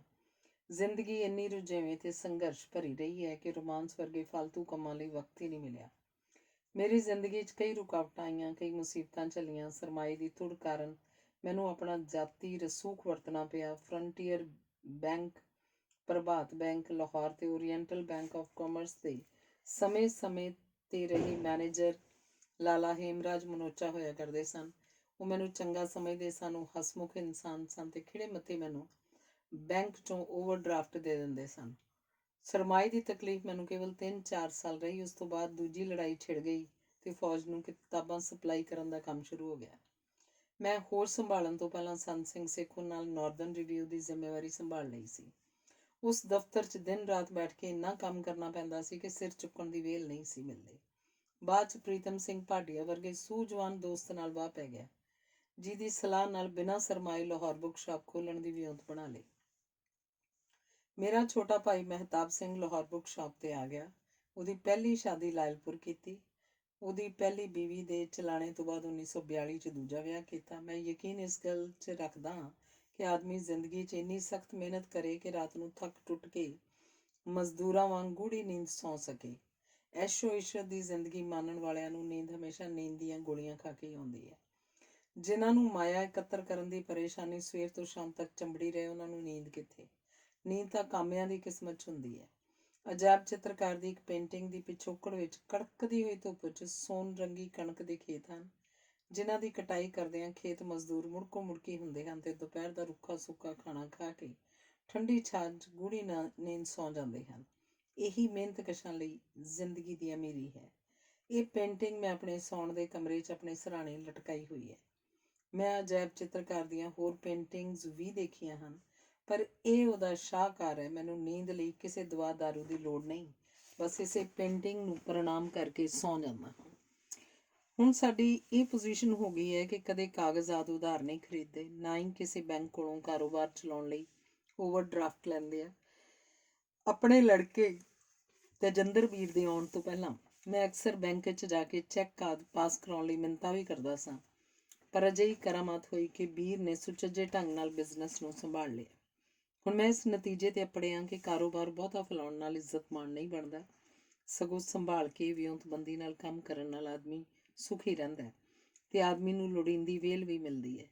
ਵੇਲ ਜ਼ਿੰਦਗੀ ਦਾ ਬਹੁਤ ਜ਼ਰੂਰੀ ਅੰਗ ਹੈ। ਵੇਲ ਸਮੇਂ ਤੁਸੀਂ ਆਪਣੀ ਮਾਨਸਿਕ ਜਾਂ ਸਰੀਰਕ ਤੰਦਰੁਸਤੀ ਵਾਸਤੇ ਸੋਚ ਸਕਦੇ ਹੋ। ਵੇਲ ਸਮੇਂ ਤੁਸੀਂ ਕੋਈ ਸਿਰਜਣਾਤਮਕ ਕੰਮ ਕਰ ਸਕਦੇ ਹੋ, ਕੁਦਰਤ ਦੀ ਨੇੜਤਾ ਪ੍ਰਾਪਤ ਕਰ ਸਕਦੇ ਹੋ। ਇਸ ਪੱਖੋਂ ਲੁਧਿਆਣਾ ਇੱਕ ਬੜਾ ਬਦਕਿਸਮਤ ਸ਼ਹਿਰ ਹੈ। ਇੱਥੋਂ ਦੇ ਆਮ ਲੋਕ ਪੈਸਾ ਕਮਾਉਣਾ ਹੀ ਆਪਣਾ ਧਰਮ ਸਮਝਦੇ ਹਨ। ਮੇਰੇ ਇੱਕ ਪੁਰਾਣੇ ਜਮਾਤੀ ਸੀਤਾਰਾਮ ਮਹਿੰਦਰੂ ਦੇਸ਼ ਦੀ ਵੰਡ ਬਾਅਦ ਚੌੜੇ ਬਾਜ਼ਾਰ ਵਿਖੇ ਪੰਜਾਬ ਨੈਸ਼ਨਲ ਬੈਂਕ ਦੇ ਮੈਨੇਜਰ ਸਨ। ਉਹ ਕਿਹਾ ਕਰਦੇ ਸਨ ਕਿ ਸਾਡੇ ਲੋਕਾਂ ਦਾ ਧਰਮ ਤਾਂ ਮੁਨਾਫੇ ਦੀ ਰੁਚੀ ਹੈ। ਸਸਤੇ ਭਾਅ ਖਰੀਦੋ, ਮਹਿੰਗੇ ਭਾਅ ਵੇਚੋ। ਪੜਤਾ ਮੁਨਾਫੇ ਦੀ ਰੁਚੀ ਹੀ ਤੁਹਾਡੀ ਜ਼ਿੰਦਗੀ ਦਾ ਮੂਲ ਹੈ। ਉਹ ਇੱਕ ਕਹਾਣੀ ਸੁਣਾਇਆ ਕਰਦੇ ਸਨ ਕਿ ਲੁਧਿਆਣੇ ਤੋਂ ਬਾਣੀਆਂ ਦੀ ਇੱਕ ਬਰਾਤ ਫਾਜ਼ਿਲਕਾ ਗਈ। ਉੱਥੇ ਸਵੇਰੇ ਨਾਸ਼ਤੇ ਵੇਲੇ ਕੋਈ ਬਰਾਤੀ ਨਜ਼ਰ ਨਹੀਂ ਸੀ ਆਉਂਦਾ। ਫਾਜ਼ਿਲਕਾ ਉੱਨ ਦੀ ਬਹੁਤ ਵੱਡੀ ਮੰਡੀ ਹੈ। ਸਾਰੇ ਬਰਾਤੀ ਉੱਨ ਦੇ ਸੌਦੇ ਕਰਦੇ ਇੱਧਰ ਉੱਧਰ ਘੁੰਮ ਰਹੇ ਸਨ। ਦੁਪਹਿਰੇ ਖਾਣਾ ਖਾਣ ਵੇਲੇ ਤੇ ਬਰਾਤ ਦੀ ਵਿਦਾਇਗੀ ਸਮੇਂ ਸਾਰੇ ਬਰਾਤੀ ਇਕੱਠੇ ਹੋ ਗਏ ਤੇ ਲੱਗੇ ਡੀਂਗਾ ਮਾਰਨ ਕਿ ਮੈਂ ਇੰਨੀ ਉੱਨ ਖਰੀਦੀ ਹੈ। ਦੂਜਾ ਕਹਿਣ ਲੱਗਾ ਮੈਂ ਛੋਲਿਆਂ ਦਾ ਬਹੁਤ ਵੱਡਾ ਵਪਾਰ ਕੀਤਾ। ਸਾਰੇ ਦੇ ਸਾਰੇ ਵਪਾਰੀ ਆਪਣੇ ਵਪਾਰ ਦੇ ਪੜਤੇ ਦਾ ਹਿਸਾਬ ਕਰ ਰਹੇ ਸਨ। ਸ਼ਾਦੀ 'ਚ ਸ਼ਰੀਕ ਹੋਣ ਦੀ ਕਿਸੇ ਨੂੰ ਖੁਸ਼ੀ ਨਹੀਂ ਸੀ। ਮਸ਼ਹੂਰ ਪੱਤਰਕਾਰ ਖੁਸ਼ਵੰਤ ਸਿੰਘ ਆਪਣੇ ਕਿਸੇ ਦੋਸਤ ਨਾਲ ਲੁਧਿਆਣੇ ਕਲੱਬ 'ਚ ਗਿਆ। ਉੱਥੇ ਸਾਰੇ ਲੋਕ ਸ਼ਰਾਬ ਪੀਣ 'ਚ ਮਸਤ ਸਨ ਤੇ ਆਪਣੇ ਆਪਣੇ ਵਪਾਰ ਦੀਆਂ ਗੱਲਾਂ ਕਰ ਰਹੇ ਸਨ। ਕਿਸੇ ਨੇ ਖੁਸ਼ਵੰਤ ਸਿੰਘ ਨੂੰ ਦੱਸਿਆ ਕਿ ਇੱਥੇ ਕਰੋੜਪਤੀ ਬੈਠੇ ਹਨ। ਸ਼ਰਾਬ ਨੋਸ਼ੀ ਤੇ ਤਾਸ਼ ਖੇਡਣ ਤੋਂ ਬਿਨਾਂ ਇਹਨਾਂ ਦਾ ਕੋਈ ਸ਼ੁਗਲ ਨਹੀਂ। ਹੁਣ ਕੁਝ ਸਾਲਾਂ ਤੋਂ ਪੰਜਾਬੀ ਭਵਨ ਦੇ ਵਜੂਦ 'ਚ ਆਉਣ ਤੇ ਇੱਥੋਂ ਦੀ ਸੱਭਿਆਚਾਰਕ ਜ਼ਿੰਦਗੀ 'ਚ ਕੁਝ ਤਬਦੀਲੀ ਆਉਣ ਲੱਗੀ ਹੈ। ਕੁਝ ਸਾਲ ਪਹਿਲਾਂ ਹਰਪਾਲ ਟਿਵਾਣਾ ਤੇ ਉਹਨਾਂ ਦੀ ਪਾਰਟੀ ਨੇ ਪੰਜਾਬੀ ਭਵਨ ਦੀ ਵਿਸ਼ਾਲ ਇਮਾਰਤ ਕਿਰਾਏ ਤੇ ਲੈ ਰੱਖੀ ਸੀ। ਉੱਥੇ ਨਾਟਕਾਂ ਦੀ ਪ੍ਰਦਰਸ਼ਨੀ ਹੋਣ ਕਰਕੇ ਲੋਕਾਂ ਨੂੰ ਕਲਾਮਈ ਰੁਚੀਆਂ ਦੀ ਚੇਟਕ ਲੱਗੀ। ਅੱਜ ਕੱਲ੍ਹ ਸ਼ਹਿਰ ਦੇ ਕਾਲਜਾਂ ਵਿੱਚ ਵੀ ਨਾਟਕਾਂ ਦੀਆਂ ਟੋਲੀਆਂ ਬਣ ਗਈਆਂ ਹਨ। ਉਹ ਆਏ ਦਿਨ ਨਵੇਂ ਨਾਟਕਾਂ ਦੇ ਸਕ੍ਰਿਪਟ ਲੱਭਦੇ ਰਹਿੰਦੇ ਹਨ ਤੇ ਆਪਣਾ ਵਿਹਲਾ ਸਮਾਂ ਸੱਭਿਆਚਾਰਕ ਰੁਝੇਵਿਆਂ ਵਿੱਚ ਗੁਜ਼ਾਰਦੇ ਹਨ। ਇਹ ਇੱਕ ਨਰੋਈ ਰੁਚੀ ਹੈ ਜੋ ਲੁਧਿਆਣੇ ਵਰਗੇ ਇੰਡਸਟਰੀਅਲ ਸ਼ਹਿਰ 'ਚ ਇੱਕ ਨਵਾਂ ਮੋੜ ਲਿਆ ਰਹੀ ਹੈ। ਸਿਰਫ ਪੈਸਾ ਕਮਾਉਣਾ ਤੇ ਜਮ੍ਹਾਂ ਕਰੀ ਜਾਣਾ ਕੋਈ ਵੱਡੀ ਪ੍ਰਾਪਤੀ ਨਹੀਂ। ਜ਼ਿੰਦਗੀ ਦੇ ਹੁਸਨ ਤੇ ਕੁਦਰਤ ਦੇ ਸੁਹੱਪਣ ਨੂੰ ਮਾਣਨਾ ਹੀ ਅਸਲ ਜ਼ਿੰਦਗੀ ਹੈ। ਡਾਕਟਰ ਰੰਧਾਵਾ ਦਾ ਕਲਾ ਪ੍ਰੇਮ। ਪ੍ਰੋਫੈਸਰ ਪੂਰਨ ਸਿੰਘ ਥੋੜ੍ਹਾ ਚਿਰ ਜੀਵਿਆ, ਪਰ ਪੰਜਾਬ ਦੀ ਹੁਸੀਨ ਧਰਤੀ ਦੇ ਨਜ਼ਾਰਿਆਂ ਨੂੰ ਆਪਣੀ ਕਵਿਤਾ ਰਾਹੀਂ ਅਮਰ ਕਰ ਗਿਆ। ਡਾਕਟਰ MS ਰੰਧਾਵਾ ਕੁਦਰਤ ਦੀ ਖੂਬਸੂਰਤੀ ਦੇ ਦਿਲ ਦਾਦਾ ਸਨ। ਉਹਨਾਂ ਨੂੰ ਫਲਾਂ ਫੁੱਲਾਂ ਨਾਲ ਇਸ਼ਕ ਸੀ। ਚੰਡੀਗੜ੍ਹ ਨੂੰ ਖੂਬਸੂਰਤ ਬਣਾਉਣ ਵਿੱਚ ਉਹਨਾਂ ਦਾ ਯੋਗਦਾਨ ਬੇਮਿਸਾਲ ਹੈ। ਚੰਡੀਗੜ੍ਹ ਦੀ ਲੇਅਰ ਵੈਲੀ ਤੇ ਅਨੇਕਾਂ ਪਾਰਕ ਉਹਨਾਂ ਦੇ ਕੁਦਰਤ ਨਾਲ ਡੂੰਘੇ ਪਿਆਰ ਦਾ ਸਬੂਤ ਹਨ। ਲੁਧਿਆਣੇ ਖੇਤੀਬਾੜੀ ਯੂਨੀਵਰਸਿਟੀ ਦੇ ਕੈਂਪਸ ਨੂੰ ਖੂਬਸੂਰਤ ਬਣਾਉਣ ਵਿੱਚ ਉਹਨਾਂ ਨੇ ਬਹੁਤ ਦਿਲਚਸਪੀ ਲਈ। ਲੁਧਿਆਣੇ ਦਾ ਰੋਜ਼ ਗਾਰਡਨ ਤੇ ਮੰਡੀ ਗੋਬਿੰਦਗੜ੍ਹ ਦਾ ਰੋਜ਼ ਗਾਰਡਨ ਵੀ ਉਹਨਾਂ ਦੀ ਪੰਜਾਬ ਨੂੰ ਸੁਚੱਜੀ ਦੇਣ ਹੈ। ਰੰਧਾਵਾ ਸਾਹਿਬ ਸਾਡੇ ਵਿੱਚ ਨਹੀਂ ਰਹੇ, ਪਰ ਸਦੀਆਂ ਤੱਕ ਲੋਕ ਉਹਨਾਂ ਦੇ ਕੁਦਰਤ ਨਾਲ ਪਿਆਰ ਨੂੰ ਯਾਦ ਕਰਿਆ ਕਰਨਗੇ। ਉਹਨਾਂ ਦੀ ਮੌਤ ਤੋਂ ਇੱਕ ਹਫ਼ਤਾ ਪਹਿਲਾਂ ਮੈਂ ਉਹਨਾਂ ਨੂੰ ਸਟਨ ਹਾਊਸ 'ਚ ਮਿਲਿਆ ਸਾਂ। ਸਹਿਜ ਸੁਭਾਅ ਉਹਨਾਂ ਦੇ ਮੂੰਹ ਨਿਕਲ ਗਿਆ ਕਿ ਜੇ ਮੈਨੂੰ ਪੰਜਾਬ ਦਾ ਗਵਰਨਰ ਬਣਾ ਦਿੱਤਾ ਜਾਏ ਤਾਂ ਮੈਂ ਸਾਰੇ ਪੰਜਾਬ ਨੂੰ ਇੱਕ ਵਿਸ਼ਾਲ ਬਾਗ ਦੀ ਸ਼ਕਲ 'ਚ ਤਬਦੀਲ ਕਰ ਦਿਆਂ। ਸਾਡੇ ਲੋਕ ਮਿਹਨਤੀ ਹਨ ਤੇ ਨਵੇਂ ਫੁਰਨਿਆਂ ਨੂੰ ਫੌਰਨ ਪਕੜ 'ਚ ਲੈ ਲੈਂਦੇ ਹਨ। ਮੇਰੀ ਦਿਲੀ ਖਾਹਿਸ਼ ਹੈ ਕਿ ਜੇ ਹਰ ਕਿਸਾਨ ਖੇਤੀ ਦੇ ਨਾਲ ਨਾਲ ਏਕੜ ਡੇਢ ਏਕੜ ਵਿੱਚ ਸਬਜ਼ੀਆਂ ਤੇ ਫਲਾਂ ਫੁੱਲਾਂ ਦੇ ਬੂਟੇ ਉਗਾਵੇ ਤਾਂ ਸਾਡੀ ਸਾਰਿਆਂ ਦੀ ਜ਼ਿੰਦਗੀ 'ਚ ਨਵੀਂ ਤਾਜ਼ਗੀ ਤੇ ਨਰੋਆਪਣ ਆ ਸਕਦਾ ਹੈ। ਫਿਰ ਲੋਕ ਉਗਾਈਆਂ ਸਬਜ਼ੀਆਂ ਖਾਇਆ ਕਰਨਗੇ ਜਾਂ ਆਪਣੇ ਕਮਰੇ ਫੁੱਲਾਂ ਦੇ ਗੁਲਦਸਤਿਆਂ ਨਾਲ ਸਜਾਇਆ ਕਰਨਗੇ। ਪਰ ਕਿਸਮਤ ਨੇ ਸਾਥ ਨਾ ਦਿੱਤਾ ਤੇ ਉਹਨਾਂ ਦਾ ਸੁਪਨਾ ਸਾਕਾਰ ਨਾ ਹੋ ਸਕਿਆ। ਉਹਨਾਂ ਨੇ ਸਾਰੀ ਜ਼ਿੰਦਗੀ ਫਿਰ ਤੁਰ ਕੇ ਪੰਜਾਬ ਨਾਲ ਸੰਬੰਧਿਤ ਤਸਵੀਰਾਂ ਇਕੱਠੀਆਂ ਕੀਤੀਆਂ ਤੇ ਉਹਨਾਂ ਨੂੰ ਤਰਤੀਬ ਦੇ ਕੇ ਗਵਰਨਮੈਂਟ ਆਫ ਇੰਡੀਆ ਵੱਲੋਂ ਪ੍ਰਕਾਸ਼ਿਤ ਕਰਵਾਇਆ। ਆਦਮੀ ਵੇਖ ਕੇ ਹੈਰਾਨ ਹੁੰਦਾ ਹੈ ਕਿ ਇਸ ਇੱਕ ਮਨੁੱਖ ਨੇ ਆਪਣੇ ਛੋਟੇ ਜਿਹੇ ਜੀਵਨ 'ਚ ਦ੍ਰਿੜਤਾ ਤੇ ਇਕਸਾਰਤਾ ਨਾਲ ਕੰਮ ਕਰਕੇ ਕਿੰਨੀ ਮਹਾਨਤਾ ਪ੍ਰਾਪਤ ਕੀਤੀ। ਰੰਧਾਵਾ ਸਾਹਿਬ ਦੀ ਸੋਭਾ ਸਿੰਘ ਆਰਟਿਸਟ ਨਾਲ ਦੋਸਤੀ ਸੀ। ਨੋਰਾ ਰਿਚਰਡ ਨਾਲ ਵੀ ਇਹਨਾਂ ਦੇ ਨਿੱਘੇ ਸੰਬੰਧ ਸਨ। ਉਹਨਾਂ ਨੇ ਡਾਕਟਰ ਹਰਚਰਨ ਸਿੰਘ ਤੇ ਮੁਲਕ ਰਾਜ ਆਨੰਦ ਨਾਲ ਮਿਲ ਕੇ ਕਾਂਗੜਾ, ਸੁਜਾਨਪੁਰ, ਟੀਰਾ, ਸੰਸਾਰਪੁਰ ਆਦਿ ਥਾਵਾਂ 'ਤੇ ਫਿਰ ਕੇ ਲੋਕਾਂ ਦੇ ਘਰੋਂ ਕਾਂਗੜਾ ਪੇਂਟਿੰਗਸ ਇਕੱਤਰ ਕੀਤੀਆਂ ਤੇ ਫਿਰ ਉਹਨਾਂ ਨੂੰ ਐਡਿਟ ਕਰਕੇ ਕਾਂਗੜਾ ਪੇਂਟਿੰਗਸ ਦੇ ਨਾਂ 'ਤੇ ਖੂਬਸੂਰਤ ਕਿਤਾਬ ਛਪਵਾਈ। ਅਨੇਕਾਂ ਪੰਜਾਬੀ ਸਾਹਿਤਕਾਰਾਂ ਦੀ ਸਰਪ੍ਰਸਤੀ ਤੇ ਅਗਵਾਈ ਕੀਤੀ। ਦਵਿੰਦਰ ਸਤਿਆਰਥੀ, ਵਿਸ਼ਵਨਾਥ ਤਿਵਾੜੀ, ਸਤਪਾਲ ਆਨੰਦ ਵਰਗੇ ਸਾਹਿਤਕਾਰਾਂ ਨੇ ਉਹਨਾਂ ਪਾਸੋਂ ਰਹਿਣ ਵਾਸਤੇ ਪਲਾਟ ਅਲਾਟ ਕਰਵਾਏ ਤੇ ਮਕਾਨ ਬਣਾਉਣ ਲਈ ਕਰਜ਼ਾ ਵੀ ਮਨਜ਼ੂਰ ਕਰਵਾਇਆ। ਉਹ ਆਪ ਸਾਰੀ ਉਮਰ ਲੋਕ ਸੇਵਕ ਤੇ ਲੋਕ ਪ੍ਰੇਮੀ ਦੇ ਤੌਰ ਤੇ ਵਿਚਰਦੇ ਰਹੇ। ਉਹਨਾਂ ਨੂੰ ਪੈਸੇ ਦਾ ਲਾਲਚ ਨਹੀਂ ਸੀ। ਮੈਨੂੰ ਪ੍ਰੀਤ ਕਹਾਣੀਆਂ ਤੇ ਪੰਜਾਬ ਦੇ ਲੋਕ ਗੀਤ ਛਾਪਣ ਦੀ ਇਜਾਜ਼ਤ ਦਿੱਤੀ, ਪਰ ਸ਼ਰਤ ਇਹ ਰੱਖੀ ਕਿ ਮੈਂ 2000 ਰੁਪਇਆ ਪੰਜਾਬੀ ਸਾਹਿਤ ਅਕੈਡਮੀ ਲੁਧਿਆਣਾ ਨੂੰ ਦੇ ਦਿਆਂ। ਕਲਾ ਤੇ ਲੋਕ ਸਾਹਿਤ ਦੇ ਭੰਡਾਰ ਨੂੰ ਭਰਪੂਰ ਕਰਨ ਲਈ ਜਿੰਨਾ ਯੋਗਦਾਨ ਰੰਧਾਵਾ ਸਾਹਿਬ ਨੇ ਇਕੱਲਿਆਂ ਪਾਇਆ, ਉਹਦੀ ਮਿਸਾਲ ਕਿਤੇ ਨਹੀਂ ਮਿਲਦੀ। ਪੰਜਾਬੀ ਸਾਹਿਤ ਅਕੈਡਮੀ ਦਾ ਪ੍ਰਧਾਨ ਹੋਣ ਦੇ ਨਾਤੇ ਉਹਨਾਂ ਨੇ ਅਕੈਡਮੀ ਦੀ ਅਣਥੱਕ ਸੇਵਾ ਕੀਤੀ। ਜੇ ਜ਼ਿੰਦਗੀ ਕੁਝ ਚਿਰ ਹੋਰ ਸਾਥ ਦਿੰਦੀ ਤਾਂ ਸਾਹਿਤ ਅਕੈਡਮੀ ਨੂੰ ਬਹੁਤ ਉੱਚਾ ਲੈ ਜਾਂਦੇ। ਮਨੁੱਖੀ ਜੀਵਨ ਨੂੰ ਖੂਬਸੂਰਤ ਤੇ ਅਮੀਰ ਬਣਾਉਣ ਵਿੱਚ ਸ਼ਾਇਰਾਂ, ਕਲਾਕਾਰਾਂ ਤੇ ਬੁੱਧੀਜੀਵੀਆਂ ਦਾ ਯੋਗਦਾਨ ਜ਼ਿਆਦਾ ਹੁੰਦਾ ਹੈ। ਪੈਸੇ ਵਾਲੇ ਤਾਂ ਪੈਸੇ ਦੇ ਜ਼ੋਰ ਨਾਲ ਮਹਿਲ ਮਾੜੀਆਂ ਉਸਾਰ ਲੈਂਦੇ ਹਨ, ਲੋੜ ਤੋਂ ਵੱਧ ਲੋਹਾ ਤੇ ਸੀਮੈਂਟ ਥੱਪ ਦਿੰਦੇ ਹਨ, ਪਰ ਉਹਨਾਂ ਵਿੱਚ ਰੂਹ ਨਹੀਂ ਹੁੰਦੀ। ਰੰਧਾਵਾ ਸਾਹਿਬ ਦੀ ਆਪ ਬੀਤੀ ਦੇ ਆਰੰਭ ਵਿੱਚ ਨੋਟ ਦਿੱਤਾ ਗਿਆ ਹੈ ਕਿ ਇਸ ਕਿਤਾਬ ਦੀ ਰਾਇਲਟੀ ਪੰਜਾਬੀ ਸਾਹਿਤ ਅਕੈਡਮੀ ਲੁਧਿਆਣਾ ਨੂੰ ਦਿੱਤੀ ਜਾਏਗੀ। ਹਾਲਾਂਕਿ ਉਹ ਪ੍ਰਕਾਸ਼ਕ ਪਾਸੋਂ ਇੱਕ ਐਡੀਸ਼ਨ ਦਾ 11,500 ਰੁਪਇਆ ਵਸੂਲ ਕਰ ਸਕਦੇ ਸਨ।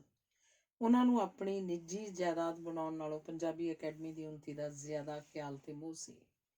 ਪ੍ਰੋਫੈਸਰ ਪੂਰਨ ਸਿੰਘ ਨੂੰ ਅਸੀਂ ਹੁਣ ਦੁਬਾਰਾ ਸਤਿਕਾਰਨ ਲੱਗੇ ਹਾਂ। ਉਹਨਾਂ ਦੀਆਂ ਲਿਖੀਆਂ ਕਿਤਾਬਾਂ ਨੂੰ ਦੁਬਾਰਾ ਪੜ੍ਹ ਕੇ ਉਹਨਾਂ ਦੇ ਪੰਜਾਬ ਤੇ ਸਿੱਖੀ ਦੇ ਪਿਆਰ ਨੂੰ ਮਾਣਨ ਲੱਗੇ ਹਾਂ। ਇਸ ਕੰਮ ਦਾ ਆਰੰਭ ਵੀ ਡਾਕਟਰ MS ਰੰਧਾਵਾ ਦੇ ਹੱਥੋਂ ਹੋਇਆ। ਉਹਨਾਂ ਨੇ ਸਾਹਿਤ ਅਕੈਡਮੀ ਦਿੱਲੀ ਪਾਸੋਂ ਪ੍ਰੋਫੈਸਰ ਪੂਰਨ ਸਿੰਘ ਜੀਵਨ ਤੇ ਰਚਨਾ ਛਪਵਾ ਕੇ ਪੰਜਾਬੀ ਪਾਠਕਾਂ ਨੂੰ ਪ੍ਰੋਫੈਸਰ ਪੂਰਨ ਸਿੰਘ ਦੀ ਸ਼ਖਸੀਅਤ ਤੇ ਉਹਦੀ ਦੇਣ ਪ੍ਰਤੀ ਜਾਣਕਾਰੀ ਦਿੱਤੀ। ਪ੍ਰੋਫੈਸਰ ਪੂਰਨ ਸਿੰਘ ਦੀ ਆਤਮ ਕਥਾ ਅੰਗਰੇਜ਼ੀ ਵਿੱਚ on paths of life Atarchand Kapur and sons ਕੋਲੋਂ ਛਪਵਾਈ। ਇਸੇ ਕਿਤਾਬ ਦਾ ਪੰਜਾਬੀ ਉਲਥਾ ਗੁਰਬਖਸ਼ ਸਿੰਘ ਪ੍ਰੀਤਲੜੀ ਨੇ ਕੀਤਾ, ਜੋ ਜ਼ਿੰਦਗੀ ਦੇ ਰਾਹਾਂ ਤੇ ਨਾਂ ਦੇ ਹੇਠ ਪੰਜਾਬੀ ਯੂਨੀਵਰਸਿਟੀ ਨੇ ਛਾਪਿਆ।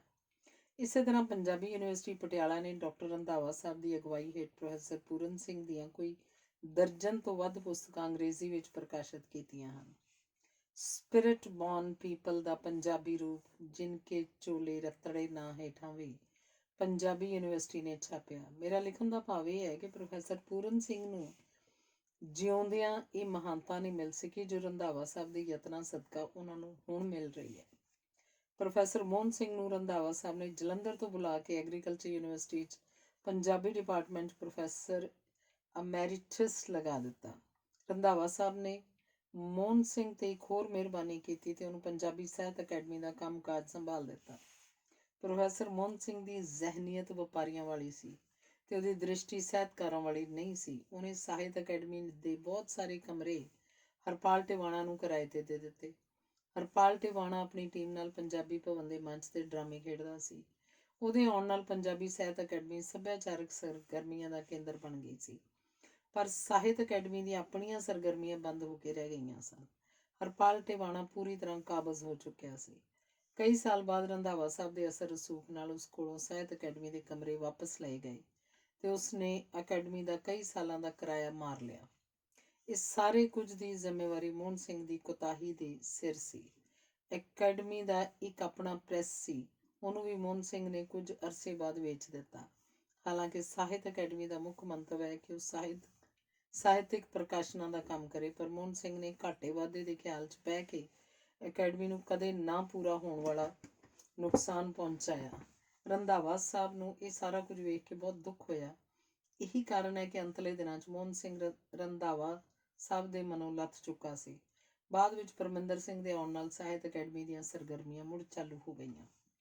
ਦੇਸ਼ ਦੀ ਵੰਡ। ਮੈਂ ਪਹਿਲਾਂ ਵੀ ਜ਼ਿਕਰ ਕਰ ਆਇਆ ਕਿ ਮੇਰਾ ਜਨਮ 1914 ਈਸਵੀ 'ਚ ਹੋਇਆ ਸੀ, ਇਸ ਲਈ ਮੇਰੇ ਤੇ ਪਹਿਲੀ ਵਿਸ਼ਵ ਜੰਗ ਦਾ ਕੋਈ ਖਾਸ ਪ੍ਰਭਾਵ ਨਹੀਂ ਪਿਆ ਸੀ। ਇਹ ਮੇਰੇ ਬਚਪਨ ਦਾ ਸਮਾਂ ਸੀ, ਪਰ ਅਸੀਂ ਜਦ ਬੱਚੇ ਜੰਗ ਦੀਆਂ ਗੱਲਾਂ ਆਮ ਸੁਣਿਆ ਕਰਦੇ ਸਾਂ। ਮੇਰੇ ਪਿਤਾ ਜੀ ਪਿੰਡ ਦੇ ਸਕੂਲ ਦੇ ਮੁੱਖ ਅਧਿਆਪਕ ਸਨ। ਉਹ ਕਦੀ-ਕਦਾਈਂ ਸਕੂਲ ਦੇ ਵਿਦਿਆਰਥੀਆਂ ਨੂੰ ਜੰਗ ਦੀਆਂ ਗੱਲਾਂ ਸੁਣਾਇਆ ਕਰਦੇ ਸਨ ਤੇ ਅੰਗਰੇਜ਼ਾਂ ਦੀ ਹਿਕਮਤ ਅਮਲੀ ਬਾਰੇ ਅਕਸਰ ਚਰਚਾ ਕਰਿਆ ਕਰਦੇ ਸਨ। ਮੈਨੂੰ ਚੰਗੀ ਤਰ੍ਹਾਂ ਯਾਦ ਹੈ ਕਿ ਜੰਗ ਖਤਮ ਹੋਣ ਤੋਂ ਬਾਅਦ ਸਾਡੇ ਸਕੂਲ ਵਾਸਤੇ ਪਿੱਤਲ ਦੇ ਤਮਗੇ ਆਏ ਸਨ। ਉਸ ਸਮੇਂ ਸਕੂਲ 'ਚ ਮਠਿਆਈ ਵੀ ਵੰਡੀ ਗਈ ਸੀ। ਕੁਝ ਤਮਗੇ ਬਚ ਗਏ ਸਨ ਤੇ ਉਹ 1947 ਈਸਵੀ ਤੱਕ ਸਾਡੇ ਘਰ ਮੌਜੂਦ ਸਨ। ਘਰ ਪਏ ਤਮਗਿਆਂ ਵਿੱਚ ਇੱਕ ਚਾਂਦੀ ਦਾ ਤਮਗਾ ਵੀ ਸੀ, ਜਿਹੜਾ ਮੇਰੇ ਬਾਬਾ ਜੀ ਸਰਦਾਰ ਚਤਰ ਸਿੰਘ ਨੂੰ ਚਤਕਲ ਦੀ ਲੜਾਈ ਵਿੱਚ ਭਾਗ ਲੈਣ ਦੀ ਦਿਵਸ ਵਿੱਚ ਬਹਾਦਰੀ ਲਈ ਮਿਲਿਆ ਸੀ। ਦੂਜੀ ਜੰਗੇ ਅਜ਼ੀਮ ਸਮੇਂ ਮੈਂ ਭਰ ਜਵਾਨੀ ਦੀ ਉਮਰ ਵਿੱਚ ਸਾਂ ਤੇ ਪੜ੍ਹ ਗੁੜ ਕੇ ਪੂਰੀ ਤਰ੍ਹਾਂ ਸੁਚੇਤ ਹੋ ਗਿਆ ਸਾਂ। ਇਸ ਸਮੇਂ ਮਹਾਤਮਾ ਗਾਂਧੀ ਜੀ ਨੇ ਕਾਂਗਰਸ ਨੂੰ ਅੰਗਰੇਜ਼ਾਂ ਦਾ ਸਾਥ ਦੇਣ ਲਈ ਪ੍ਰੇਰਿਆ। ਹਾਲਾਂਕਿ ਉਹਨਾਂ ਦੀ ਸੁਭਾਸ਼ ਚੰਦਰ ਬੋਸ ਤੇ ਹੋਰ ਲੀਡਰਾਂ ਵੱਲੋਂ ਮੁਖਾਲਫਤ ਵੀ ਕੀਤੀ ਗਈ। ਸੁਭਾਸ਼ ਚੰਦਰ ਬੋਸ ਕਾਂਗਰਸ ਨੂੰ ਛੱਡ ਕੇ ਫਾਰਵਰਡ ਬਲਾਕ ਦੇ ਪ੍ਰਧਾਨ ਬਣ ਗਏ ਤੇ ਚੋਰੀ ਛਿਪੇ ਅਫਗਾਨਿਸਤਾਨ ਰਾਹੀਂ ਜਰਮਨੀ ਤੇ ਜਾਪਾਨ ਪਹੁੰਚ ਗਏ। ਉਹਨਾਂ ਨੇ ਹਿੰਦੁਸਤਾਨ ਨੂੰ ਆਜ਼ਾਦ ਕਰਾਉਣ ਲਈ INA ਨੂੰ ਸਰਗਰਮ ਕੀਤਾ। ਕੈਪਟਨ ਸ਼ਾਹ ਨਿਵਾਜ਼ ਢਿੱਲੋਂ ਤੇ ਸਹਿਗਲ ਉਹਨਾਂ ਦੇ ਵਿਸ਼ੇਸ਼ ਹਿਮਾਇਤੀ ਸਨ। INA ਨੂੰ ਵਿਦੇਸ਼ ਵਸਦੇ ਹਿੰਦੀਆਂ ਵੱਲੋਂ ਬਹੁਤ ਸਾਰੀ ਆਰਥਿਕ ਸਹਾਇਤਾ ਮਿਲੀ। ਬਹੁਤ ਸਾਰੇ ਨੌਜਵਾਨ INA ਦੀ ਫੌਜ 'ਚ ਭਰਤੀ ਹੋ ਗਏ। ਸੁਭਾਸ਼ ਚੰਦਰ ਬੋਸ ਨੂੰ ਇਹ ਪੂਰਾ ਵਿਸ਼ਵਾਸ ਸੀ ਕਿ ਗਾਂਧੀ ਜੀ ਦੀ ਨੀਤੀ ਤੇ ਚੱਲਦਿਆਂ ਅੰਗਰੇਜ਼ ਕਦੇ ਹਿੰਦੁਸਤਾਨ ਨਹੀਂ ਛੱਡਣਗੇ। ਸੁਭਾਸ਼ ਚੰਦਰ ਬੋਸ ਹਿਟਲਰ ਨੂੰ ਵੀ ਮਿਲਿਆ ਤੇ ਇਟਲੀ ਦੇ ਮੁਸੋਲੀਨੀ ਨੂੰ ਵੀ। ਬਾਅਦ ਵਿੱਚ ਜਿੱਤ ਭਾਵੇਂ ਅੰਗਰੇਜ਼ਾਂ ਦੀ ਹੋਈ ਸੀ, ਪਰ ਬੰਬਈ ਬੰਦਰਗਾਹ ਤੇ ਇੱਕ ਅਹਿਮ ਘਟਨਾ ਵਾਪਰੀ ਸੀ। ਇਸ ਸਮੇਂ ਨੇਵੀ ਦੇ ਜਵਾਨਾਂ ਨੇ ਬਗਾਵਤ ਦਾ ਐਲਾਨ ਕਰ ਦਿੱਤਾ ਸੀ ਤੇ ਕਈ ਜਹਾਜ਼ ਡੁਬੋ ਦਿੱਤੇ ਸਨ। ਇਸ ਦੇ ਪ੍ਰਭਾਵ ਅਧੀਨ ਅੰਗਰੇਜ਼ਾਂ ਦੀ ਨੀਤੀ 'ਚ ਫਰਕ ਆ ਗਿਆ ਤੇ ਉਹਨਾਂ ਨੇ ਕਾਂਗਰਸ ਨਾਲ ਸਮਝੌਤਾ ਕਰਨ ਲਈ ਸਰ ਸਟੈਫੋਰਡ ਕ੍ਰਿਪਸ ਮਿਸ਼ਨ ਭੇਜਿਆ। ਕ੍ਰਿਪਸ ਮਿਸ਼ਨ ਨੇ ਆਪਣੀਆਂ ਤਜਵੀਜ਼ਾਂ ਗਾਂਧੀ ਜੀ ਤੇ ਕਾਂਗਰਸ ਵਰਕਿੰਗ ਕਮੇਟੀ ਨੂੰ ਪੇਸ਼ ਕੀਤੀਆਂ। ਇਸ ਤੋਂ ਪਹਿਲਾਂ ਗਾਂਧੀ ਜੀ ਨੂੰ ਲੰਡਨ ਰਾਊਂਡ ਟੇਬਲ ਕਾਨਫਰੰਸ 'ਚ ਬੁਲਾਇਆ ਗਿਆ ਸੀ। ਕਾਂਗਰਸ ਕਮੇਟੀ ਨੇ ਕ੍ਰਿਪਸ ਮਿਸ਼ਨ ਦੀਆਂ ਤਜਵੀਜ਼ਾਂ ਰੱਦ ਕਰ ਦਿੱਤੀਆਂ ਤੇ ਇਸ ਸੰਬੰਧੀ ਲਾਹੌਰ ਬੁੱਕ ਸ਼ਾਪ ਵੱਲੋਂ ਵੀ ਇੱਕ ਪੁਸਤਕ ਬੈਟਰੇਲ ਆਫ ਦ ਸਿਕਸ ਪ੍ਰਕਾਸ਼ਿਤ ਕੀਤੀ ਗਈ। ਇਹ ਕਿਤਾਬ ਫਿਰੋਜ਼ਪੁਰ ਦੇ ਪੁਲਿਸ ਇੰਸਪੈਕਟਰ ਮਿਸਟਰ ਬਲੇਕ ਨੇ ਲੰਡਨ ਸਾਸਫੀਲਡ ਦੇ ਨਾਂ ਹੇਠ ਛਾਪੀ ਸੀ। ਇਹ ਪੁਸਤਕ ਬਲੇਕ ਨੇ ਬੜੀ ਮਿਹਨਤ ਨਾਲ ਲਿਖੀ। ਉਹਨੇ ਸਾਰੀਆਂ ਰਿਆਸਤਾਂ ਦੀਆਂ ਫੌਜਾਂ ਦਾ ਵਿਸਥਾਰ ਸਹਿਤ ਵੇਰਵਾ ਦਿੱਤਾ ਸੀ ਤੇ ਅੰਗਰੇਜ਼ਾਂ ਨੂੰ ਸੁਚੇਤ ਕੀਤਾ ਸੀ ਕਿ ਸਾਰੀਆਂ ਫੌਜਾਂ ਇਕੱਠੀਆਂ ਹੋ ਕੇ ਉਹਨਾਂ ਲਈ ਮੁਸੀਬਤ ਬਣ ਸਕਦੀਆਂ ਹਨ।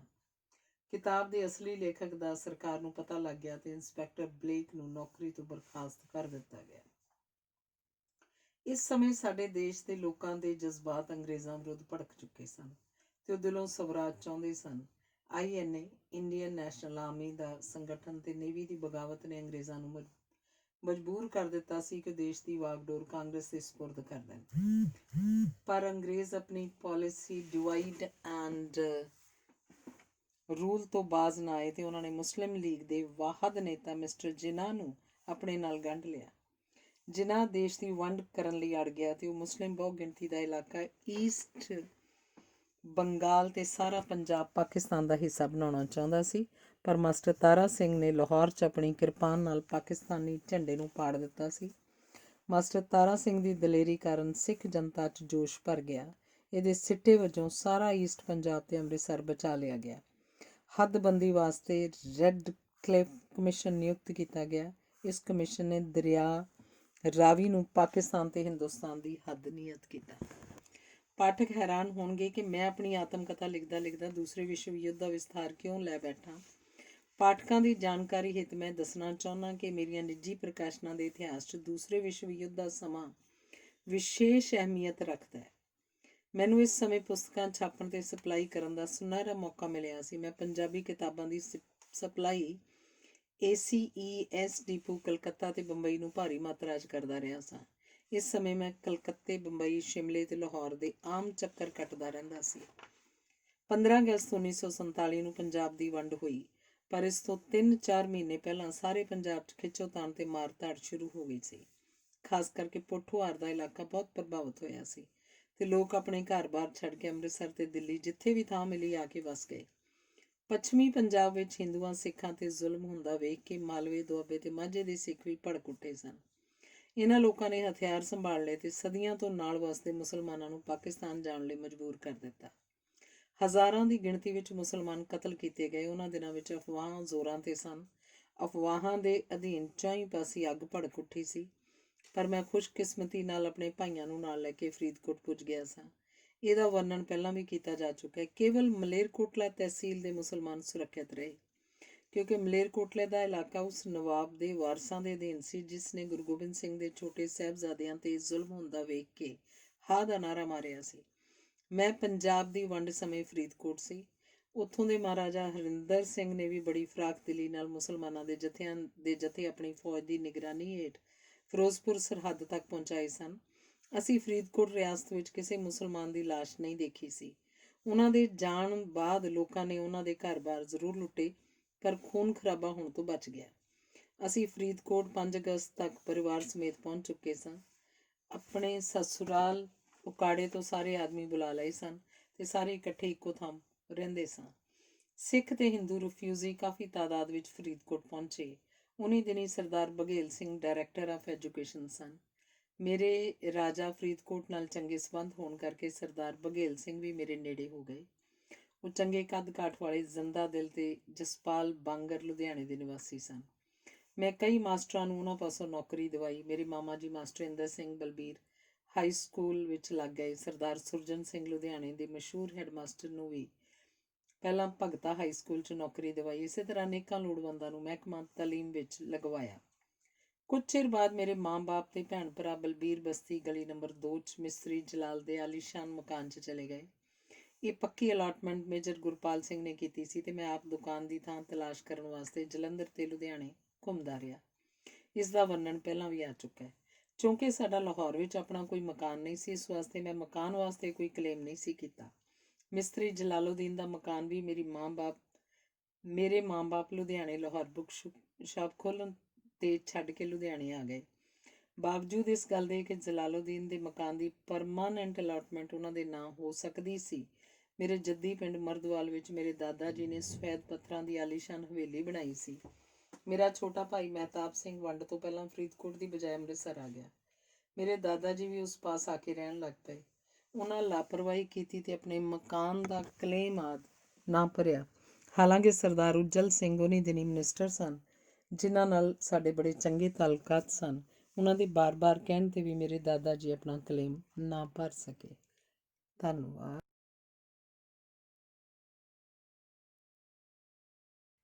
ਅਗਲਾ ਲੇਖ ਹੈ ਭਾਈ ਜੋਧ ਸਿੰਘ ਨਾਲ ਸੰਬੰਧਿਤ ਕੁਝ ਯਾਦਾਂ।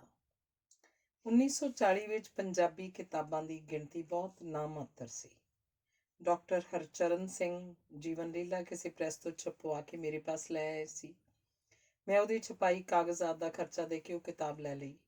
ਭਾਈ ਜੋਧ ਸਿੰਘ ਉਸ ਵਕਤ ਪੰਜਾਬੀ ਬੋਰਡ ਦੇ ਕਰਤਾ ਧਰਤਾ ਸਨ। ਉਹਨਾਂ ਨੇ ਇਸ ਪੁਸਤਕ ਨੂੰ ਗਿਆਨੀ ਦੇ ਇਮਤਿਹਾਨ ਲਈ ਪ੍ਰਵਾਨ ਕਰ ਦਿੱਤਾ। ਸੇਖੋਂ ਸਾਹਿਬ ਕਹਿਣ ਲੱਗੇ, ਜੀਵਨ ਸਿੰਘ 5-6 ਨਾਟਕ ਤਾਂ ਮੇਰੇ ਕੋਲ ਵੀ ਹਨ, ਤੂੰ ਇਹਨਾਂ ਨੂੰ ਛਾਪਣ ਦਾ ਪ੍ਰਬੰਧ ਕਰ। ਮੈਂ ਉਹਨਾਂ ਤੋਂ ਖਰੜਾ ਲੈ ਕੇ 6 ਘਰ ਦੇ ਨਾਂ ਤੇ ਪੁਸਤਕ ਛਾਪ ਦਿੱਤੀ। 6 ਘਰ ਛਪਣ ਸਾਰੀ ਪਾਠ ਪੁਸਤਕ ਲੱਗ ਗਈ। ਪ੍ਰੋਫੈਸਰ ਵਰਿਆਮ ਸਿੰਘ ਵੀ ਪਿੱਛੇ ਰਹਿਣ ਵਾਲਾ ਨਹੀਂ ਸੀ। ਉਹਨੇ ਭਾਰਤ ਦਾ ਇਤਿਹਾਸ ਛਪਵਾਇਆ, ਉਹ ਵੀ ਗਿਆਨੀ 'ਚ ਲੱਗ ਗਿਆ। ਪ੍ਰੋਫੈਸਰ ਵਰਿਆਮ ਸਿੰਘ ਨੇ ਇੱਕ ਸੀ ਰਾਜਾ ਕਹਾਣੀ ਸੰਗ੍ਰਹਿ ਐਡਿਟ ਕੀਤਾ ਤੇ ਐਫਏ ਦੀ ਪ੍ਰੀਖਿਆ ਲਈ ਪਾਠ ਪੁਸਤਕ ਨਿਯਤ ਹੋ ਗਿਆ। ਇੱਕ ਸੀ ਰਾਜਾ ਦੇ ਨਾਲ ਪ੍ਰੋਫੈਸਰ ਪੂਰਨ ਸਿੰਘ ਰਚਿਤ ਖੁੱਲ੍ਹੇ ਮੈਦਾਨ ਵੀ ਕੋਰਸ ਲਾਈ ਗਈ। ਖੁੱਲ੍ਹੇ ਮੈਦਾਨ ਪੁਸਤਕ ਬਾਜ਼ਾਰ 'ਚ ਨਹੀਂ ਮਿਲਦੀ ਸੀ। ਮੈਂ ਛਾਪਣ ਲਈ ਇਹਦੇ ਹੱਕ ਲੈਣ ਵਾਸਤੇ ਪ੍ਰੋਫੈਸਰ ਪੂਰਨ ਸਿੰਘ ਦੇ ਸਪੁੱਤਰ ਸਰਦਾਰ ਮਦਨ ਮੋਹਨ ਸਿੰਘ ਪਾਸ ਡਸ ਕੇ ਸਿਆਲਕੋਟ ਗਿਆ। ਸਰਦਾਰ ਮਦਨ ਮੋਹਨ ਸਿੰਘ ਬਹੁਤ ਖੁਸ਼ ਹੋਏ। ਉਹਨਾਂ ਨੇ ਪ੍ਰੋਫੈਸਰ ਪੂਰਨ ਸਿੰਘ ਦੀਆਂ ਹੋਰ ਕਿਤਾਬਾਂ ਛਾਪਣ ਦੀ ਆਗਿਆ ਵੀ ਦੇ ਦਿੱਤੀ। ਉਨੀ ਦਿਨੀ ਲਕਸ਼ਮੀ ਦੇਵੀ ਵੀ ਕੋਰਸ ਨਿਯਤ ਹੋ ਗਈ। ਭਾਈ ਜੋਧ ਸਿੰਘ ਕਹਿਣ ਲੱਗੇ, ਭਾਈ ਜੀਵਨ ਸਿੰਘ, ਹਿੰਮਤ ਕਰਕੇ ਇਹਦੇ ਛਾਪਣ ਦੀ ਆਗਿਆ ਲੈ ਆ। ਇਸ ਸਿਲਸਿਲੇ 'ਚ ਮੈਂ ਬਟਾਲੇ ਕਿਰਪਾ ਸਾਗਰ ਦੀ ਧਰਮ ਪਤਨੀ ਤੇ ਉਸਦੇ ਪੁੱਤਰ ਕਿਰਪਾਲ ਸਾਗਰ ਨੂੰ ਮਿਲ ਕੇ ਇਹਦੇ ਛਪਣ ਦੀ ਆਗਿਆ ਪ੍ਰਾਪਤ ਕੀਤੀ। ਭਾਈ ਜੋਧ ਸਿੰਘ ਮੇਰੇ ਯਤਨਾਂ ਤੇ ਬਹੁਤ ਪ੍ਰਸੰਨ ਸਨ। ਇਸੇ ਕਿਤਾਬ ਨੂੰ ਕੋਰਸ ਲਾਉਣ ਤੋਂ ਪਹਿਲਾਂ ਉਹ ਮੈਨੂੰ ਵਿਸ਼ਵਾਸ 'ਚ ਲੈ ਲੈਂਦੇ ਸਨ। ਭਾਈ ਜੋਧ ਸਿੰਘ ਦੇ ਨਾਲ ਡਾਕਟਰ ਸ਼ੇਰ ਸਿੰਘ ਵੀ ਪੰਜਾਬੀ ਬੋਰਡ ਦੇ ਮੈਂਬਰ ਸਨ। ਕਈ ਵਾਰ ਉਹ ਬੋਰਡ ਦੀਆਂ ਆਰੰਭਕ ਮੀਟਿੰਗਾਂ ਮੇਰੇ ਘਰ ਕਰ ਲੈਂਦੇ ਸਨ। ਡਾਕਟਰ ਮੋਹਨ ਸਿੰਘ ਦੀਵਾਨਾ ਵੀ ਬੋਰਡ ਦਾ ਮੈਂਬਰ ਹੁੰਦਾ ਸੀ। ਉਹ ਸਾਰੇ ਬੋਰਡ ਦਾ ਕਾਫੀਆ ਤੰਗ ਕਰ ਦਿੰਦਾ ਸੀ। ਸਾਰੇ ਬੋਰਡ ਦੇ ਮੈਂਬਰਾਂ ਨਾਲੋਂ ਜ਼ਿਆਦਾ ਵਿਦਵਾਨ ਸੀ ਤੇ ਢੁੱਚਰ ਡਾਉਣ 'ਚ ਵੀ ਤੇਜ਼ ਤਰਾਰ ਸੀ। ਇੱਕ ਦਿਨ ਭਾਈ ਜੋਧ ਸਿੰਘ ਦੇ ਮੂੰਹੋਂ ਸਹਿਜ ਸੁਭਾਈ ਨਿਕਲ ਗਿਆ, ਜੀਵਨ ਸਿੰਘ, ਕੋਈ ਇੰਤਜ਼ਾਮ ਕਰ ਡਾਕਟਰ ਮੋਹਨ ਸਿੰਘ ਨੂੰ ਲਗਾਮ ਪਾਉਣ ਦਾ। ਬੋਰਡ ਦੀਆਂ ਮੀਟਿੰਗਾਂ ਵਿੱਚ ਇਹ ਸਾਨੂੰ ਦੁਖੀ ਕਰ ਦਿੰਦਾ ਹੈ। ਕਈ ਵਾਰੀ ਇਹੋ ਜਿਹੀਆਂ ਹੁਜਤਾਂ ਖੜੀਆਂ ਕਰ ਦਿੰਦਾ ਕਿ ਸਾਡੇ ਕੋਲ ਉਹਨਾਂ ਦਾ ਕੋਈ ਜਵਾਬ ਨਹੀਂ ਹੁੰਦਾ। ਸਨਾਤਨ ਧਰਮ ਕਾਲਜ ਲਾਹੌਰ 'ਚ ਪੜ੍ਹਦਿਆਂ ਮੈਂ ਚੌਥਰਾਮ ਮੇਰੇ ਮਿੱਤਰ ਬਣ ਗਏ ਸਨ। ਪ੍ਰੋਫੈਸਰ ਪੁਰਸ਼ਾਰਥ ਸਰੂਪ ਵੀ ਉਸੇ ਕਾਲਜ 'ਚ ਸਨ। ਉਹ ਮੇਰੇ ਉਸਤਾਦ ਵੀ ਸਨ ਤੇ ਦੋਸਤ ਵੀ। ਮੈਂ ਭਾਈ ਜੋਧ ਸਿੰਘ ਨੂੰ ਕਿਹਾ ਕਿ ਤੁਸੀਂ ਬੋਰਡ ਦੀ ਕਿਸੇ ਅਗਲੀ ਮੀਟਿੰਗ ਵਿੱਚ ਪ੍ਰੋਫੈਸਰ ਚੌਥਰਾਮ ਨੂੰ ਮੈਂਬਰ ਬਣਾ ਲਓ। ਉਹ ਮੋਹਨ ਸਿੰਘ ਦੀਵਾਨੇ ਉੱਤੇ ਨਹਿਲੇ ਤੇ ਦਹਿਲਾ ਹੋਣਗੇ। ਭਾਈ ਜੋਤ ਸਿੰਘ ਨੇ ਪ੍ਰੋਫੈਸਰ ਚੌਥਰਾਮ ਨੂੰ ਨਾਮਜ਼ਦ ਕਰ ਲਿਆ। ਮੈਂ ਪ੍ਰੋਫੈਸਰ ਚੌਥਰਾਮ ਨੂੰ ਹਰ ਮੀਟਿੰਗ ਤੋਂ ਪਹਿਲਾਂ ਹਰ ਕਿਤਾਬ ਦਾ ਲੁਬੇ ਲਬਾਬ ਉਰਦੂ ਅੱਖਰਾਂ ਵਿੱਚ ਲਿਖਵਾ ਦਿੰਦਾ ਸਾਂ। ਕਿਤਾਬ ਦੇ ਹੱਕ ਵਿੱਚ ਵੀ ਤੇ ਉਹਦੇ ਉਲਟ ਵੀ ਰਿਮਾਰਕਸ ਨੋਟ ਕਰਵਾ ਦਿੰਦਾ ਸਾਂ। ਚੌਪਰਾਮ ਨੇ ਆਪਣਾ ਰੋਲ ਬੜੀ ਕਾਮਯਾਬੀ ਨਾਲ ਨਿਭਾਇਆ। ਹਰ ਮੀਟਿੰਗ ਵਿੱਚ ਡਾਕਟਰ ਮੋਹਨ ਸਿੰਘ ਨਾਲ ਲੋਹਾ ਲੈ ਲੈਂਦਾ ਤੇ ਉਹਨੂੰ ਲਾਜਵਾਬ ਕਰ ਦਿੰਦਾ, ਕਿਉਂਕਿ ਉਹ ਚੌਪਰਾਮ ਨਾਲ ਹਰ ਮੀਟਿੰਗ ਦੀ ਪੂਰੀ ਤਿਆਰੀ ਕਰ ਲੈਂਦਾ ਸੀ। ਨਤੀਜਾ ਇਹ ਹੋਇਆ ਕਿ ਡਾਕਟਰ ਦੀਵਾਨਾ ਨੇ ਮੀਟਿੰਗਾਂ ਵਿੱਚ ਸ਼ਾਮਲ ਹੋਣਾ ਛੱਡ ਦਿੱਤਾ ਤੇ ਪੰਜਾਬੀ ਬੋਰਡ ਵਾਸਤੇ ਕੰਮ ਕਰਨਾ ਸੌਖਾ ਹੋ ਗਿਆ। ਭਾਈ ਜੋਤ ਸਿੰਘ ਦਾ ਕੰਮ ਕਰਨ ਦਾ ਤਰੀਕਾ ਨਿਰਾਲਾ ਸੀ। ਉਹ ਬੋਰਡ ਦੀ ਮੀਟਿੰਗ ਸ਼ੁਰੂ ਹੋਣ ਤੋਂ ਪਹਿਲਾਂ ਕਹਿ ਦਿੰਦੇ, ਭਾਈ ਇਹ 2-3 ਕਿਤਾਬਾਂ ਮੈਂ ਪੜ੍ਹੀਆਂ ਹਨ ਤੇ ਸੋਧੀਆਂ ਹਨ। ਇਹ UCK ਦੀਆਂ ਹਨ, ਇਹ ਲਾ ਦਿਓ ਤੇ ਹੋਰ ਜੋ ਲਾਉਣੀ ਹੈ ਫੈਸਲਾ ਕਰ ਲਓ। UCK ਅਤਰਚੰਦ ਕਪੂਰ ਨਾਲ ਭਾਈ ਜੋਤ ਸਿੰਘ ਦੀ ਬਹੁਤ ਪੁਰਾਣੀ ਸਾਂਝ ਸੀ। ਇਹ ਸਾਂਝ ਉਹਨਾਂ ਨੇ ਪੂਰੀ ਤਰ੍ਹਾਂ ਨਿਭਾਈ। ਇਸ ਬਾਰੇ ਮੈਂ ਤੇ ਸੇਖੋਂ ਸਾਹਿਬ ਮਖੌਲ ਨਾਲ ਕਹਿੰਦੇ ਹੁੰਦੇ ਸਾਂ ਕਿ ਇਹ ਕਿਤਾਬ ਤਾਂ ਭਾਈ ਸਾਹਿਬ ਦੀ ਸੋਧੀ ਹੋਈ ਹੈ। ਇਹ ਗੱਲ ਕਾਫੀ ਚਿਰ ਮਜ਼ਾਕ ਦਾ ਵਿਸ਼ਾ ਬਣੀ ਰਹੀ। ਭਾਈ ਜੋਤ ਸਿੰਘ ਕੇਵਲ ਇੱਕੋ ਕਮਜ਼ੋਰੀ UCK ਦੀ ਸੀ, ਬਾਕੀ ਉਹ ਬਿਲਕੁਲ ਬੇਲਾਗੀ ਤੇ ਬੇਲਿਹਾਜ਼ ਵਿਅਕਤੀ ਸਨ। ਜਿੰਨਾ ਚਿਰ ਉਹ ਪੰਜਾਬੀ ਬੋਰਡ 'ਚ ਰਹੇ, ਪੂਰਾ ਡਿਸਿਪਲਿਨ ਨਾਲ ਕੰਮ ਚੱਲਦਾ ਰਿਹਾ। ਉਹਨਾਂ ਦੀ ਯੂਨੀਵਰਸਿਟੀ 'ਚ ਖੂਬ ਚੱਲਦੀ ਸੀ। ਉਹ ਜੋ ਕੁਝ ਕਹਿ ਦਿੰਦੇ ਸਨ ਉਹ ਯੂਨੀਵਰਸਿਟੀ ਦੀ ਸੈਨੇਟ 'ਚ ਸਿੰਡੀਕੇਟ 'ਚ ਪ੍ਰਵਾਨ ਹੋ ਜਾਂਦਾ ਸੀ। ਭਾਈ ਜੋਤ ਸਿੰਘ ਨਾਲ ਮੇਰੀ ਇੱਕ ਵਾਰ ਵਿਗੜ ਗਈ। ਉਹਨਾਂ ਨੇ ਪ੍ਰੋਫੈਸਰ ਸੰਤ ਸਿੰਘ ਸੇਖੋਂ ਨੂੰ ਮੈਟ੍ਰਿਕੂਲੇਸ਼ਨ ਕੋਰਸ ਤਿਆਰ ਕਰਨ ਲਈ ਕਿਹਾ ਸੀ। ਉਨੀ ਦਿਨੀ ਮੈਂ ਵੀ ਬੜਾ ਉਤਸ਼ਾਹ ਰੱਖਦਾ ਸੀ। ਸੰਤ ਸਿੰਘ ਸੇਖੋਂ ਦੇ ਮੁਕਾਬਲੇ 'ਚ ਮੈਂ ਵੀ ਕੋਰਸ ਛਪਾਉਣਾ ਸ਼ੁਰੂ ਕਰ ਦਿੱਤਾ। ਸੇਖੋਂ ਸਾਹਿਬ ਆਪਣੇ ਛਪਣ ਵਾਲੇ ਚੈਪਟਰ ਆਪਣੀ ਪ੍ਰੈਸ ਨੂੰ ਦਿੰਦੇ ਤੇ ਮੈਂ ਵੀ ਉਹਨਾਂ ਦੇ ਮੁਕਾਬਲੇ 'ਚ ਆਪਣਾ ਚੈਪਟਰ ਗੁਰੂ ਰਾਮਦਾਸ ਪ੍ਰੈਸ ਨੂੰ ਛਪਣ ਲਈ ਦੇ ਦਿੰਦਾ। ਮੇਰੀ ਕਿਤਾਬ ਤਿਆਰ ਹੋ ਗਈ। ਉਹਦਾ ਨਾਂ ਸੁੰਦਰਵਾੜੀ ਰੱਖਿਆ ਸੀ। ਐਡੀਟਰ ਵਜੋਂ ਡਾਕਟਰ ਹਰਦਿਤ ਸਿੰਘ ਢਿੱਲੋਂ ਦਾ ਨਾਂ ਛਾਪਿਆ ਗਿਆ ਸੀ। ਦੋਵੇਂ ਕਿਤਾਬਾਂ ਯੂਨੀਵਰਸਿਟੀ 'ਚ ਪੇਸ਼ ਹੋਈਆਂ। ਸੁੰਦਰਵਾੜੀ ਨੂੰ ਤਰਜੀਹ ਦਿੱਤੀ ਗਈ ਤੇ ਭਾਈ ਜੋਤ ਸਿੰਘ ਦੇ ਕੋਰਸ ਨੂੰ ਆਲਟਰਨੇਟ ਕੋਰਸ ਰੱਖਿਆ ਗਿਆ। ਅਤਰਚੰਦ ਕਪੂਰ ਪਿੱਟ ਉੱਠੇ। ਉਹਨਾਂ ਨੇ ਭਾਈ ਜੋਤ ਸਿੰਘ ਕੋਲ ਸ਼ਿਕਾਇਤ ਕੀਤੀ ਕਿ ਉਹਨਾਂ ਦੇ ਬੇਸ ਅਜੇ ਪੰਜਾਬ ਵਿੱਚ ਨਹੀਂ ਬਣਿਆ। ਉਹ ਲਾਹੌਰ ਤੋਂ ਉੱਜੜ ਪੁੱਜੜ ਕੇ ਦਿੱਲੀ ਬੈਠੇ ਸਨ। ਭਾਈ ਜੋਤ ਸਿੰਘ ਮੇਰੇ ਨਾਲ ਬਹੁਤ ਨਾਰਾਜ਼ ਹੋਏ। ਉਹਨਾਂ ਨੇ ਪ੍ਰੋਫੈਸਰ ਦੀਵਾਨ ਚੰਦ ਸ਼ਰਮਾ ਨਾਲ ਸਮਝੌਤਾ ਕਰਨ ਦਾ ਵਿਚਾਰ ਬਣਾ ਲਿਆ। ਪੰਜਾਬ ਦੀ ਵੰਡ ਤੋਂ ਪਹਿਲਾਂ ਭਾਈ ਜੋਤ ਸਿੰਘ ਦਾ ਸਮਝੌਤਾ ਡਾਕਟਰ ਮੁਹੰਮਦ ਆਲਮ, ਸੁਜਾਉਦੀਨ ਤੇ ਹੋਰ ਮੁਸਲਮਾਨ ਸੈਨੇਟਰਾਂ ਦੇ ਨਾਲ ਹੁੰਦਾ ਸੀ। ਹੁਣ ਬਦਲੇ ਹੋਏ ਹਾਲਾਤ 'ਚ ਉਹਨਾਂ ਨੇ ਪ੍ਰੋਫੈਸਰ ਦੀਵਾਨ ਚੰਦ ਸ਼ਰਮਾ ਨਾਲ ਸਮਝੌਤੇ ਤੋਂ ਬਿਨਾਂ ਯੂਨੀਵਰਸਿਟੀ 'ਚ ਆਪਣਾ ਭਵਿੱਖ ਧੁੰਦਲਾ ਨਜ਼ਰ ਆਉਣ ਲੱਗ ਪਿਆ। ਉਹਨਾਂ ਨੇ ਗੁਰਦਿਆਲ ਸਿੰਘ ਫੁੱਲ ਨੂੰ ਬੁਲਾ ਕੇ ਕਿਹਾ ਕਿ ਸੁੰਦਰਵਾੜੀ ਪੁਸਤਕ ਵਿੱਚ ਜ਼ਿਆਦਾ ਤੋਂ ਜ਼ਿਆਦਾ ਗਲਤੀਆਂ ਕੱਢ ਕੇ ਉਹਨਾਂ ਦੀ ਸੂਚੀ ਤਿਆਰ ਕਰ ਦੇਵੇ। ਭਾਈ ਜੋਤ ਸਿੰਘ ਗਲਤੀਆਂ ਦੀ ਸੂਚੀ ਤੇ ਸੁੰਦਰਵਾੜੀ ਦੀ ਕਾਪੀ ਜਿਸ 'ਚ ਗਲਤੀਆਂ ਦੇ ਨਿਸ਼ਾਨ ਲੱਗੇ ਸਨ ਲੈ ਕੇ ਪ੍ਰੋਫੈਸਰ ਦੀਵਾਨ ਚੰਦ ਸ਼ਰਮਾ ਪਾਸ ਗਏ। ਉਹਨਾਂ ਦਾ ਆਪਸ ਵਿੱਚ ਸਮਝੌਤਾ ਹੋ ਗਿਆ ਤੇ ਅਗਲੀ ਮੀਟਿੰਗ ਵਿੱਚ ਸੁੰਦਰਵਾੜੀ ਨੂੰ ਗਲਤੀਆਂ ਦੇ ਆਧਾਰ ਤੇ ਨਾਮਨਜ਼ੂਰ ਕਰਕੇ ਉਹਦੀ ਥਾਂ ਭਾਈ ਜੋਤ ਸਿੰਘ ਦਾ ਪੰਜਾਬੀ ਮੈਟ੍ਰਿਕੂਲੇਸ਼ਨ ਕੋਰਸ ਲਾ ਦਿੱਤਾ। ਸੁੰਦਰਵਾੜੀ ਨੂੰ ਹਟਾਉਣ 'ਚ ਕੋਈ 1.5 ਮਹੀਨੇ ਦਾ ਸਮਾਂ ਲੱਗ ਗਿਆ। ਇਸ ਦੌਰਾਨ ਅਸੀਂ ਸੁੰਦਰਵਾੜੀ ਦੇ 5000 ਕਾਪੀ ਵੇਚ ਵੀ ਲਈ ਸੀ। ਸੁੰਦਰਵਾੜੀ ਦੇ ਹਟਣ ਨਾਲ ਸਕੂਲਾਂ 'ਚ ਚੀਕ ਚਿਹਾੜਾ ਪੈ ਗਿਆ। ਇਸ ਲਈ ਉਹਨਾਂ ਨੂੰ 1 ਸਾਲ ਵਾਸਤੇ ਸੁੰਦਰਵਾੜੀ ਨੂੰ ਆਲਟਰਨੇਟ ਟੈਕਸਟ ਬੁੱਕ ਰੱਖਣਾ ਪ੍ਰਵਾਨ ਕਰਨਾ ਪਿਆ। ਮੈਂ ਅਕਸਰ ਖਾਲਸਾ ਕਾਲਜ ਜਾਇਆ ਕਰਦਾ ਸਾਂ। ਇੱਕ ਦਿਨ ਭਾਈ ਜੋਤ ਸਿੰਘ ਮੈਨੂੰ ਕਹਿਣ ਲੱਗੇ ਕਿ ਤੂੰ ਮੇਰੇ ਘਰ ਚੱਲ। ਮੈਂ ਭਾਈ ਜੋਤ ਸਿੰਘ ਦੇ ਪਿੱਛੇ ਪਿੱਛੇ ਤੁਰਦਾ ਉਹਨਾਂ ਦੇ ਘਰ ਚਲਾ ਗਿਆ। ਉਹਨਾਂ ਨੇ ਦਰਵਾਜ਼ਾ ਅੰਦਰੋਂ ਬੰਦ ਕਰ ਲਿਆ ਤੇ ਮੈਨੂੰ ਕੁਰਸੀ 'ਤੇ ਬਿਠਾ ਕੇ ਕਹਿਣ ਲੱਗੇ, ਜੀਵਨ ਸਿੰਘ, ਮੈਂ ਜਿੰਨਾ ਨਰਮ ਦਿਲ ਹਾਂ ਓਨਾ ਸਖਤ ਦਿਲ ਵੀ ਹਾਂ। ਤੂੰ ਮੇਰੀ ਕਰੜਾਈ ਨਹੀਂ ਦੇਖੀ। ਤੂੰ ਮੈਨੂੰ ਬਹੁਤ ਪਿਆਰ ਕਰਦਾ ਰਿਹਾ ਹੈ। ਮੈਨੂੰ ਤੇਰੇ ਤੋਂ ਕਦਾਚਿਤ ਇਹ ਆਸ ਨਹੀਂ ਸੀ ਕਿ ਤੂੰ ਮੇਰੇ ਮੁਕਾਬਲੇ 'ਚ ਕੋਰਸ ਤਿਆਰ ਕਰਵਾ ਲਏਗਾ। ਮੈਨੂੰ ਤੇਰੀ ਕਿਤਾਬ ਕਰਕੇ ਆਰੀਆ ਸਮਾਜੀਆਂ ਨਾਲ ਸੁਲ੍ਹਾ ਕਰਨੀ ਪਈ ਤੇ ਹੁਣ ਤੇਰੀ ਕਿਤਾਬ ਹਟਵਾ ਦਿੱਤੀ ਹੈ। ਮੈਂ ਹੌਲੀ ਜਿਹੀ ਕਿਹਾ, ਮੈਨੂੰ ਇਸ ਗੱਲ ਦਾ ਪਤਾ ਹੈ ਕਿ ਤੁਸੀਂ ਪ੍ਰੋਫੈਸਰ ਗੁਰਦਿਆਲ ਸਿੰਘ ਫੁੱਲ ਤੋਂ ਮੇਰੀ ਕਿਤਾਬ ਦੀਆਂ ਗਲਤੀਆਂ ਕਢਵਾ ਕੇ ਯੂਨੀਵਰਸਿਟੀ ਨੂੰ ਦਿੱਤੀਆਂ। ਮੈਂ ਤੁਹਾਡੇ ਮੁਕਾਬਲੇ ਵਿੱਚ ਕਿਤਾਬ ਨਹੀਂ ਸੀ ਭੇਜੀ। ਮੈਂ ਤਾਂ ਅਤਰਚੰਦ ਕਪੂਰ, ਜਿਨ੍ਹਾਂ ਦਾ ਵਜੂਦ ਪੰਜਾਬ 'ਚ ਨਹੀਂ ਹੈ, ਦੇ ਮੁਕਾਬਲੇ ਵਿੱਚ ਆਪਣਾ ਹੱਕ ਸਮਝ ਕੇ ਕਿਤਾਬ ਪੇਸ਼ ਕੀਤੀ ਸੀ। ਭਾਈ ਜੋਤ ਸਿੰਘ ਮੇਰੇ ਨਾਲ 2-3 ਸਾਲ ਇਸ ਗੱਲੋਂ ਨਾਰਾਜ਼ ਰਹੇ। ਮੈਂ ਸ਼ਿਮਲੇ ਪ੍ਰੋਫੈਸਰ ਵਰਿਆਮ ਸਿੰਘ ਨਾਲ ਗਿਆ ਹੋਇਆ ਸਾਂ। ਉਨੀ ਦਿਨੀ ਵਰਿਆਮ ਸਿੰਘ MLC ਬਣ ਚੁੱਕਾ ਸੀ। ਅਸੀਂ ਉੱਥੇ ਇਕੱਠੇ ਠਹਿਰੇ ਸਾਂ। ਭਾਈ ਜੋਤ ਸਿੰਘ ਕਹਿਣ ਲੱਗੇ, ਜੀਵਨ ਸਿੰਘ, ਤੂੰ ਅੱਜ ਮੇਰੇ ਨਾਲ ਯੂਨੀਵਰਸਿਟੀ ਚੱਲਣਾ। ਉੱਥੇ ਜਾ ਕੇ ਮੈਂ ਦੱਸਾਂਗਾ ਕਿ ਕੀ ਕੰਮ ਹੈ। ਮੈਂ ਅੰਦਰੋਂ ਡਰ ਜਿਹਾ ਗਿਆ ਤੇ ਹੌਲੀ ਹੌਲੀ ਭਾਈ ਜੋਤ ਸਿੰਘ ਦੇ ਮਗਰ ਤੁਰਦਾ ਯੂਨੀਵਰਸਿਟੀ ਆਫਿਸ ਪਹੁੰਚ ਗਿਆ। ਭਾਈ ਜੋਤ ਸਿੰਘ ਕਹਿਣ ਲੱਗੇ, ਜਾ 3 ਰੁਪਏ ਦਾ ਇਕਰਾਰਨਾਮੇ ਦਾ ਕਾਗਜ਼ ਲੈ ਆ। ਤੈਨੂੰ ਯੂਨੀਵਰਸਿਟੀ ਦੀਆਂ ਪੰਜਾਬੀ ਪ੍ਰਕਾਸ਼ਨਾਂ ਦਾ ਸੋਲ ਏਜੰਸੀ ਨਿਯਤ ਕੀਤਾ ਗਿਆ। ਉੱਥੇ ਭਾਈ ਜੋਧ ਸਿੰਘ ਨੇ ਅਸ਼ਟਾਮ ਉੱਤੇ ਆਪਣੀ ਜ਼ਮਾਨਤ 'ਤੇ ਦਸਖਤ ਕਰ ਦਿੱਤੇ ਅਤੇ ਮੈਨੂੰ ਯੂਨੀਵਰਸਿਟੀ ਦੀਆਂ 7-8 ਕਿਤਾਬ ਦੀ ਸੇਲ ਏਜੰਸੀ ਮਿਲ ਗਈ। ਮੈਟ੍ਰਿਕ ਦਾ ਨਵਾਂ ਲੱਗਾ ਕੋਰਸ ਯੂਨੀਵਰਸਿਟੀ ਦੀ ਪ੍ਰਕਾਸ਼ਨਾ ਸੀ ਸਾਹਿਤਵਾੜੀ। ਉਹਦੀ ਵਿਕਰੀ ਬਹੁਤ ਜ਼ਿਆਦਾ ਹੁੰਦੀ ਸੀ। ਲਾਹੌਰ ਬੁੱਕ ਸ਼ਾਪ ਵਿੱਚ ਰੌਣਕਾਂ ਹੀ ਰੌਣਕਾਂ ਹੋ ਗਈਆਂ। ਇੰਜ ਭਾਈ ਜੋਧ ਸਿੰਘ ਨੇ ਆਪਣੀ ਫਰਾਕ ਦਿਲੀ ਤੇ ਦਰਿਆ ਦਿਲੀ ਦਾ ਸਬੂਤ ਦਿੱਤਾ। ਕਹਿਣ ਲੱਗੇ, ਜੀਵਨ ਸਿੰਘ, ਜਿਹੜਾ ਪਿਛਲੇ 3 ਸਾਲਾਂ 'ਚ ਮੈਂ ਤੇਰਾ ਨੁਕਸਾਨ ਕੀਤਾ ਉਹ ਪੂਰਾ ਕਰ ਲੈ। ਮੇਰੀਆਂ ਅੱਖਾਂ ਸ਼ਰਮ ਨਾਲ ਨੀਵੀਆਂ ਹੋ ਗਈਆਂ ਤੇ ਮੈਂ ਦੋਵੇਂ ਹੱਥ ਜੋੜ ਕੇ ਸਿਰ ਨਿਵਾ ਕੇ ਉਹਨਾਂ ਦਾ ਧੰਨਵਾਦ ਕੀਤਾ। ਇਹ ਗੱਲ 1953 ਦੀ ਹੈ। ਭਾਈ ਜੋਧ ਸਿੰਘ ਰਿਟਾਇਰ ਹੋ ਕੇ ਲੁਧਿਆਣੇ ਆ ਵਸੇ। ਮੇਰੇ ਨਾਲ ਉਹਨਾਂ ਦਾ ਪਿਆਰ ਬਹੁਤ ਵੱਧ ਗਿਆ। ਉਹ ਹਰ ਦੂਜੇ ਤੀਜੇ ਦਿਨ ਦੁਕਾਨ 'ਤੇ ਆ ਜਾਂਦੇ। ਕਹਿੰਦੇ, ਲਓ ਜੀਵਨ ਸਿੰਘ, ਇਹ ਚੈੱਕ ਕੈਸ਼ ਕਰ ਦਿਓ। ਮੇਰੇ ਪਾਸ ਯੂਨੀਵਰਸਿਟੀ ਦੀ ਏਜੰਸੀ ਦੀਆਂ ਪੁਸਤਕਾਂ ਦੇ ਪੈਸੇ ਹੁੰਦੇ ਸਨ। ਮੈਂ ਉਹਨਾਂ ਨੂੰ ਚੈੱਕ ਦੇ ਪੈਸੇ ਦੇ ਦਿੰਦਾ। ਜਾਣ ਲੱਗਿਆਂ ਉਹ ਮਾਡਲ ਹਾਊਸ ਤੱਕ ਮੈਨੂੰ ਨਾਲ ਲੈ ਜਾਂਦੇ। ਉਹਨਾਂ ਨੇ ਲਾਹੌਰ ਬੁੱਕ ਸ਼ਾਪ ਤੋਂ ਆਪਣੇ ਘਰ ਤੱਕ ਕਦਮ ਗਿਣੇ ਹੋਏ ਸਨ। ਉਹਨਾਂ ਨੂੰ ਪਤਾ ਹੁੰਦਾ ਸੀ ਕਿ ਇਸ ਦੌਰਾਨ ਉਹਨਾਂ ਦਾ ਪਾਠ ਖਤਮ ਹੋ ਜਾਏਗਾ। ਉਹ ਇੱਧਰ ਉੱਧਰ ਦੀ ਕੋਈ ਫਾਲਤੂ ਗੱਲ ਨਹੀਂ ਸਨ ਕਰਦੇ। ਇੱਕ ਦਿਨ ਮੈਂ ਤੇ ਭਾਈ ਜੋਧ ਸਿੰਘ ਦੁਕਾਨ ਤੋਂ ਬਾਹਰ ਨਿਕਲੇ। ਸਾਹਮਣੇ ਬਾਵਾ ਕਰੋਕਰੀ ਦਾ ਮਾਲਕ, ਜੋ ਕਿ ਬਹੁਤ ਪ੍ਰਸਿੱਧ ਹੋ ਚੁੱਕਾ ਸੀ ਤੇ ਦਿੱਲੀ ਦਾ ਮੇਅਰ ਬਣ ਚੁੱਕਾ ਸੀ, ਤੁਰਿਆ ਆ ਰਿਹਾ ਸੀ। ਮੈਂ ਕਿਹਾ, ਭਾਈ ਸਾਹਿਬ ਆਓ ਜ਼ਰਾ ਬਾਵਾ ਜੀ ਨੂੰ ਮਿਲ ਲਈਏ। ਉਹਨਾਂ ਨੇ ਕਿਹਾ, ਛੱਡ ਯਾਰ, ਅਸੀਂ ਬਾਵੇ ਤੋਂ ਕੀ ਲੈਣਾ। ਇਹ ਕਹਿ ਕੇ ਉਹਨਾਂ ਨੇ ਸਾਹਮਣੇ ਫਰੂਟ ਵਾਲੀ ਦੁਕਾਨ ਤੋਂ ਲੋੜ ਅਨੁਸਾਰ ਫਰੂਟ ਦਾ ਲਿਫਾਫਾ ਲੈ ਕੇ ਮੈਨੂੰ ਫੜਾਇਆ ਤੇ ਕਹਿਣ ਲੱਗੇ, ਚੱਲ ਚੱਲੀਏ। ਉਹ ਪਾਠ ਕਰਦੇ ਗਏ, ਤੁਰਦੇ ਗਏ।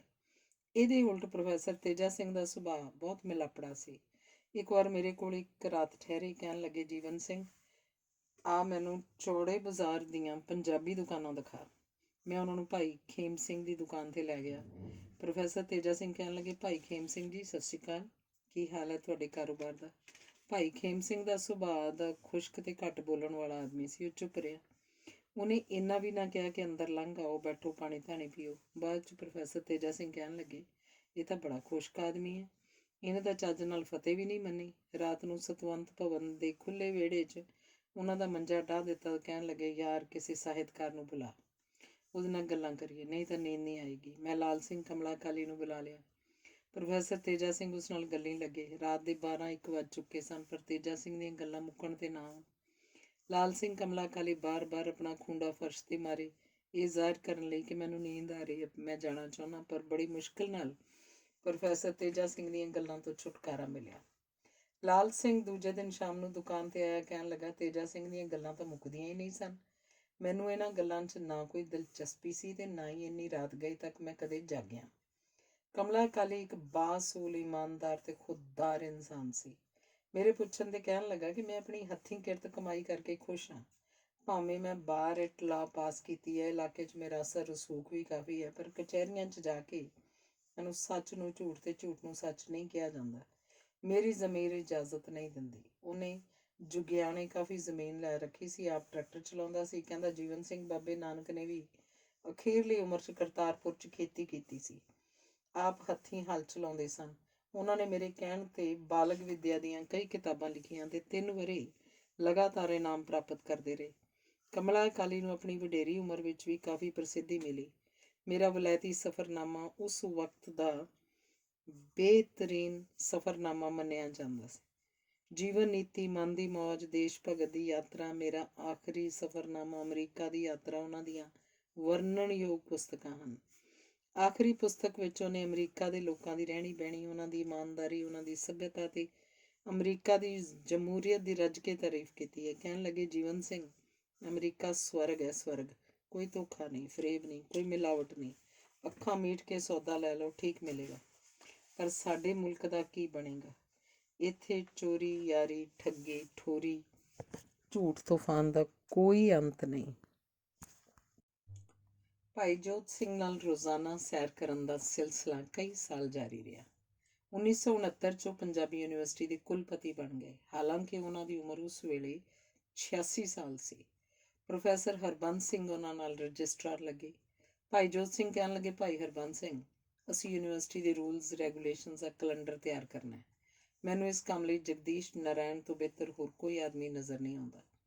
ਜਗਦੀਸ਼ ਨਾਰਾਇਣ ਭਾਈ ਜੋਧ ਸਿੰਘ ਦੀ ਪੰਜਾਬ ਯੂਨੀਵਰਸਿਟੀ 'ਚ ਹਮੇਸ਼ਾ ਮੁਖਾਲਫਤ ਕਰਦਾ ਹੁੰਦਾ ਸੀ। ਭਾਈ ਜੋਧ ਸਿੰਘ ਉਹਨੂੰ ਮਿਲੇ ਤੇ ਕਹਿਣ ਲੱਗੇ, ਜਗਦੀਸ਼ ਨਾਰਾਇਣ, ਤੇਰੀਆਂ ਸੇਵਾਵਾਂ ਦੀ ਸਾਨੂੰ ਜ਼ਰੂਰਤ ਹੈ, ਤੂੰ ਸਾਡੇ ਪਾਸ ਆ ਜਾ। ਉਹਨੂੰ ਲੈ ਆਏ। ਉਹਨੇ ਪੰਜਾਬੀ ਯੂਨੀਵਰਸਿਟੀ ਦੇ ਰੂਲਸ ਰੈਗੂਲੇਸ਼ਨ ਦਾ ਕੈਲੰਡਰ ਤਿਆਰ ਕੀਤਾ। ਇਹ ਜੋਤ ਸਿੰਘ ਦੀ ਫਰਾਖ ਦਿਲੀ ਦਾ ਸਬੂਤ ਹੈ ਕਿ ਉਹਨਾਂ ਨੇ ਯੂਨੀਵਰਸਿਟੀ ਦੇ ਮੁਫਾਦ ਨੂੰ ਮੁੱਖ ਰੱਖਦਿਆਂ ਜਗਦੀਸ਼ ਨਾਰਾਇਣ ਦੀਆਂ ਸੇਵਾਵਾਂ ਦਾ ਪੂਰਾ ਫਾਇਦਾ ਉਠਾਇਆ। ਭਾਈ ਸਾਹਿਬ ਦੂਰ ਅੰਦੇਸ਼ ਨੀਤੀਵਾਨ ਸਨ ਤੇ ਨਿੱਜੀ ਸਵਾਰਥ ਨੂੰ ਪਾਸੇ ਰੱਖ ਕੇ ਯੂਨੀਵਰਸਿਟੀ ਦੀ ਬਿਹਤਰੀ ਨੂੰ ਮੁੱਖ ਰੱਖਦੇ ਸਨ। ਇੱਕ ਦਿਨ ਮੈਂ ਆਪਣੀ ਪ੍ਰੈਸ ਮੈਨੇਜਰ ਹਜ਼ਾਰਾ ਸਿੰਘ ਨੂੰ ਨਾਲ ਲੈ ਕੇ, ਜੋ ਕਿ ਅੱਜ ਕੱਲ੍ਹ ਪੰਜਾਬੀ ਯੂਨੀਵਰਸਿਟੀ ਦੇ ਪ੍ਰਕਾਸ਼ਨ ਵਿਭਾਗ ਦੇ ਇੰਚਾਰਜ ਹਨ, ਭਾਈ ਜੋਤ ਸਿੰਘ ਪਾਸ ਗਿਆ। ਜੀਵਨ ਸਿੰਘ ਕੌਣ ਹੈ ਤੇਰੇ ਨਾਲ? ਇਹਨੂੰ ਅੰਦਰ ਲਿਆ। ਮੈਂ ਕਿਹਾ ਜੀ ਇਹ ਹਜ਼ਾਰਾ ਸਿੰਘ ਹਨ, ਮੇਰੀ ਪ੍ਰੈਸ ਦੇ ਮੈਨੇਜਰ ਹਨ। MA ਹਿੰਦੀ ਤੇ ਪੰਜਾਬੀ ਫਸਟ ਕਲਾਸ 'ਚ ਪਾਸ ਹਨ। ਇਹ ਆਪ ਜੀ ਦੀ ਯੂਨੀਵਰਸਿਟੀ ਦੀ ਬਹੁਤ ਸੇਵਾ ਕਰ ਸਕਦੇ ਹਨ। ਮੇਰੇ ਪਾਸ ਇਹਦੀ ਤਰੱਕੀ ਦੇ ਸਾਧਨ ਸੀਮਤ ਹਨ। ਭਾਈ ਜੋਤ ਸਿੰਘ ਨੇ ਉੱਥੇ ਹਜ਼ਾਰਾ ਸਿੰਘ ਤੋਂ ਅਰਜ਼ੀ ਲਿਖਵਾ ਕੇ ਉਹਦੀ ਨਿਯੁਕਤੀ ਦੇ ਆਰਡਰ ਕਰ ਦਿੱਤੇ। ਮੈਨੂੰ ਕਹਿਣ ਲੱਗੇ, ਜੀਵਨ ਸਿੰਘ ਇਹ ਯੂਨੀਵਰਸਿਟੀ ਤਾਂ ਤੇਰੀ ਹੋ ਗਈ, ਮੈਂ ਵੀ ਤੇਰਾ ਤੇ ਪ੍ਰੋਫੈਸਰ ਪਿਆਰ ਸਿੰਘ ਵੀ ਤੇਰੇ ਹਨ, ਜੋ ਪਹਿਲਾਂ ਆ ਗਏ ਹਨ। ਹੁਣ ਹਜ਼ਾਰਾ ਸਿੰਘ ਆ ਗਿਆ। ਮੈਂ ਕਿਹਾ ਸਾਰੇ ਮਿਲ ਕੇ ਤੁਹਾਡੀ ਯੂਨੀਵਰਸਿਟੀ ਦੇ ਪ੍ਰਸ਼ਾਸਨ ਨੂੰ ਚਾਰ ਚੰਨ ਲਾ ਦੇਣਗੇ। ਮੇਰੀ ਇਹ ਭਵਿੱਖਬਾਣੀ ਬਿਲਕੁਲ ਸੱਚ ਸਾਬਤ ਹੋਈ। ਪੰਜਾਬੀ ਯੂਨੀਵਰਸਿਟੀ ਦੀਆਂ ਪ੍ਰਕਾਸ਼ਨਾਂ ਇੰਨੀਆਂ ਪ੍ਰਸਿੱਧ ਤੇ ਸੁੰਦਰ ਦਿੱਖ ਵਾਲੀਆਂ ਹਨ ਕਿ ਉਹਨਾਂ ਦੇ ਮੁਕਾਬਲੇ ਤੇ ਹੋਰ ਕੋਈ ਨਹੀਂ। ਉਹਨਾਂ ਕੋਈ ਵਿਸ਼ਾ ਨਹੀਂ ਛੱਡਿਆ ਜਿਸ ਉੱਤੇ ਪੁਸਤਕਾਂ ਨਾ ਛਾਪੀਆਂ ਹੋਣ। ਭਾਈ ਜੋਤ ਸਿੰਘ ਤੋਂ ਬਾਅਦ ਸਰਦਾਰ ਕਿਰਪਾਲ ਸਿੰਘ ਨਾਰੰਗ ਪੰਜਾਬੀ ਯੂਨੀਵਰਸਿਟੀ ਦੇ ਉਪ ਕੁਲਪਤੀ ਬਣੇ ਤੇ ਪੂਰੇ 9 ਸਾਲਾਂ ਬਾਅਦ ਸੇਵਾ ਮੁਕਤ ਹੋਏ। ਇਸ ਅਰਸੇ ਵਿੱਚ ਯੂਨੀਵਰਸਿਟੀ ਨੇ ਬਹੁਤ ਤਰੱਕੀ ਕੀਤੀ। ਸਰਦਾਰ ਕਿਰਪਾਲ ਸਿੰਘ ਨਾਰੰਗ ਦਾ ਸਕਾ ਭਾਈ ਕੁਲਦੀਪ ਸਿੰਘ ਨਾਰੰਗ ਪੰਜਾਬ ਸਟੇਟ ਦਾ ਫਾਈਨੈਂਸ ਸੈਕਟਰੀ ਸੀ। ਉਹਦੇ ਅਸਰ ਰਸੂਖ ਨਾਲ ਸਟੇਟ ਗਵਰਨਮੈਂਟ ਵੱਲੋਂ ਗ੍ਰਾਂਟਾਂ ਮਿਲਦੀਆਂ ਰਹਿੰਦੀਆਂ। ਭਾਰਤ ਸਰਕਾਰ ਤੋਂ ਵੀ ਚੰਗੀਆਂ ਚੋਖੀਆਂ ਗ੍ਰਾਂਟਾਂ ਮਿਲੀਆਂ, ਜਿਨ੍ਹਾਂ ਨਾਲ ਪ੍ਰਕਾਸ਼ਨ ਵਿਭਾਗ ਦੀ ਬੁਨਿਆਦ ਬਹੁਤ ਮਜ਼ਬੂਤ ਹੋ ਗਈ। ਇੱਕ ਵਾਰ ਮੈਂ ਬਿਮਾਰ ਹੋ ਗਿਆ। ਸਰਦੀਆਂ ਦੇ ਦਿਨ ਸਨ। ਮੈਂ 5-7 ਦਿਨ ਕੰਮ ਤੇ ਨਾ ਜਾ ਸਕਿਆ। ਭਾਈ ਜੋਤ ਸਿੰਘ ਨੂੰ ਸਹਿਜ ਸੁਭਾਈ ਸੁਨੇਹਾ ਭੇਜ ਦਿੱਤਾ ਕਿ ਕਿਸੇ ਦਿਨ ਦਰਸ਼ਨ ਦਿਓ। ਉਨੀ ਦਿਨੀ ਸਰਕਾਰ ਨੇ ਫਿਰਕੂ ਸਦਭਾਵਨਾ ਲਈ ਇੱਕ 2 ਮੈਂਬਰੀ ਬੋਰਡ ਬਣਾਇਆ ਹੋਇਆ ਸੀ। ਇੱਕ ਮੈਂਬਰ ਭਾਈ ਜੋਤ ਸਿੰਘ ਸਨ ਤੇ ਦੂਜੇ ਮੈਂਬਰ ਇੱਕ ਹਿੰਦੂ ਸੱਜਣ ਸਨ। ਭਾਈ ਜੋਤ ਸਿੰਘ ਉਸ ਮੈਂਬਰ ਦੇ ਨਾਲ ਮੇਰੇ ਘਰ ਆਏ ਤੇ ਕਹਿਣ ਲੱਗੇ, ਕੀ ਗੱਲ ਹੈ, ਕਿਉਂ ਲੰਮਾ ਪਿਆ? ਮੈਨੂੰ ਕਿਉਂ ਖੇਚਲ ਦਿੱਤੀ ਹੈ ਆਉਣ ਦੀ? ਮੈਂ ਬਾਂਹ ਭਾਰ ਹੋ ਕੇ ਕਿਹਾ, ਭਾਈ ਸਾਹਿਬ 8-10 ਦਿਨ ਹੋ ਗਏ ਹਨ, ਤੁਹਾਡੇ ਦਰਸ਼ਨ ਨਹੀਂ ਹੋਏ। ਮੇਰਾ ਜੀ ਤੁਹਾਨੂੰ ਮਿਲਣ ਤੋਂ ਕਰਦਾ ਸੀ। ਭਾਈ ਸਾਹਿਬ ਕਹਿਣ ਲੱਗੇ, ਇਹੋ ਜਿਹੀਆਂ ਗੱਲਾਂ ਲਈ ਮੇਰੇ ਕੋਲ ਵੇਲ ਨਹੀਂ। ਮੈਂ ਬਹੁਤ ਦੁਖੀ ਹੋਇਆ। ਮੈਂ ਤੇ ਮੇਰੀ ਪਤਨੀ ਹਰ ਐਤਵਾਰ ਉਹਨਾਂ ਦੀ ਹਾਜ਼ਰੀ ਭਰਦੇ ਸਾਂ। ਮੇਰੀ ਪਤਨੀ ਭਾਈ ਜੋਤ ਸਿੰਘ ਦੀ ਪਤਨੀ ਕੋਲ ਚਾਹ ਪੀਂਦੀ ਤੇ ਮੈਂ ਭਾਈ ਸਾਹਿਬ ਕੋਲ ਬੈਠਾ ਰਹਿੰਦਾ। ਸਾਡਾ ਆਉਣ ਜਾਣ ਇੰਨਾ ਵੱਧ ਚੁੱਕਾ ਸੀ ਕਿ ਇੱਕ ਦੂਜੇ ਨੂੰ ਤਿਉਹਾਰਾਂ ਤੇ ਫਲਾਂ ਦੀਆਂ ਟੋਕਰੀਆਂ ਤੋਹਫੇ ਵਜੋਂ ਭੇਜਦੇ ਤੇ ਵਸੂਲ ਕਰਦੇ ਸਾਂ। ਇਸ ਘਟਨਾ ਤੋਂ ਬਾਅਦ ਮੇਰਾ ਮਨ ਖੱਟਾ ਪੈ ਗਿਆ। ਉਸ ਤੋਂ ਬਾਅਦ ਭਾਈ ਸਾਹਿਬ ਦੇ ਘਰ ਹਰ ਹਫ਼ਤੇ ਜਾਣ ਦਾ ਸਿਲਸਿਲਾ ਮੈਂ ਬੰਦ ਕਰ ਦਿੱਤਾ। ਅਸੀਂ ਇਸ ਨੂੰ ਜਲਾਲਤ ਮਹਿਸੂਸ ਕਰਦੇ ਸਾਂ। ਵੈਸੇ ਸਾਡੇ ਸਬੰਧ ਖੁਸ਼ਗਵਾਰ ਰਹੇ। ਉਹ ਬਾਕਾਇਦਾ ਦੁਕਾਨ ਤੇ ਆਉਂਦੇ ਰਹੇ। ਭਾਈ ਜੋਤ ਸਿੰਘ ਦੀ ਪਤਨੀ ਹਰ ਤਿਉਹਾਰ ਤੇ ਗਰੀਬਾਂ ਨੂੰ ਨਵੇਂ ਕੱਪੜੇ ਵੰਡਦੀ ਸੀ। ਇੱਕ ਦਿਨ ਭਾਈ ਜੋਤ ਸਿੰਘ ਕਹਿਣ ਲੱਗੇ, ਚੱਲ ਭਾਈ, ਬਾਜ਼ਾਰ ਤੋਂ ਕੱਪੜੇ ਦੇ ਕੁਝ ਥਾਨ ਖਰੀਦ ਕਰਨੇ ਹਨ। ਦਇਆ ਜੀ ਕਹਿੰਦੇ ਹਨ ਜੀਵਨ ਸਿੰਘ ਨੂੰ ਨਾਲ ਜ਼ਰੂਰ ਲੈ ਜਾਣਾ, ਤੁਸੀਂ ਤਾਂ ਨਿਰੇ ਬੁੱਧੂ ਹੋ। ਮੈਂ ਹੱਸ ਕੇ ਕਿਹਾ, ਭਾਈ ਸਾਹਿਬ ਸਾਰੀਆਂ ਪਤਨੀਆਂ ਆਪਣੇ ਪਤੀਆਂ ਬਾਰੇ ਇਸ ਤਰ੍ਹਾਂ ਹੀ ਸੋਚਦੀਆਂ ਹਨ।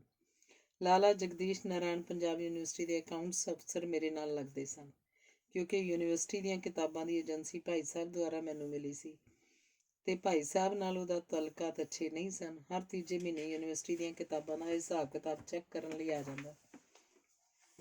ਮਾੜੀ ਮੋਟੀ ਭੁੱਲ ਵੀ ਮਾਫ਼ ਨਹੀਂ ਕਰਦਾ ਸੀ। ਭਾਈ ਸਾਹਿਬ ਦਾ ਅਸਰ ਰਸੂਖ ਇੰਨਾ ਸੀ ਕਿ ਜਗਦੀਸ਼ ਨਾਰਾਇਣ ਮੈਨੂੰ ਕੋਈ ਨੁਕਸਾਨ ਨਾ ਪਹੁੰਚਾ ਸਕਿਆ।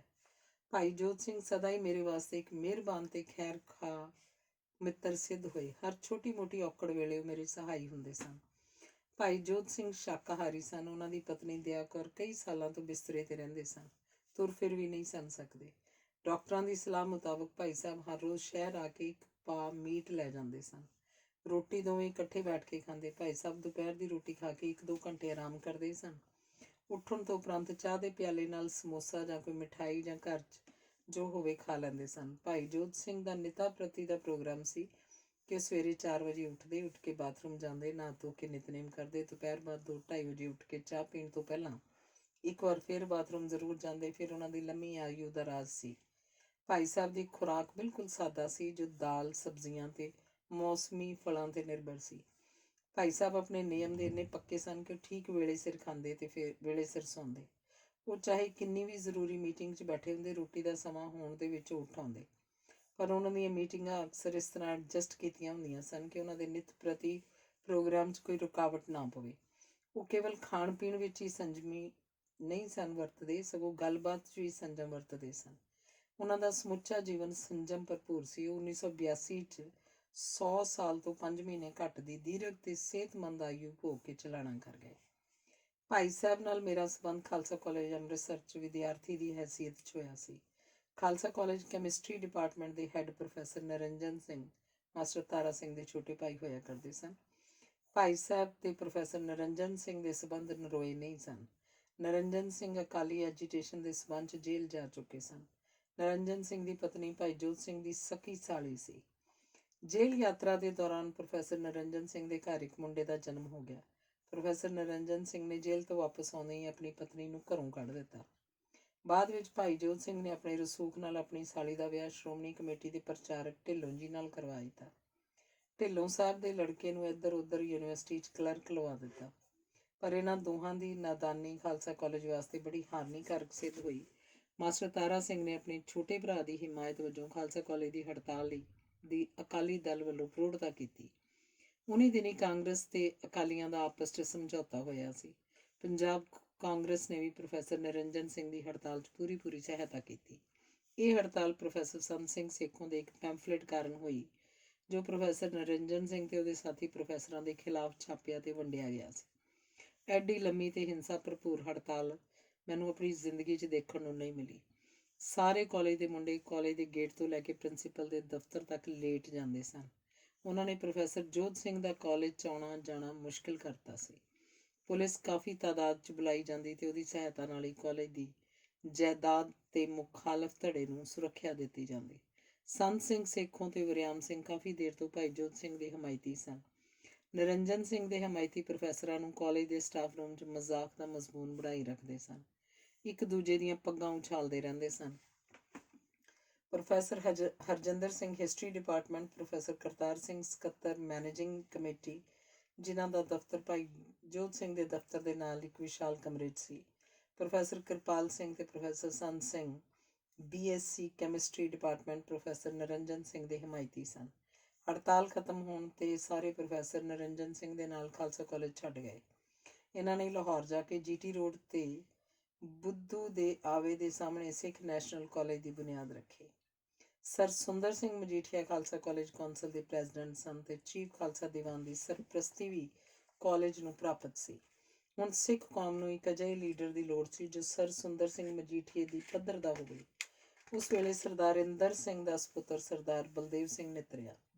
ਇਹ ਅੰਬਾਲੇ ਜ਼ਿਲ੍ਹੇ ਦੇ ਰਹਿਣ ਵਾਲੇ ਸਨ ਤੇ ਜਮਸ਼ੇਦਪੁਰ ਵਿੱਚ ਆਇਰਨ ਐਂਡ ਸਟੀਲ ਦੇ ਕਾਰਖਾਨਿਆਂ ਦੇ ਮੁਬਾਨੀ ਸਰਦਾਰ ਬਲਦੇਵ ਸਿੰਘ ਨੇ ਸਿੱਖ ਨੈਸ਼ਨਲ ਕਾਲਜ ਨੂੰ ਮਾਲੀ ਸਹਾਇਤਾ ਤੋਂ ਬਿਨਾਂ ਲੋੜੀਂਦੇ ਸਟੀਲ ਗਾਰਡਰ ਆਦਿ ਮੁਹੱਈਆ ਕੀਤੇ। ਥੋੜ੍ਹੇ ਜਿਹੇ ਅਰਸੇ ਵਿੱਚ ਹੀ ਕਾਲਜ ਦੀ ਇੱਕ ਸ਼ਾਨਦਾਰ ਇਮਾਰਤ ਖੜੀ ਹੋ ਗਈ। ਸਿੱਖ ਨੈਸ਼ਨਲ ਕਾਲਜ ਨੂੰ ਯੂਨੀਵਰਸਿਟੀ ਵੱਲੋਂ ਮਾਨਤਾ ਆਦਿ ਫੌਰਨ ਮਿਲ ਗਈ ਤੇ ਲਾਹੌਰ ਵਿੱਚ ਸਿੱਖਾਂ ਦਾ ਇੱਕ ਵੱਡਾ ਅਦਾਰਾ ਕਾਇਮ ਹੋ ਗਿਆ, ਜੋ ਆਪਣੇ ਆਪ 'ਚ ਇੱਕ ਤਾਰੀਖੀ ਹੈਸੀਅਤ ਰੱਖਦਾ ਸੀ। ਦੂਰੋਂ ਨੇੜਿਓਂ ਵਿਦਿਆਰਥੀ ਹੁਮ-ਹੁਮਾ ਕੇ ਸਿੱਖ ਨੈਸ਼ਨਲ ਕਾਲਜ 'ਚ ਦਾਖਲ ਹੋਏ। ਸਿੱਖ ਨੈਸ਼ਨਲ ਕਾਲਜ ਦਾ ਕਰਤਾ ਧਰਤਾ ਰਾਮਦਿਆਲ ਸਿੰਘ ਸੀ। ਰਾਮਦਿਆਲ ਸਿੰਘ ਨੇ ਹੜਤਾਲ ਵਿੱਚ ਪੂਰੀ ਸਰਗਰਮੀ ਨਾਲ ਹਿੱਸਾ ਲਿਆ ਸੀ। ਉਹ ਕਾਲਜ ਦੇ ਮੋਢੀਆਂ ਵਿੱਚੋਂ ਸੀ। ਬਾਅਦ 'ਚ ਰਾਮਦਿਆਲ ਸਿੰਘ ਇੰਨਾ ਸ਼ਕਤੀਸ਼ਾਲੀ ਹੋ ਗਿਆ ਕਿ ਕਾਲਜ ਦਾ ਸਾਰਾ ਕੰਟਰੋਲ ਉਹਦੇ ਹੱਥ 'ਚ ਆ ਗਿਆ। ਪ੍ਰੋਫੈਸਰ ਨਰਿੰਜਨ ਸਿੰਘ ਤੇ ਭਾਈ ਜੋਧ ਸਿੰਘ ਬੁਨਿਆਦੀ ਫਰਕ ਸੀ। Professor Niranjan Singh MSc chemistry ਸਨ, ਪਰ ਇੱਕ ਵਿਗਿਆਨੀ ਹੋਣ ਦੇ ਬਾਵਜੂਦ ਵੀ ਜਜ਼ਬਾਤੀ ਸਨ। ਉਹ ਸ਼ੱਕਰ ਰੋਗ ਦੇ ਰੋਗੀ ਸਨ, ਫਿਰ ਵੀ ਸੁਬਾਹ ਸਵੇਰੇ ਪਰੌਂਠੇ ਖਾਂਦੇ ਸਨ। ਸ਼ਾਮ ਨੂੰ ਲੰਮੀ ਸੈਰ ਕਰਦੇ ਸਨ, ਪਰ ਖਾਣ ਪੀਣ 'ਚ ਸੰਜਮ ਨਹੀਂ ਸਨ ਰੱਖਦੇ। ਸਰੀਰ ਨੂੰ ਠੀਕ ਰੱਖਣ ਲਈ ਉਹ ਲੱਕੜਾਂ ਵੀ ਪਾੜਦੇ। ਉਹਨਾਂ ਨੇ ਸ਼ੱਕਰ ਰੋਗ ਦੀ ਕਹਾਣੀ ਨਾਮੀ ਪੁਸਤਕ ਵੀ ਲਿਖੀ, ਪਰ ਖਾਣ ਪੀਣ 'ਚ ਸੰਜਮ ਵਰਤਣ ਦੇ ਅਸੂਲ ਆਪਣੇ ਆਪ 'ਤੇ ਲਾਗੂ ਨਹੀਂ ਕੀਤੇ। ਇਹਦੇ ਉਲਟ ਭਾਈ ਜੋਧ ਸਿੰਘ ਸੰਜਮੀ ਵਿਅਕਤੀ ਸਨ। ਸੰਜਮ ਨਾਲ ਬੋਲਣਾ, ਸੰਜਮ ਨਾਲ ਖਾਣਾ ਉਹਨਾਂ ਦੇ ਅਸੂਲ ਸਨ। ਜਜ਼ਬਾਤ ਵਿੱਚ ਕਦੇ ਵੀ ਨਾ ਆਉਣਾ ਉਹਨਾਂ ਦਾ ਸੁਭਾਅ ਸੀ। ਭਾਈ ਜੋਧ ਸਿੰਘ ਕਦੇ-ਕਦੇ ਵਿਅੰਗਾਤਮਕ ਗੱਲਾਂ ਵੀ ਕਰਦੇ ਸਨ। ਉਹ ਵਿਅੰਗਾਤਮਕ ਚੋਟ ਵੀ ਕਰ ਲੈਂਦੇ ਸਨ। ਇੱਕ ਵਾਰ ਟੈਂਪਰੈਂਸ ਹਾਲ ਅੰਮ੍ਰਿਤਸਰ ਵਿਖੇ ਭਾਈ ਜੋਧ ਸਿੰਘ ਨੇ ਕਿਸੇ ਡਿਬੇਟ 'ਚ ਹਿੱਸਾ ਲੈਣਾ ਸੀ। ਉਹ 5-7 ਮਿੰਟ ਲੇਟ ਹੋ ਗਏ। ਜਦੋਂ ਆਏ ਤਾਂ ਪ੍ਰੋਫੈਸਰ ਵਰਿਆਮ ਸਿੰਘ ਬੋਲ ਰਹੇ ਸਨ। ਭਾਈ ਜੋਧ ਸਿੰਘ ਵਿਅੰਗਾਤਮਕ ਅੰਦਾਜ਼ 'ਚ ਕਹਿਣ ਲੱਗੇ, ਮੈਨੂੰ ਲੇਟ ਆਉਣ ਦਾ ਕੋਈ ਅਫਸੋਸ ਨਹੀਂ, ਕਿਉਂਕਿ ਮੈਨੂੰ ਪਤਾ ਹੈ ਕਿ ਵਰਿਆਮ ਸਿੰਘ ਪਹਿਲਾਂ ਹੀ ਵੀ ਇਹੋ ਕੁਝ ਬੋਲਿਆ ਹੋਏਗਾ ਜੋ ਕੁਝ ਹੁਣ ਬੋਲ ਰਿਹਾ। ਮੈਂ ਇਸ ਨੁਕਤੇ ਤੋਂ ਅੱਗੇ ਆਪਣੇ ਵਿਚਾਰ ਪੇਸ਼ ਕਰਾਂਗਾ। ਭਾਈ ਜੋਧ ਸਿੰਘ ਸਾਰੀ ਉਮਰ ਵਿਹਲੇ ਨਹੀਂ ਬੈਠੇ। ਕੁਝ ਨਾ ਕੁਝ ਲਿਖਦੇ ਰਹਿੰਦੇ, ਛਪਾਉਂਦੇ ਰਹਿੰਦੇ। ਉਹਨਾਂ ਦਾ ਭਗਤ ਬਾਣੀ ਸਟੀਕ ਅਸੀਂ ਛਾਪਿਆ। ਬਾਅਦ 'ਚ ਭਾਈ ਸਾਹਿਬ ਨੇ ਉਸੇ ਵਿੱਚੋਂ ਭਗਤਾਂ ਦੇ ਜੀਵਨ ਵੱਖ-ਵੱਖ ਕਿਤਾਬੀ ਰੂਪ ਦੇ ਕੇ ਪੰਜਾਬੀ ਯੂਨੀਵਰਸਿਟੀ ਤੋਂ ਪ੍ਰਕਾਸ਼ਿਤ ਕਰਵਾਏ। ਉਹਨਾਂ ਦਾ ਭਗਤ ਬਾਣੀ ਸਟੀਕ ਇਹਨਾਂ ਦੀ ਵਿਦਵਤਾ ਤੇ ਸੰਜਮ ਦੇ ਪੱਖੋਂ ਬੇਮਿਸਾਲ ਹੈ। ਇਸ ਵਕਤ ਵੀ ਉਹਦੀ ਮੰਗ ਆਉਂਦੀ ਰਹਿੰਦੀ ਹੈ। ਖਾਲਸਾ ਕਾਲਜ ਦੇ ਪੁਰਾਣੇ ਪ੍ਰੋਫੈਸਰ ਗੁਰਬਚਨ ਸਿੰਘ ਤਾਲਿਬ ਨੇ ਜ਼ਿੰਦਗੀ ਦੇ ਆਖਰੀ 10-15 ਸਾਲਾਂ ਵਿੱਚ ਸਿੱਖ ਧਰਮ ਤੇ ਫਿਲਾਸਫੀ ਦੀਆਂ ਪੁਸਤਕਾਂ ਛਾਪਣੀਆਂ ਆਰੰਭ ਕੀਤੀਆਂ। ਉਹ ਖਾਲਸਾ ਕਾਲਜ ਤੋਂ MA 'ਚ ਫਸਟ ਆਏ ਸਨ ਤੇ ਅੰਗਰੇਜ਼ੀ ਤੋਂ ਬਿਨਾਂ ਉਹਨਾਂ ਨੂੰ ਉਰਦੂ ਤੇ ਫਾਰਸੀ ਤੇ ਵੀ ਅਪੂਰ ਹਾਸਲ ਸੀ। ਪੰਜਾਬ 'ਚ ਸ਼ਾਇਦ ਹੋਰ ਕੋਈ ਵਿਦਵਾਨ ਇਕਬਾਲ ਬਾਰੇ ਇੰਨਾ ਸੂਝ-ਬੂਝ ਨਾ ਰੱਖਦਾ ਹੋਵੇ ਜਿੰਨੀ ਪ੍ਰੋਫੈਸਰ ਤਾਲਿਬ ਨੂੰ ਸੀ। ਆਰੰਭ ਵਿੱਚ ਉਹ ਅੰਗਰੇਜ਼ੀ ਪੜ੍ਹਾਉਣ ਦੇ ਮਸ਼ਹੂਰ ਪ੍ਰੋਫੈਸਰ ਰਹੇ। ਮੈਨੂੰ ਵੀ ਉਹਨਾਂ ਪਾਸੋਂ ਪੜ੍ਹਨ ਦਾ ਸੁਭਾਗ ਮਿਲਿਆ। ਖਾਲਸਾ ਕਾਲਜ ਅੰਮ੍ਰਿਤਸਰ 'ਚ ਮੈਂ ਤਕਰੀਬਨ 2 ਸਾਲ ਉਹਨਾਂ ਪਾਸ ਪਟਿਆਲਾ ਹੋਸਟਲ ਦੀ ਉੱਪਰਲੀ ਮੰਜ਼ਿਲ 'ਚ ਰਿਹਾ। ਅਸੀਂ ਹਰ ਰੋਜ਼ ਸ਼ਾਮ ਨੂੰ ਲੰਬੀ ਸੈਰ 'ਤੇ ਜਾਂਦੇ ਸਾਂ। ਖਾਲਸਾ ਕਾਲਜ ਦੇ ਬਾਹਰ ਕਈ 100 ਏਕੜ ਜ਼ਮੀਨ ਖਾਲਸਾ ਕਾਲਜ ਦੀ ਸੀ। ਉਹਨਾਂ ਖੇਤਾਂ ਵਿੱਚ ਹੀ ਫਿਰਦੇ ਫਿਰਾਉਂਦੇ ਅਸੀਂ ਸਾਹਿਤ ਦੇ ਬਾਰੀਕ ਨੁਕਤਿਆਂ ਬਾਰੇ ਵਿਦਵਤਾ ਭਰਿਆ ਬਹਿਸ ਮੁਬਾਹਿਸਾ ਕਰਦੇ ਰਹਿੰਦੇ ਸਾਂ। ਸਾਡਾ ਇੱਕ ਸਾਥੀ ਦਲੀਪ ਸਿੰਘ ਸੀ ਜੋ ਪਿੱਛੇ ਜਿਹੇ ਐਜੂਕੇਸ਼ਨ ਕੋਰ ਵਿੱਚੋਂ ਲੈਫਟੀਨੈਂਟ ਕਰਨਲ ਦੀ ਹੈਸੀਅਤ ਵਿੱਚ ਰਿਟਾਇਰ ਹੋਇਆ। ਉਹ ਅੱਜ ਕੱਲ੍ਹ ਦੇਹਰਾਦੂਨ ਰਹਿੰਦਾ ਹੈ। ਉਹ ਪ੍ਰੋਫੈਸਰ ਤਾਲਿਬ ਦੀ ਵਿਦਵਤਾ ਦਾ ਉਪਾਸ਼ਕ ਸੀ। ਅਸੀਂ ਹਰ ਰੋਜ਼ ਸ਼ਾਮ ਨੂੰ ਇਕੱਠੇ ਹੋ ਕੇ ਗੱਲੀਂ ਲੱਗ ਜਾਂਦੇ ਤੇ ਸਵੇਰ 2-2 ਵਜੇ ਤੱਕ ਸਾਹਿਤ ਬਾਰੇ ਵਿਚਾਰ ਵਟਾਂਦਰਾ ਤੇ ਲਤੀਫੇਬਾਜ਼ੀ ਕਰਦੇ ਰਹਿੰਦੇ। ਇੱਕ ਵਾਰ ਅਸੀਂ ਤਿੰਨਾਂ ਨੇ ਫੈਸਲਾ ਕੀਤਾ ਕਿ ਜੋ ਵੀ ਗੱਲ ਕਰੀਏ ਉਹ ਸ਼ੇਕਸਪੀਅਰ ਦੀ ਕੋਟੇਸ਼ਨ ਤੋਂ ਬਿਨਾਂ ਨਾ ਹੋਵੇ। ਅਸੀਂ ਤਿੰਨਾਂ ਨੇ ਸ਼ੇਕਸਪੀਅਰ ਰੱਜ ਕੇ ਪੜ੍ਹਿਆ ਤੇ ਘੋਖਿਆ ਹੋਇਆ ਸੀ। ਅਸੀਂ ਵਾਕਈ 4-4 ਘੰਟੇ ਬੈਠੇ ਗੱਲਾਂ ਕਰਦੇ ਰਹਿੰਦੇ ਤੇ ਆਪਣੇ ਵਿਚਾਰ ਸ਼ੇਕਸਪੀਅਰ ਦੀਆਂ ਕੋਟੇਸ਼ਨਾਂ ਨਾਲ ਪ੍ਰਗਟ ਕਰਦੇ। ਉਹਨਾਂ ਰਾਤਾਂ ਦਾ ਹੁਣ ਵੀ ਜਦ ਕਦੀ ਚੇਤਾ ਆਉਂਦਾ ਤਾਂ ਮਨ 'ਤੇ ਇੱਕ ਅਨੋਖਾ ਜਿਹਾ ਸਰੂਰ ਛਾ ਜਾਂਦਾ ਹੈ। ਇਕਾਂਤ ਭਰੀ ਰਾਤ ਵਿੱਚ ਲੋਕ ਚੁਫੇਰੇ ਘੂਕ ਸੁੱਤੇ ਹੁੰਦੇ ਤੇ ਅਸੀਂ ਤਾਰਿਆਂ ਭਰੇ ਖੁੱਲ੍ਹੇ ਆਕਾਸ਼ ਹੇਠ ਸ਼ੇਕਸਪੀਅਰ ਦੀਆਂ ਗੱਲਾਂ ਕਰਦੇ। ਤਾਲਿਬ ਸਾਹਿਬ ਦੀ ਮਾਂ ਉੱਥੇ ਹੀ ਰਹਿੰਦੀ ਸੀ। ਉਹਨੇ ਅੱਧੀ ਰਾਤੀ ਉੱਠ ਕੇ ਆਉਣਾ ਤੇ ਕਹਿਣਾ, ਪੁੱਤ ਜੀਵਨ ਸਿੰਘ ਹੁਣ ਬਸ ਕਰੋ, ਸੌਂ ਵੀ ਜਾਓ, ਸਵੇਰੇ ਕਾਲਜ ਵੀ ਜਾਣਾ। ਪਰ ਅਸੀਂ ਕਹਿਣਾ, ਬੇਜੀ ਤੁਸੀਂ ਸੌਂ ਜਾਓ, ਅਸੀਂ ਬੜੀ ਮੌਜ 'ਚ ਬੈਠੇ ਹਾਂ। ਇਸੇ ਤਰ੍ਹਾਂ ਮੇਰੀ ਦੋਸਤੀ ਪ੍ਰੋਫੈਸਰ ਸੰਤ ਸਿੰਘ ਸੇਖੋਂ ਨਾਲ ਵੀ ਸੀ। ਗੁਰਬਚਨ ਸਿੰਘ ਤਾਲਿਬ ਨੂੰ ਵਰਿਆਮ ਸਿੰਘ ਤੇ ਸੰਤ ਸਿੰਘ ਸੇਖੋਂ ਕਾਲਜ ਦੇ ਸਟਾਫ ਰੂਮ 'ਚ ਟੀਚਰਾਂ ਕਰਿਆ ਕਰਦੇ ਸਨ। ਤਾਲਿਬ ਨੂੰ ਤੰਗ ਕਰਦੇ ਸਨ। ਦਰਅਸਲ ਇਹਨਾਂ ਦੋਹਾਂ ਨੂੰ ਤਾਲਿਬ ਦੀ ਕਾਬਲੀਅਤ ਨਾਲ ਈਰਖਾ ਸੀ। ਉਹ ਤਾਲਿਬ ਨੂੰ ਮਜ਼ਾਕ ਕਰਕੇ ਉਹਨੂੰ ਠਿੱਠ ਕਰਨ ਦਾ ਕੋਈ ਮੌਕਾ ਨਹੀਂ ਗੁੰਝਾਉਂਦੇ ਸਨ। ਇੱਕ ਦਿਨ ਮੈਂ ਤੇ ਤਾਲਿਬ ਸਾਹਿਬ ਰੋਟੀ ਖਾ ਕੇ ਬੈਠੇ ਸਾਂ ਕਿ ਤਾਲਿਬ ਸਾਹਿਬ ਮੈਨੂੰ ਕਹਿਣ ਲੱਗੇ, ਜੀਵਨ ਸਿੰਘ ਜਾਂ ਤਾਂ ਤੂੰ ਮੇਰਾ ਹੋ ਕੇ ਰਹਿ ਜਾਂ ਸੰਤ ਸਿੰਘ ਸੇਖੋਂ ਦਾ। ਮੈਂ ਕਿਹਾ, ਤਾਲਿਬ ਸਾਹਿਬ ਤੁਹਾਨੂੰ ਮੇਰੇ ਖਲੂਸ 'ਤੇ ਕੋਈ ਸ਼ੱਕ ਹੈ? ਮੈਂ ਤੁਸਾਂ ਦੋਹਾਂ ਦਾ ਦੋਸਤ ਰਹਿ ਸਕਦਾ। ਤਾਲਿਬ ਸਾਹਿਬ ਕਹਿਣ ਲੱਗੇ, ਇਹ ਫੈਸਲਾ ਅੱਜ ਇੱਥੇ ਹੀ ਹੋਣਾ ਚਾਹੀਦਾ ਹੈ। ਮੈਂ ਆਪਣਾ ਬਿਸਤਰਾ ਇਕੱਠਾ ਕਰਕੇ ਤੇ ਸੂਟ ਪਾ ਕੇ ਸੇਖੋਂ ਦੇ ਘਰ ਆ ਗਿਆ। ਉਸ ਤੋਂ ਬਾਅਦ 1.5-2 ਸਾਲ ਉਹਨਾਂ ਦੇ ਕੋਲ ਹੀ ਰਿਹਾ। ਸੇਖੋਂ ਸਾਹਿਬ ਨੂੰ ਮੇਰੀ ਜ਼ਰੂਰਤ ਜ਼ਿਆਦਾ ਸੀ। ਉਹ ਕੁਝ ਬਿਮਾਰ ਵੀ ਰਹਿੰਦੇ ਸਨ ਤੇ ਉਦਾਸ ਵੀ। ਉਹਨਾਂ ਦੇ ਬੱਚੇ ਜੰਮਦੇ ਹੀ ਕਾਲਵਸ ਹੋ ਜਾਂਦੇ ਸਨ। ਉਹ ਕਾਫੀ ਦੇਰ ਤੱਕ ਅੰਗੀਠੀ ਪਖਾ ਕੇ ਕਈ ਰਾਤ ਤੱਕ ਕਿਤਾਬਾਂ ਪੜ੍ਹਦੇ ਰਹਿੰਦੇ। ਉਨੀ ਦਿਨੀ ਉਹਨਾਂ ਦੇ ਨੱਕ ਵਿੱਚ ਨੁਕਸ ਸੀ। ਉਹ ਆਪ ਵੀ ਕਿਤਾਬ ਪੜ੍ਹਦੇ ਰਹਿੰਦੇ ਤੇ ਮੈਨੂੰ ਵੀ ਕਿਤਾਬ ਪੜ੍ਹਨ ਨੂੰ ਦਿੰਦੇ। ਸੌਣ ਤੋਂ ਪਹਿਲਾਂ ਅਸੀਂ ਗਰਮ-ਗਰਮ ਦੁੱਧ ਦੇ ਬਾਟੇ ਪੀ ਲੈਂਦੇ। ਸੇਖੋਂ ਸਾਹਿਬ ਗੱਲਾਂ ਘੱਟ ਕਰਦੇ ਸਨ, ਪਰ ਮੇਰੇ ਕੋਲ ਰਹਿਣ ਨਾਲ ਉਹ ਇੱਕ ਤਰ੍ਹਾਂ ਦਾ ਨਿੱਘ ਤੇ ਧਰਵਾਸ ਮਹਿਸੂਸ ਕਰਦੇ ਸਨ। ਤਾਲਿਬ ਸਾਹਿਬ Khalsa college Delhi, Khalsa college Bombay, Lajpur Khalsa college Jalandhar ਦੇ ਪ੍ਰਿੰਸੀਪਲ ਰਹੇ। ਉਹ ਕੁਰੂਕਸ਼ੇਤਰ ਯੂਨੀਵਰਸਿਟੀ ਵਿੱਚ ਵੀ ਰਹੇ। ਇਹਨਾਂ ਸਾਰੀਆਂ ਪ੍ਰਾਪਤੀਆਂ ਦੇ ਬਾਵਜੂਦ ਉਹ ਸੰਤੁਸ਼ਟ ਨਹੀਂ ਸਨ। ਉਹਨਾਂ ਨੇ ਸਿੱਖ ਧਰਮ ਦੀਆਂ ਪੁਸਤਕਾਂ ਦਾ ਅਧਿਐਨ ਸ਼ੁਰੂ ਕਰ ਦਿੱਤਾ ਤੇ Guru Nanak vision and personality ਪੁਸਤਕ ਲਿਖੀ ਜੋ ਗੁਰਦਾਸ ਕਪੂਰ ਐਂਡ ਸੰਸ ਨੇ ਛਾਪੀ। ਉਸ ਤੋਂ ਬਾਅਦ ਗੁਰੂ ਨਾਨਕ ਫਾਊਂਡੇਸ਼ਨ ਵਾਸਤੇ ਕੁਝ ਬਾਣੀਆਂ ਦੇ ਤਰਜਮੇ ਕਰਕੇ ਛਪਵਾਏ। ਇੱਕ ਪੁਸਤਕ Guru Gobind Singh's impact on Indian society 1967 ਵਿੱਚ ਗੁਰੂ ਗੋਬਿੰਦ ਸਿੰਘ ਫਾਊਂਡੇਸ਼ਨ ਵਾਸਤੇ ਲਿਖੀ। ਇਸ ਦਾ ਇੱਕ ਐਡੀਸ਼ਨ ਬਾਅਦ ਵਿੱਚ ਲਾਹੌਰ ਬੁੱਕ ਸ਼ਾਪ ਨੇ ਵੀ ਪ੍ਰਕਾਸ਼ਿਤ ਕੀਤਾ। ਗੁਰੂ ਨਾਨਕ ਸਾਹਿਬ ਤੇ ਗੁਰੂ ਗੋਬਿੰਦ ਸਿੰਘ ਬਾਰੇ ਇਹਨਾਂ ਦੋਹਾਂ ਪੁਸਤਕਾਂ ਨੂੰ ਸੰਸਾਰ ਪ੍ਰਸਿੱਧੀ ਪ੍ਰਾਪਤ ਹੋਈ। ਇਸ ਤੋਂ ਬਾਅਦ ਗੁਰੂ ਗ੍ਰੰਥ ਸਾਹਿਬ ਦਾ ਅੰਗਰੇਜ਼ੀ ਅਨੁਵਾਦ ਕਰਨਾ ਆਰੰਭ ਕਰ ਦਿੱਤਾ। ਉਨੀ ਦਿਨੀ ਉਹ ਪੰਜਾਬੀ ਯੂਨੀਵਰਸਿਟੀ ਪਟਿਆਲਾ 'ਚ ਲੱਗੇ ਹੋਏ ਸਨ ਤੇ ਸਿੱਖ ਧਰਮ ਦੇ ਇਤਿਹਾਸ ਵਿਭਾਗ ਵਿੱਚ ਮੁਖੀ ਦੇ ਤੌਰ 'ਤੇ ਕੰਮ ਕਰ ਰਹੇ ਸਨ। ਗੁਰੂ ਗ੍ਰੰਥ ਸਾਹਿਬ ਦਾ ਅੰਗਰੇਜ਼ੀ ਅਨੁਵਾਦ ਉਹਨਾਂ ਨੇ ਭਾਈ ਜੋਧ ਸਿੰਘ ਪਾਸੋਂ ਪ੍ਰਵਾਨ ਕਰਵਾਇਆ। ਉਹ ਹਫ਼ਤੇ 'ਚ 2 ਦਿਨ ਭਾਈ ਸਾਹਿਬ ਕੋਲ ਮਾਲ ਟਾਊਨ ਲੁਧਿਆਣੇ ਆ ਜਾਂਦੇ ਤੇ ਘੰਟਿਆਂ ਬੱਧੀ ਬੈਠ ਕੇ ਆਪਣਾ ਅਨੁਵਾਦ ਸੁਣਾਈ ਜਾਂਦੇ। ਭਾਈ ਜੋਧ ਸਿੰਘ ਉਸ 'ਚ ਲੋੜੀਂਦੀਆਂ ਸੋਧਾਂ ਕਰ ਦਿੰਦੇ।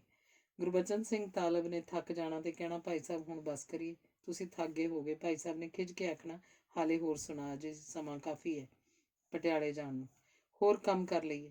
ਕੰਮ ਨੂੰ ਲਮਕਾਉਣਾ ਚੰਗਾ ਨਹੀਂ ਹੁੰਦਾ। ਉਹ ਸਮੇਂ ਦੀ ਬਹੁਤ ਕਦਰ ਕਰਦੇ ਸਨ। ਇਹ ਅਨੁਵਾਦ ਡਾਕਟਰ ਗੋਪਾਲ ਸਿੰਘ ਦੇ ਤਰਜਮੇ ਨਾਲੋਂ ਕਈ ਪੱਖਾਂ ਤੋਂ ਬਿਹਤਰ ਹੈ। ਹਰ ਪੰਨਾ ਪ੍ਰੋਫੈਸਰ ਤਾਲਬ ਦੀ ਵਿਦਵਤਾ ਦਾ ਸਬੂਤ ਦਿੰਦਾ ਹੈ। ਇਸ ਅਨੁਵਾਦ ਨੂੰ ਪੰਜਾਬੀ ਯੂਨੀਵਰਸਿਟੀ ਪਟਿਆਲਾ ਨੇ 4 ਜਿਲਦਾਂ ਵਿੱਚ ਪ੍ਰਕਾਸ਼ਿਤ ਕੀਤਾ। ਤਰਜਮਾ ਸਮਾਪਤ ਹੋਣ ਬਾਅਦ ਛੇਤੀ ਭਾਈ ਜੋਧ ਸਿੰਘ ਦਾ ਜੀਵਨ ਵੀ ਸਮਾਪਤ ਹੋ ਗਿਆ।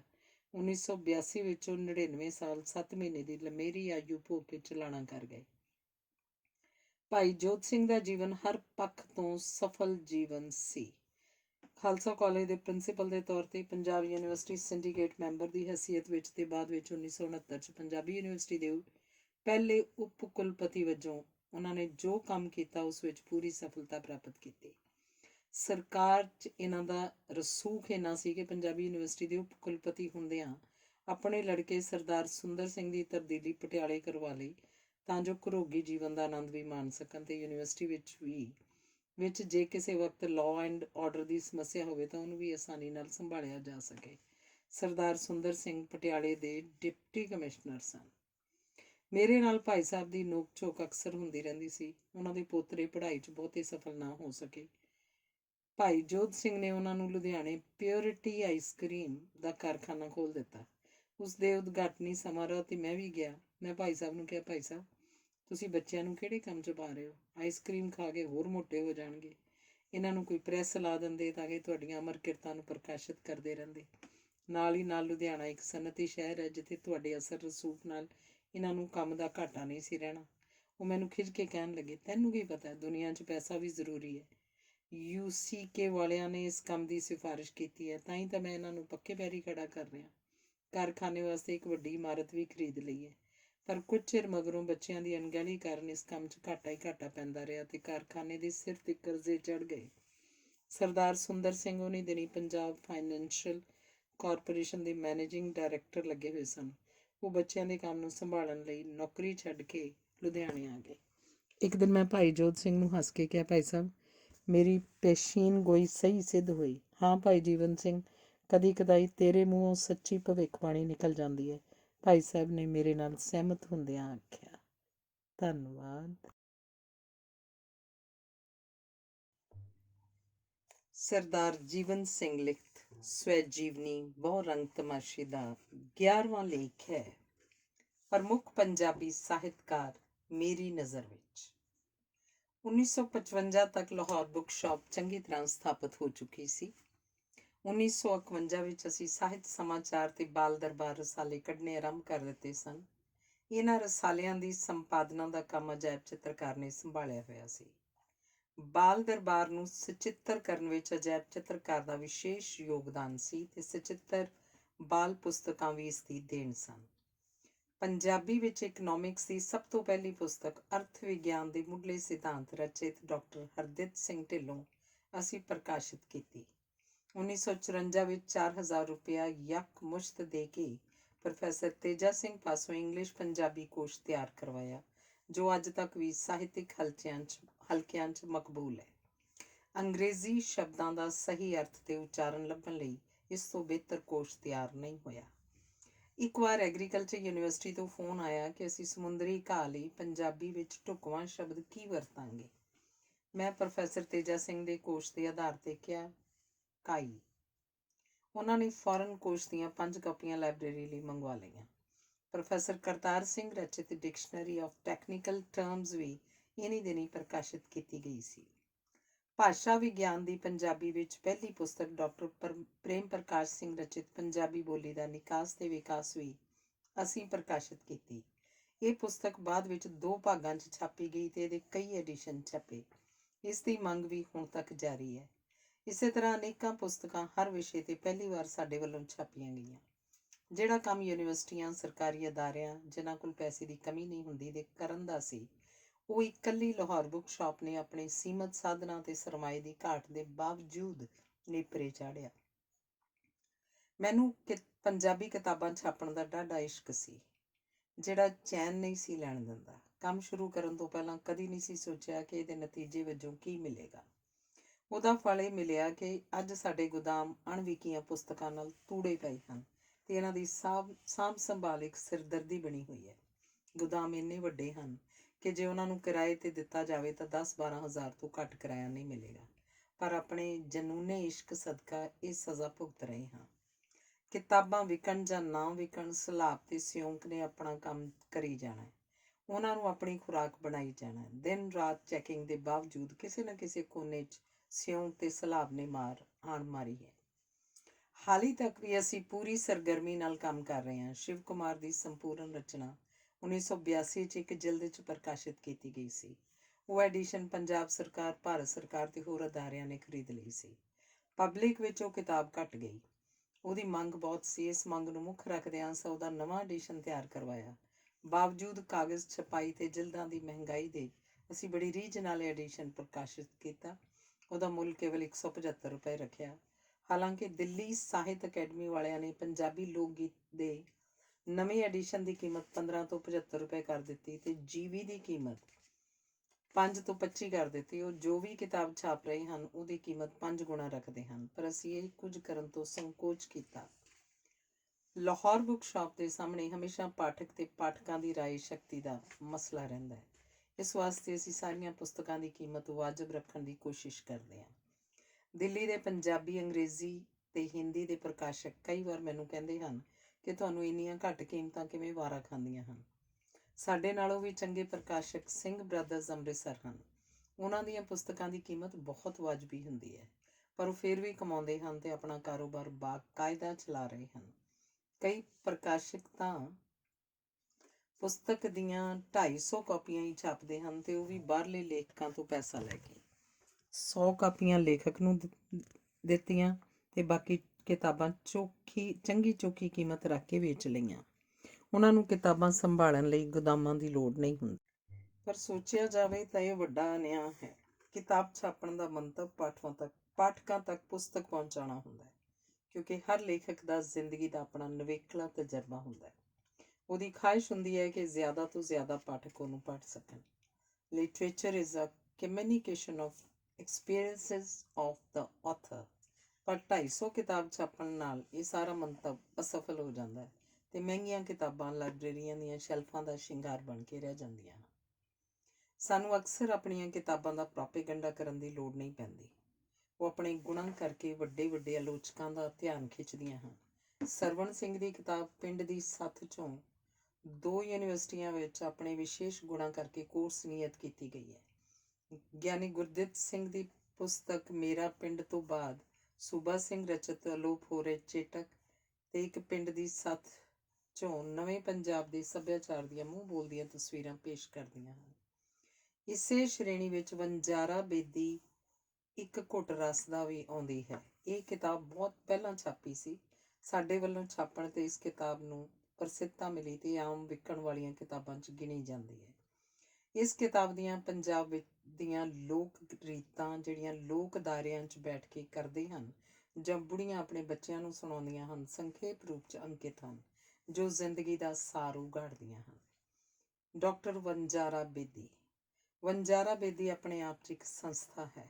ਲੋਕ ਯਾਨ ਤੇ ਸੱਭਿਆਚਾਰ ਬਾਰੇ ਇਸ ਇਕੱਲੇ ਵਿਅਕਤੀ ਨੇ ਜੋ ਕੰਮ ਕੀਤਾ ਹੈ ਉਹ ਕਿਸੇ ਸਰਕਾਰੀ ਸੰਸਥਾ ਜਾਂ ਯੂਨੀਵਰਸਿਟੀ ਨੇ ਨਹੀਂ ਕੀਤਾ। ਲੋਕਧਾਰਾ ਵਿਸ਼ਵਕੋਸ਼ ਦੀਆਂ 6 ਜਿਲਦਾਂ ਵਣਜਾਰਾ ਬੇਦੀ ਨੇ ਆਪਣੀ ਹਿੰਮਤ ਨਾਲ ਤੇ ਨਿੱਜੀ ਤੇ ਸੀਮਤ ਯਤਨਾਂ ਨਾਲ ਪ੍ਰਕਾਸ਼ਿਤ ਕੀਤੀਆਂ ਹਨ। ਇਸ ਤੋਂ ਬਿਨਾਂ ਇਸਨੇ ਅਨੇਕਾਂ ਪੁਸਤਕਾਂ ਪੰਜਾਬੀ ਸਾਹਿਤ ਨੂੰ ਦਿੱਤੀਆਂ ਹਨ, ਜਿਵੇਂ ਗਲੀਏ ਚਿੱਕੜ ਦੂਰ ਘਰ, ਮੇਰਾ ਨਾਨਕਾ ਪਿੰਡ, ਲੋਕ ਆਖਦੇ ਹਨ, ਸੋਝ ਪ੍ਰਬੰਧ, ਪੰਜਾਬੀ ਸਾਹਿਤ, ਇਤਿਹਾਸ ਦੀਆਂ ਲੋਕ ਰੂੜੀਆਂ ਆਦਿ। ਗਲੀਏ ਚਿੱਕੜ ਦੂਰ ਘਰ ਨੂੰ ਸਾਹਿਤ ਅਕੈਡਮੀ ਦਿੱਲੀ ਵੱਲੋਂ 25,000 ਦਾ ਰਾਸ਼ਟਰੀ ਪੁਰਸਕਾਰ ਮਿਲਿਆ। ਇਹ ਦਿਆਲ ਸਿੰਘ ਕਾਲਜ ਦਿੱਲੀ 'ਚ ਕੰਮ ਕਰਦਾ ਸੀ। ਸਾਰੀ ਸਮੱਗਰੀ ਇਕੱਤਰ ਕਰਕੇ ਰਾਜੌਰੀ ਗਾਰਡਨ 'ਚ ਆਪਣੇ ਘਰ ਬੈਠ ਕੇ ਪੁਸਤਕਾਂ ਤਿਆਰ ਕਰਨ 'ਚ ਲੱਗਾ ਰਹਿੰਦਾ ਸੀ। ਇਸ ਦੀ ਪੰਜਾਬੀ ਸਾਹਿਤ ਨੂੰ ਦੇਣ ਦਵਿੰਦਰ ਸਤਿਆਰਥੀ ਨਾਲੋਂ ਵਧੇਰੇ ਸਾਰਥਕ ਕਹੀ ਜਾ ਸਕਦੀ ਹੈ। ਇਸ ਦੇ ਕੋਸ਼ ਦੀਆਂ ਸਾਰੀਆਂ ਜਿਲਦਾਂ ਛਪ ਗਈਆਂ ਤਾਂ ਪੰਜਾਬੀ ਸਾਹਿਤ ਵਿੱਚ ਇਹਨਾਂ ਦੀ ਥਾਂ ਹੋਰ ਵੀ ਵਿਸ਼ੇਸ਼ ਹੋ ਜਾਏਗੀ। ਹੁਣ ਵੀ ਕੋਈ ਵਿਰਲੀ ਲਾਇਬ੍ਰੇਰੀ ਹੋਏਗੀ ਜਿਸ ਕੋਲ ਪੰਜਾਬੀ ਲੋਕਧਾਰਾ ਵਿਸ਼ਵਕੋਸ਼ ਦੇ 6 ਹਿੱਸੇ ਨਾ ਹੋਣ।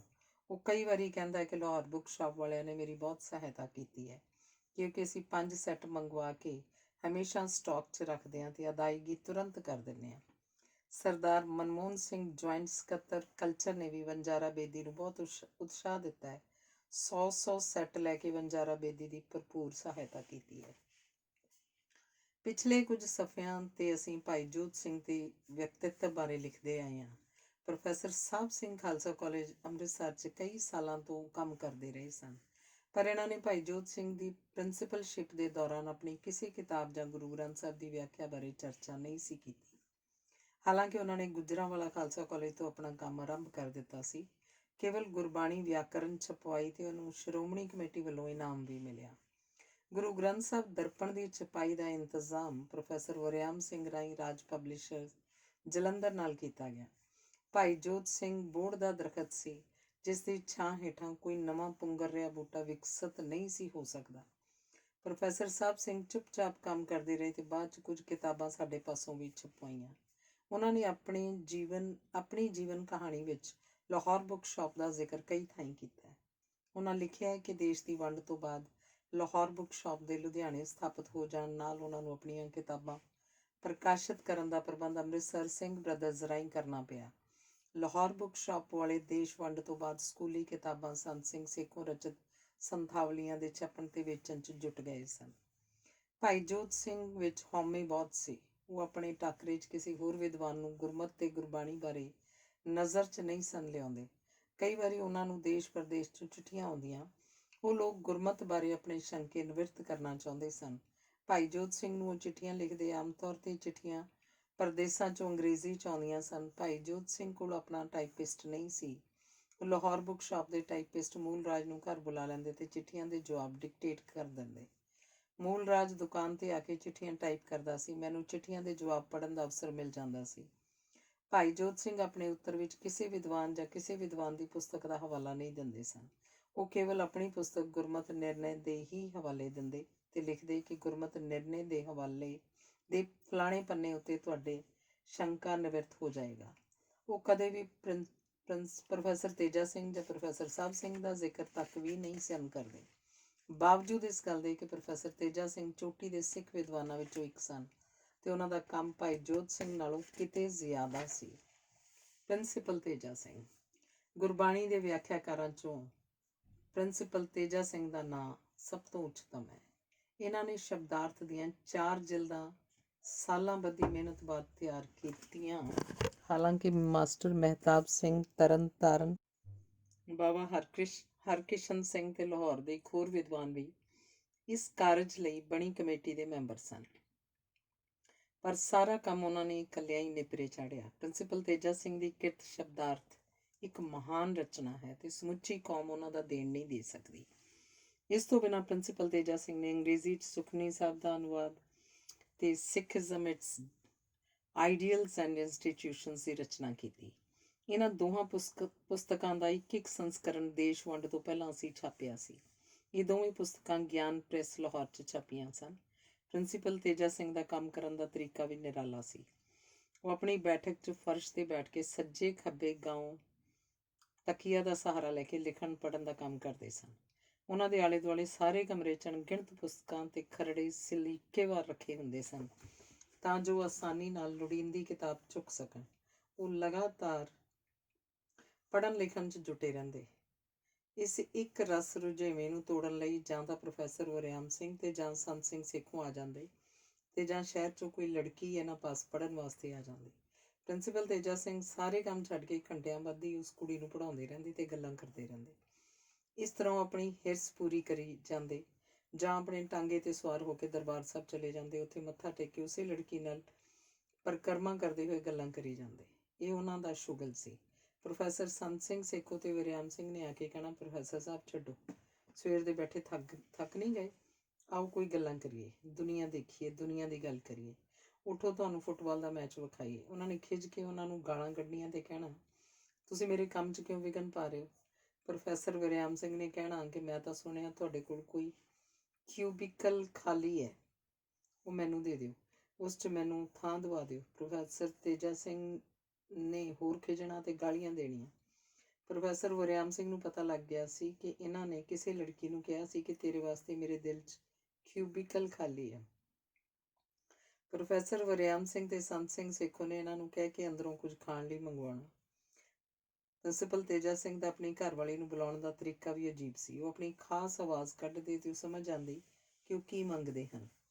ਅਖੀਰ ਪ੍ਰੋਫੈਸਰ ਤੇਜਾ ਸਿੰਘ ਪ੍ਰੋਫੈਸਰ ਵਰਿਆਮ ਸਿੰਘ ਤੇ ਸੰਤ ਸਿੰਘ ਸੇਖੋਂ ਨਾਲ ਫੁੱਟਬਾਲ ਗਰਾਊਂਡ ਚਲੇ ਜਾਂਦੇ ਤੇ ਉੱਥੇ ਮੈਚ ਵੇਖ ਕੇ ਫਿਰ ਤੁਰ ਕੇ ਵਾਪਸ ਆ ਜਾਂਦੇ।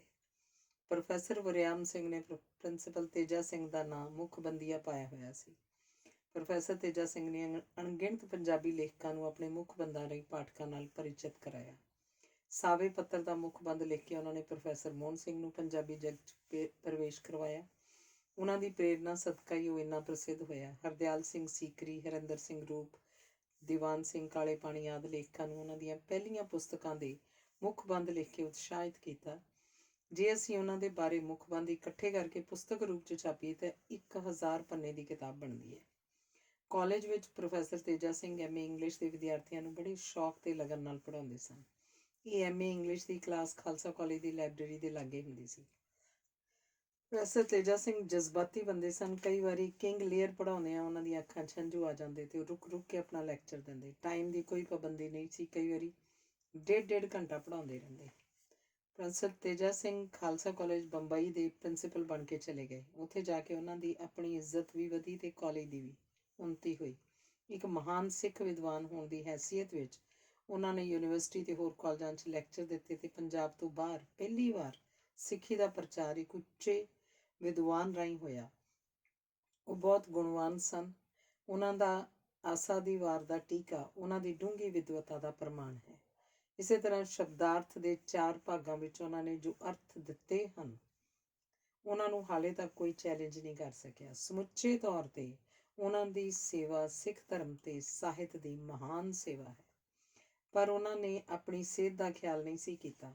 ਬੈਠੇ ਰਹਿਣ, ਬੈਠ ਕੇ ਪੜ੍ਹਦੇ ਰਹਿਣ ਤੇ ਵੇਲੇ ਕੁ ਵੇਲੇ ਖਾਈ ਜਾਣ ਨਾਲ ਉਹਨਾਂ ਦਾ ਪੇਟ ਵੱਧ ਗਿਆ ਸੀ ਤੇ ਤੁਰਨ ਫਿਰਨ ਵਿੱਚ ਵੀ ਦਿੱਕਤ ਹੁੰਦੀ ਸੀ। ਉਹ ਬਿਮਾਰ ਰਹਿਣ ਲੱਗ ਪਏ। ਉਹਨਾਂ ਨੂੰ ਸ਼ੱਕਰ ਰੋਗ ਹੋ ਗਿਆ ਜਿਸ ਦੀ ਕੋਈ ਦਵਾ ਦਾਰੂ ਨਹੀਂ ਸਨ ਕਰਦੇ। ਗੁਜ਼ਰਨ ਤੋਂ ਪਹਿਲਾਂ ਉਹ ਕਈ ਦਿਨ ਬੇਹੋਸ਼ ਰਹੇ ਤੇ 1958 'ਚ ਕਾਲਵਾਸ ਹੋ ਗਏ। ਸਿੱਖ ਸੰਸਾਰ ਨੂੰ ਉਹਨਾਂ ਦੇ ਚਲੇ ਜਾਣ ਨਾਲ ਕਦੇ ਨਾ ਪੂਰਿਆ ਜਾਣ ਵਾਲਾ ਘਾਟਾ ਪੈ ਗਿਆ। ਭਾਈ ਕਾਨ੍ਹ ਸਿੰਘ ਨਾਭਾ ਤੋਂ ਬਾਅਦ ਉਹਨਾਂ ਦੀ ਸੇਵਾ ਮਹਾਨ ਸੀ। ਭਾਈ ਕਾਨ੍ਹ ਸਿੰਘ ਤੇ ਪ੍ਰੋਫੈਸਰ ਤੇਜਾ ਸਿੰਘ ਤੋਂ ਬਾਅਦ ਪ੍ਰੋਫੈਸਰ ਸਾਹਿਬ ਸਿੰਘ, ਸ਼ਮਸ਼ੇਰ ਸਿੰਘ, ਅਸ਼ੋਕ ਤੇ ਡਾਕਟਰ ਤਾਰਨ ਸਿੰਘ ਦੇ ਚਲੇ ਜਾਣ ਨਾਲ ਸਿੱਖ ਪੰਥ ਮਹਾਨ ਵਿਦਵਾਨਾਂ ਤੋਂ ਸਖਣਾ ਹੋ ਗਿਆ। ਉਹਨਾਂ ਦੀ ਥਾਂ ਪੂਰੀ ਕਰਨ ਵਾਲਾ ਹੋਰ ਕੋਈ ਵਿਦਵਾਨ ਨਜ਼ਰ ਨਹੀਂ ਆਉਂਦਾ। ਡਾਕਟਰ ਵਜੀਰ ਸਿੰਘ, ਪ੍ਰੋਫੈਸਰ ਸੁਰਜੀਤ ਸਿੰਘ ਭਾਟੀਆ ਤੇ ਪਿਆਰਾ ਸਿੰਘ ਪਦਮ ਨਿੱਘਰ ਕੰਮ ਕਰ ਰਹੇ ਹਨ। ਪਿਆਰਾ ਸਿੰਘ ਪਦਮ ਦਾ ਕੰਮ ਸਰਬਪੱਖੀ ਹੈ। ਸਿੱਖ ਧਰਮ ਤੇ ਸਿੱਖ ਇਤਿਹਾਸ ਸੰਬੰਧੀ ਇਹਦੀ ਜਾਣਕਾਰੀ ਵਿਸ਼ਾਲ ਹੈ। ਜਿਹੜੀ ਖੋਜ ਤੇ ਅਧਿਐਨ ਦਾ ਕੰਮ ਯੂਨੀਵਰਸਿਟੀਆਂ 'ਚ ਨਵੇਂ ਵਿਦਵਾਨ ਕਰ ਰਹੇ ਹਨ ਉਹ ਸਧਾਰਨ ਪੱਧਰ ਦਾ ਹੈ। ਉਹਨਾਂ ਦਾ ਟੀਚਾ ਕੇਵਲ ਡਿਗਰੀਆਂ ਪ੍ਰਾਪਤ ਕਰਨਾ ਹੁੰਦਾ ਹੈ। ਗੁਣ, ਸਾਧਨਾ, ਮਿਹਨਤ ਤੇ ਅਭਿਆਸ ਦੀ ਇਹਨਾਂ 'ਚ ਘਾਟ ਹੈ। ਇਸੇ ਕਰਕੇ ਉਹਨਾਂ ਵਿੱਚੋਂ ਕੋਈ ਖੋਜੀ ਵਿਦਵਾਨ ਨਿੱਤਰ ਕੇ ਅੱਗੇ ਨਹੀਂ ਆ ਰਿਹਾ। ਇਹ ਸਾਰੇ ਲੋਕ ਚੂਹਿਆਂ ਦੀ ਦੌੜ ਵਿੱਚ ਸ਼ਾਮਲ ਹਨ ਤੇ ਆਪਣੀ ਆਰਥਿਕ ਖੁਸ਼ਹਾਲੀ ਤੇ ਨੌਕਰੀਆਂ ਸੁਰੱਖਿਅਤ ਕਰਨ ਦੇ ਚਾਹਵਾਨ ਹਨ। ਇਹ ਕੇਵਲ ਉਹਨਾਂ ਦਾ ਕਸੂਰ ਨਹੀਂ ਸਗੋਂ ਸਾਰੇ ਦੇਸ਼ ਦਾ ਢਾਂਚਾ ਹੀ ਹੁਣ ਇਸ ਤਰ੍ਹਾਂ ਦਾ ਹੋ ਗਿਆ ਕਿ ਹਰ ਵਿਅਕਤੀ ਮਾਇਕ ਖੁਸ਼ਹਾਲੀ ਮਗਰ ਦੌੜਦਾ ਹੈ। ਸਾਧਨਾ ਤੇ ਸਮਰਪਣ ਦਾ ਜਜ਼ਬਾ ਉੱਕਾ ਹੀ ਨਹੀਂ ਰਿਹਾ। ਭਾਈ ਜੋਤ ਸਿੰਘ ਦਾ ਯੁੱਗ ਬੀਤ ਗਿਆ। ਅੱਜ ਉਹਦੇ ਕੱਦ ਕਾਠ ਦੀ ਕੋਈ ਹੋਰ ਸ਼ਖਸੀਅਤ ਨਹੀਂ ਜੋ ਵਿੱਦਿਆ ਦੇ ਮਾਮਲਿਆਂ 'ਚ ਸਿੱਖਾਂ ਦੀ ਅਗਵਾਈ ਕਰ ਸਕੇ। ਗਿਆਨੀ ਕਰਤਾਰ ਸਿੰਘ ਸਾਡੀ ਕੌਮ ਦਾ ਇੱਕ ਸਿਆਣਾ ਸਿਆਸਤਦਾਨ ਸੀ। ਉਸਨੇ ਆਪਣੀ ਦੂਰਅੰਦੇਸ਼ੀ ਨਾਲ ਪੰਜਾਬੀ ਯੂਨੀਵਰਸਿਟੀ ਦੀ ਸਥਾਪਨਾ ਕਰਨ ਦੀ ਯੋਜਨਾ ਬਣਾਈ ਕਿਉਂਕਿ ਉਹ ਮਹਿਸੂਸ ਕਰਦਾ ਸੀ ਕਿ ਪੰਜਾਬ ਯੂਨੀਵਰਸਿਟੀ ਉੱਤੇ ਆਰੀਆ ਸਮਾਜੀਆਂ ਦਾ ਗਲਬਾ ਹੈ ਤੇ ਪੰਜਾਬੀ ਦੀ ਉੱਨਤੀ ਲਈ ਪੰਜਾਬ ਯੂਨੀਵਰਸਿਟੀ 'ਚ ਕਦੇ ਵੀ ਕੋਈ ਠੋਸ ਕਦਮ ਨਹੀਂ ਚੁੱਕੇ ਜਾਣਗੇ। 1969 'ਚ ਪੰਜਾਬੀ ਯੂਨੀਵਰਸਿਟੀ ਦੀ ਸਥਾਪਨਾ ਨਾਲ ਪੰਜਾਬੀ ਬੋਲੀ ਤੇ ਸਾਹਿਤ ਦੀ ਭਰਪੂਰ ਉੱਨਤੀ ਲਈ ਸਾਧਨ ਪੈਦਾ ਹੋ ਗਏ ਹਨ। ਉੱਚੀ ਪੱਧਰ ਦੀਆਂ ਪ੍ਰਕਾਸ਼ਨਾਂ ਦਾ ਜਿੰਨਾ ਕੰਮ ਪੰਜਾਬੀ ਯੂਨੀਵਰਸਿਟੀ ਨੇ ਪਿਛਲੇ 20-22 ਸਾਲਾਂ 'ਚ ਕੀਤਾ ਹੈ ਉਹ ਬੇਮਿਸਾਲ ਹੈ। ਸਾਡੀ ਜ਼ਿੰਦਗੀ ਦਾ ਕੋਈ ਪੱਖ ਅਜਿਹਾ ਨਹੀਂ ਜਿਸ ਬਾਰੇ ਪੁਸਤਕਾਂ ਨਾ ਪ੍ਰਕਾਸ਼ਿਤ ਕੀਤੀਆਂ। ਪੰਜਾਬ ਦੇ ਸਾਰੇ ਪ੍ਰਕਾਸ਼ਕਾਂ ਨੇ ਸਣੇ ਭਾਸ਼ਾ ਵਿਭਾਗ ਦੇ ਪਿਛਲੇ ਕਈ ਸਾਲਾਂ 'ਚ ਵੀ ਉਹ ਕੰਮ ਨਹੀਂ ਕੀਤਾ ਜੋ ਪੰਜਾਬੀ ਯੂਨੀਵਰਸਿਟੀ ਨੇ 20-22 ਸਾਲਾਂ 'ਚ ਕਰ ਵਿਖਾਇਆ ਹੈ। ਇਸ ਤੋਂ ਬਾਅਦ ਗੁਰੂ ਨਾਨਕ ਯੂਨੀਵਰਸਿਟੀ ਵਿੱਚ ਅੰਮ੍ਰਿਤਸਰ ਦੀ ਸਥਾਪਨਾ ਨਾਲ ਪੰਜਾਬੀ ਦੀ ਉੱਨਤੀ ਦੇ ਹੋਰ ਸਾਧਨ ਪੈਦਾ ਹੋ ਗਏ ਹਨ। ਪੰਜਾਬ ਯੂਨੀਵਰਸਿਟੀ ਕੋਲ ਕੇਵਲ ਚੰਡੀਗੜ੍ਹ, ਲੁਧਿਆਣਾ, ਹੁਸ਼ਿਆਰਪੁਰ ਤੇ ਫਿਰੋਜ਼ਪੁਰ ਦੇ ਜ਼ਿਲ੍ਹੇ ਰਹਿ ਗਏ ਹਨ। ਹੁਣ ਪੰਜਾਬੀ ਦੀ ਉੱਨਤੀ ਲਈ ਦਿਨ ਰਾਤ ਕੰਮ ਹੋ ਰਿਹਾ। ਗਿਆਨੀ ਕਰਤਾਰ ਸਿੰਘ ਬਾਰੇ ਅੱਗੇ ਜ਼ਿਕਰ ਕਰ ਚੁੱਕੇ ਹਾਂ। ਮਾਸਟਰ ਤਾਰਾ ਸਿੰਘ ਗਿਆਨੀ ਕਰਤਾਰ ਸਿੰਘ ਦੀ ਸਲਾਹ ਲਏ ਬਿਨਾਂ ਕੋਈ ਕਦਮ ਨਹੀਂ ਸਨ ਚੁੱਕਦੇ। 1947 'ਚ ਪੰਜਾਬ ਦੀ ਵੰਡ ਵੇਲੇ ਕਾਂਗਰਸ ਨਾਲ ਮਿਲ ਕੇ ਜੋ ਫੈਸਲਾ ਕੀਤਾ ਸੀ, ਉਹ ਗਿਆਨੀ ਕਰਤਾਰ ਸਿੰਘ ਦੀ ਨੀਤੀ ਦਾ ਹੀ ਸਿੱਟਾ ਸੀ। ਡਾਕਟਰ ਗੋਪਾਲ ਸਿੰਘ ਦਰਦੀ। ਇੱਥੇ ਦੱਸਣਾ ਦਿਲਚਸਪੀ ਤੋਂ ਖਾਲੀ ਨਹੀਂ ਹੋਏਗਾ ਕਿ ਇਸ ਫੈਸਲੇ ਬਾਰੇ ਇੱਕ ਚਿੱਠੀ ਲਿਖ ਕੇ ਗਿਆਨੀ ਕਰਤਾਰ ਸਿੰਘ ਹੋਰਾਂ ਨੇ ਡਾਕਟਰ ਗੋਪਾਲ ਸਿੰਘ ਦਰਦੀ ਨੂੰ ਦਿੱਤੀ ਕਿ ਦਿੱਲੀ ਜਾ ਕੇ ਔਰੰਗਜ਼ੇਬ ਰੋਡ ਤੇ ਮਿਸਟਰ ਜਿਨਾਹ ਨੂੰ ਪਹੁੰਚਾ ਦੇਵੇ। ਡਾਕਟਰ ਗੋਪਾਲ ਸਿੰਘ ਨੇ ਚਿੱਠੀ ਪੜ੍ਹ ਲਈ ਤੇ ਉਹ ਬਦਨੀਅਤ ਹੋ ਗਿਆ। ਉਸਨੇ ਉਹ ਚਿੱਠੀ ਜਿਨਾਹ ਨੂੰ ਦੇਣ ਦੀ ਬਜਾਏ ਜਵਾਹਰ ਲਾਲ ਨਹਿਰੂ ਨੂੰ, ਜੋ ਉਸ ਸਮੇਂ ਕਾਂਗਰਸ ਦੀ ਵਰਕਿੰਗ ਕਮੇਟੀ ਦੇ ਇਜਲਾਸ 'ਚ ਬੈਠੇ ਸਨ, ਬਾਹਰ ਬੁਲਾ ਕੇ ਦੇ ਦਿੱਤੀ। ਪੰਡਿਤ ਨਹਿਰੂ